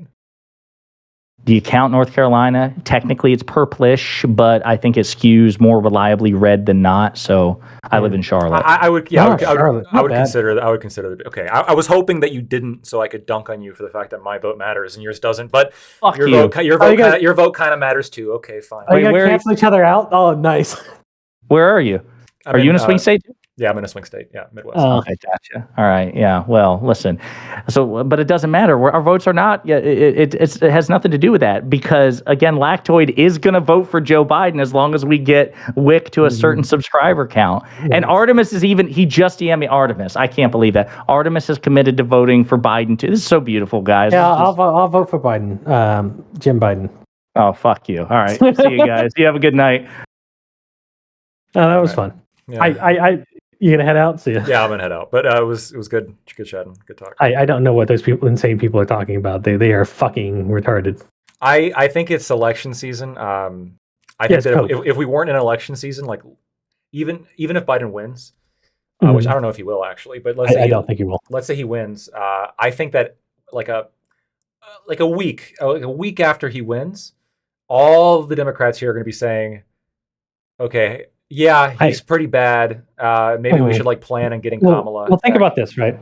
There was an article that says, Joe Biden, stay alive. All we need is your corporeal form from the first election he did in 2020.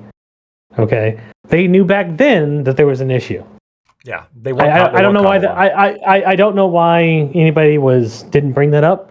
The only reason that Joe Biden even comes out and makes speeches right now is because you as much as you can try to control him, he's the president of the United States. He's going to be able to do what he wants, even if you can guide him around what Jill Biden does a lot. She does handhold him and direct him. Yeah, and you can't stop him from fucking up. I really would predict, and I'll make it now. I'll make the prediction now. If I'm wrong, then I'll eat it. But if Biden does win, at some point during I think Kamala is going to take over at some point. Either Biden's going to die or Biden's going to resign. I think Trump is going to win. It's going to be closer than what would be expected. Well, I have to say closer to in certain swing states, it's going to be close because some of those swing states are still ran by Democratic governors who still want mail-in voting. But it's not going to be a Joe Biden victory. I don't know anything about I think it all depends on Pennsylvania. That's what I was looking at. Pennsylvania removed the mail-in ballot stuff. Well, I was looking at the math on just which states, because if he doesn't win Pennsylvania, I think he has to win every other fucking swing state or something crazy like that. I forget how it works out, but it works out that if he wins Nevada is in play too, he's much better off than if he doesn't win. Yeah, Nevada is in play too for some reason. I don't know why. So there's a couple other states that didn't go to him last time, but that may go to him this time. Besides swing states, the math from what CNN, everybody's freaking out. The entire Democratic Party is freaking out, and it doesn't seem like the people online are looking at these people freaking out and thinking the ship is going to sink and thinking to themselves, well, why are they freaking out? There's nothing wrong. That's what they're telling us. Nothing is wrong. That thought seems to not cross anybody's mind on the internet, and that's why I think these people are insane. Yeah, I think. And I didn't harp on it too much, but I'm the only one that read the Her report on a debate about the Her report. And you have people looking at the summary and then not to learn anything, but to figure out how to craft a narrative around it to define why it is wrong. So I read all the 388 pages of the PDF. Now, admittedly, there's the first section, which is pretty easy because it's a couple title pages, so you scroll through or whatever. Yeah. And the ending is there's appendices and sure, but when you read it, it absolutely like goes in depth into everything, and at the end of every explanation, like, this, well, we don't think that we can meet this standard of willfulness, standard set by the Supreme Court. We don't think we can meet the standard for that a jury could reasonably find that he did not willfully because, and then like, well, what's the because? Well, it's because of this. Well, why that? Well, it's because of this. And then at almost throughout the entire fucking report, it's always coming back to his memory. But the conversation, it always goes back to his you shitty kept memory. allowing it to happen, where they go, yeah, but besides that, and then you let them just get away with it. What do I say to that though? Like I kept repeating it over and over again. That. You need to lock them down. You do understand that this is a judicial, like an actual court of law definition that you can't get around from. You can't just wave it away. This is the de facto thing about willfulness. I said that. I said that. I was saying this. I called it a legal term of art, and then like I think Hutch responded, and then I came back again and said no. Like I was. Well, I think you should have been meaner. So there's a concept of being mean, and then there's a concept of locking somebody down who's intentionally trying to screw them out because they know that the point that they're sitting on is bad for them and that they need to get out from under it. So I don't know. I don't know how you perceived the debate, but in terms of discussing the Her report, I thought it overwhelmingly went in my favor. I thought that I was able to explain it was pretty much. I explained the details of this is what the Her report says. It does not everything comes back to his shitty memory consistently throughout the whole report. I think the other guy, Tyler, was even was downplaying the Her report. The Her report is twofold issues. One, it shows the cognitive issues, but two, it's a DOJ fuck up because now they've opened the door for Trump to say, look, he's already stated that Joe Biden is not a willful person. He's not cognitively capable. Also, they're not invoking the 25th Amendment, so everybody else believes that he is a willful person, and they're not reevaluating anything, and they're not prosecuting him. This shows me that the DOJ and Jack Smith is prosecuting me, and that the DOJ is selectively prosecuting people. Well, they could be selectively, but again, if you take because when I was reading the Her report, there is a couple valid arguments here because the standard is very high. And in order to meet the standard, you have to show that Biden knew what he was doing was illegal and he intended to break the law anyway. And arguably, there needs to also be the intention of hurting the U.S. or something along those lines. It gets really fucking dicey. Now, it's Her, I think, somewhat accurately was concerned that he wouldn't be able to prove this to a jury because of all the evidence of how just much decline Biden's gone through.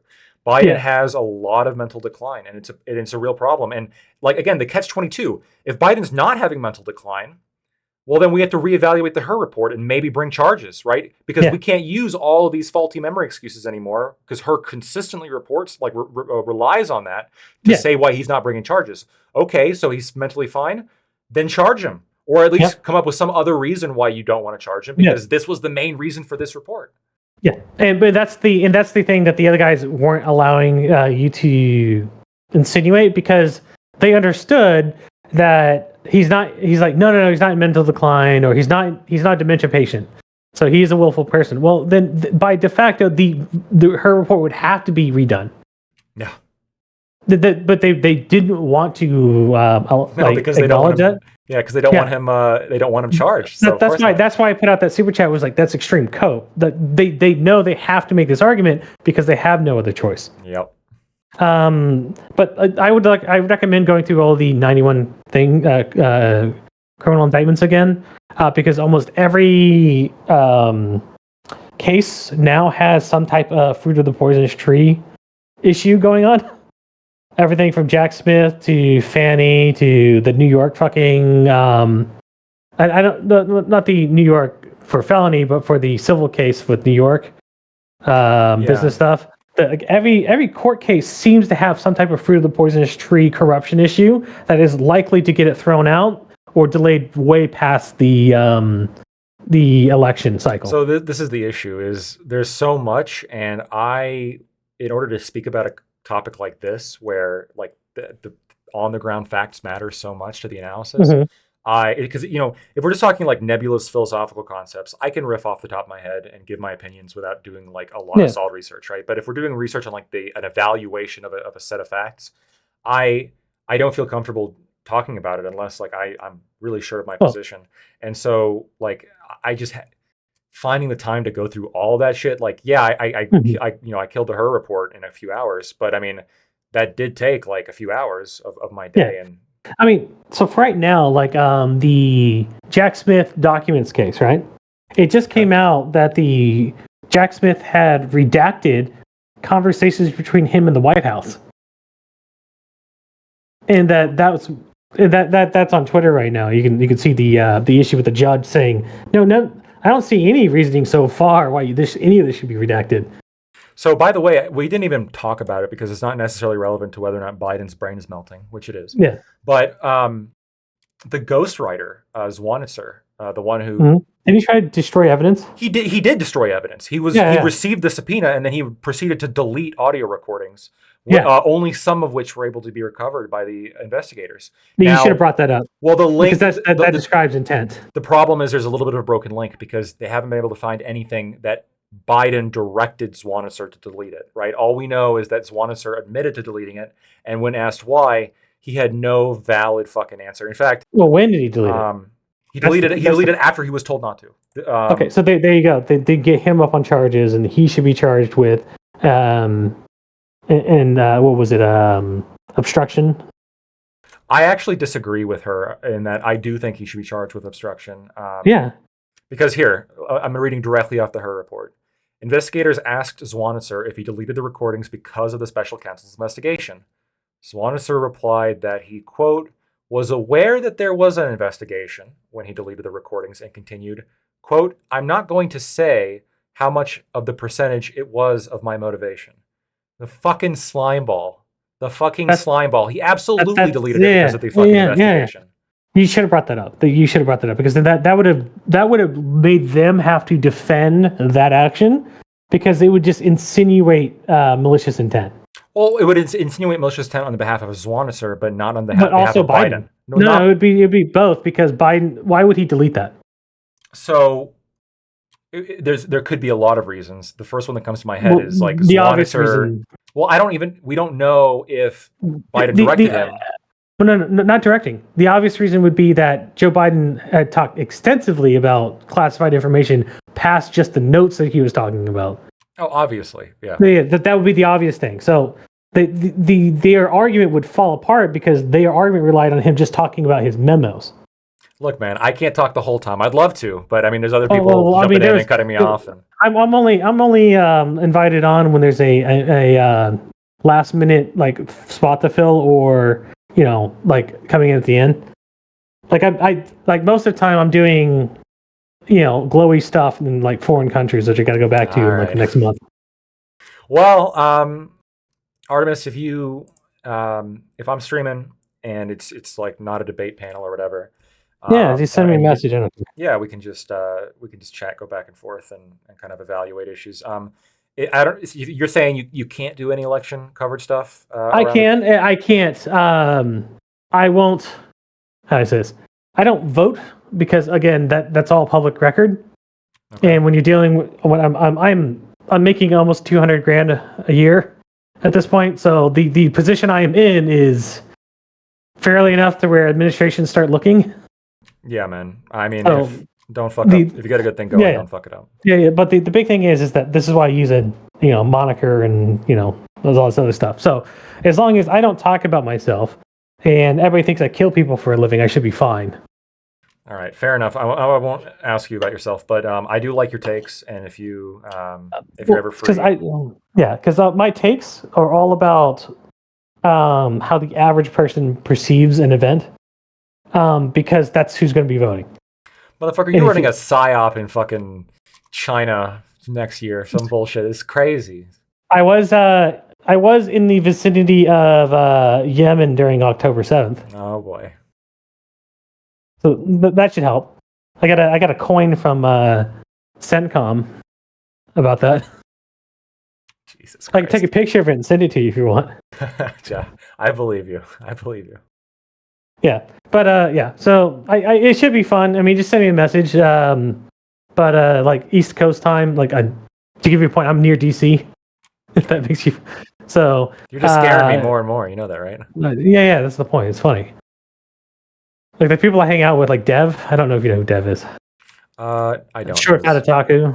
Oh, he was on the debate yesterday with, Yeah, but I don't. yeah. I've never talked to him personally. Yeah. So he sort of like he's been around me long enough to understand that like I do some weird stuff and get paid a lot of money for unknown reasons. But yeah, so it is just a funny gag. You can either be CIA or a hooker, and either way, I don't want to know which one it is. Isn't the CIA just a hooker and by other means? Kind of, yeah. Yeah. Kind of. Yeah. But yeah, no, I'm up for anything like that. I don't mind talking. It's just that I don't have a channel. I don't like YouTubers. Fair. I've seen what they become, which is, up their own ass. Well, look, I'm not. I do this because of my wonderful audience. I am not Is that a Swedish flag? I'm not. Yeah, it is. I'm not financially Yeah. beholden to Twitch or YouTube, so I'm Yeah, still you allowed should've to say brought what I up- want. You should have brought up the fact that Sweden never locked down. I didn't want And to. it turned out a lot better. I didn't want to take it down that road, but Yeah. All right. Well, I know you got somewhere to be, so I'll let you head out. catch you later, Artemis. Yep.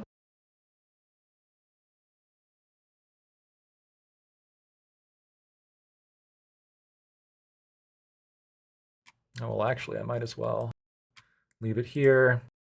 Tell Artemis Norway has the best economy. Yeah, we just missed him. But Norway is just oil-rich Sweden. There's a little bit of a rivalry between Swedes and Norwegians, and it mostly stems from the fact that Norwegian boats are bigger and they're nicer, and then they sail into the fucking docks. They get to brag because they got all this fucking oil money. It's bullshit. Once they run out of oil, they might fall apart. We'll see. Anyway, thank you guys for tuning into this wonderful discussion. It was super civil. It was super cool. I mean, I thought all the panelists were well behaved. Even Artemis, who was the most aggressive of all of them, besides maybe Josiah. Josiah and Artemis are two pretty aggressive debaters, but I mean, even they were playful with it.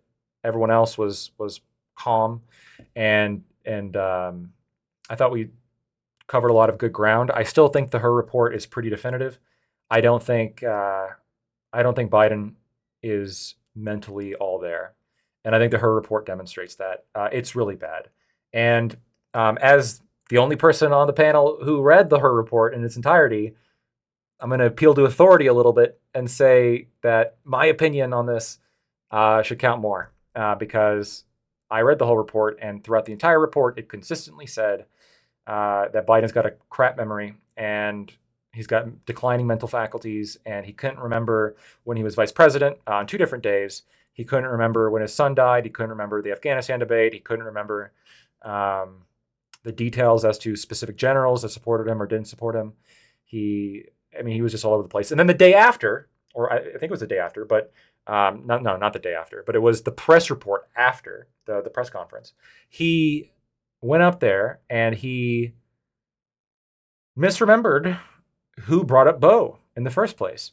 It wasn't her that brought up Bo. It was Biden who brought up Bo, his son dying, because he was trying to link that with a different memory that he had. And so he got angry and was like, how dare he ask me? When in reality, according to 2 witnesses that were there during the interview, Biden was the one that brought that up to begin with. Pretty hilarious. Not hilarious, pretty sad. Regardless, as we get closer to the election, I'm going to be maybe a little bit more, I don't want to really encourage people to vote for a particular candidate at this point. When we get closer to the election, that might change. I've said a couple times, libertarian, and then maybe if you can stomach it, Trump, but not Biden. That's sort of where I'm sitting now, and I think that's the advice I would give today. But as we get closer to the election time, I might be a little bit more forceful with the content that we do and the things that we're evaluating, because the courts are so important, guys. This Supreme Court would, if Biden had the picks that Trump had, this Supreme Court would be one of the worst Supreme Courts in all of American history. Not the worst, but one of the worst. Instead, we have, I think, the best. At the very least, one of the best, but I think the best Supreme Court we've ever had, which is a big change, and it's critical, and it's the longest lasting legacy I think a president can have, besides maybe declaring war or something along those lines. Anyway, for those of you who subbed, gave bits, and were active in chat and all that good shit, thank you, thank you, thank you. We're going to go ahead and raid on out into Lethe Waterkai. He's having his show. Or actually, I raided on out into... Let me see something real quick.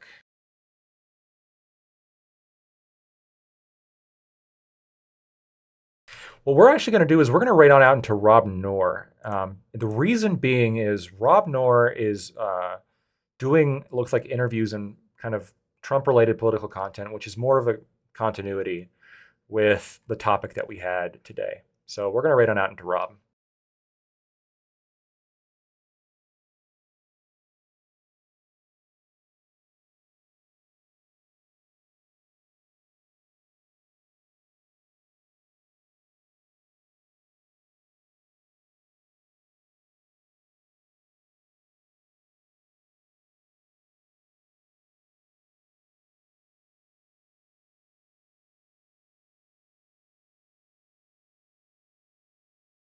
In my town, because they're not like high strung because they're constantly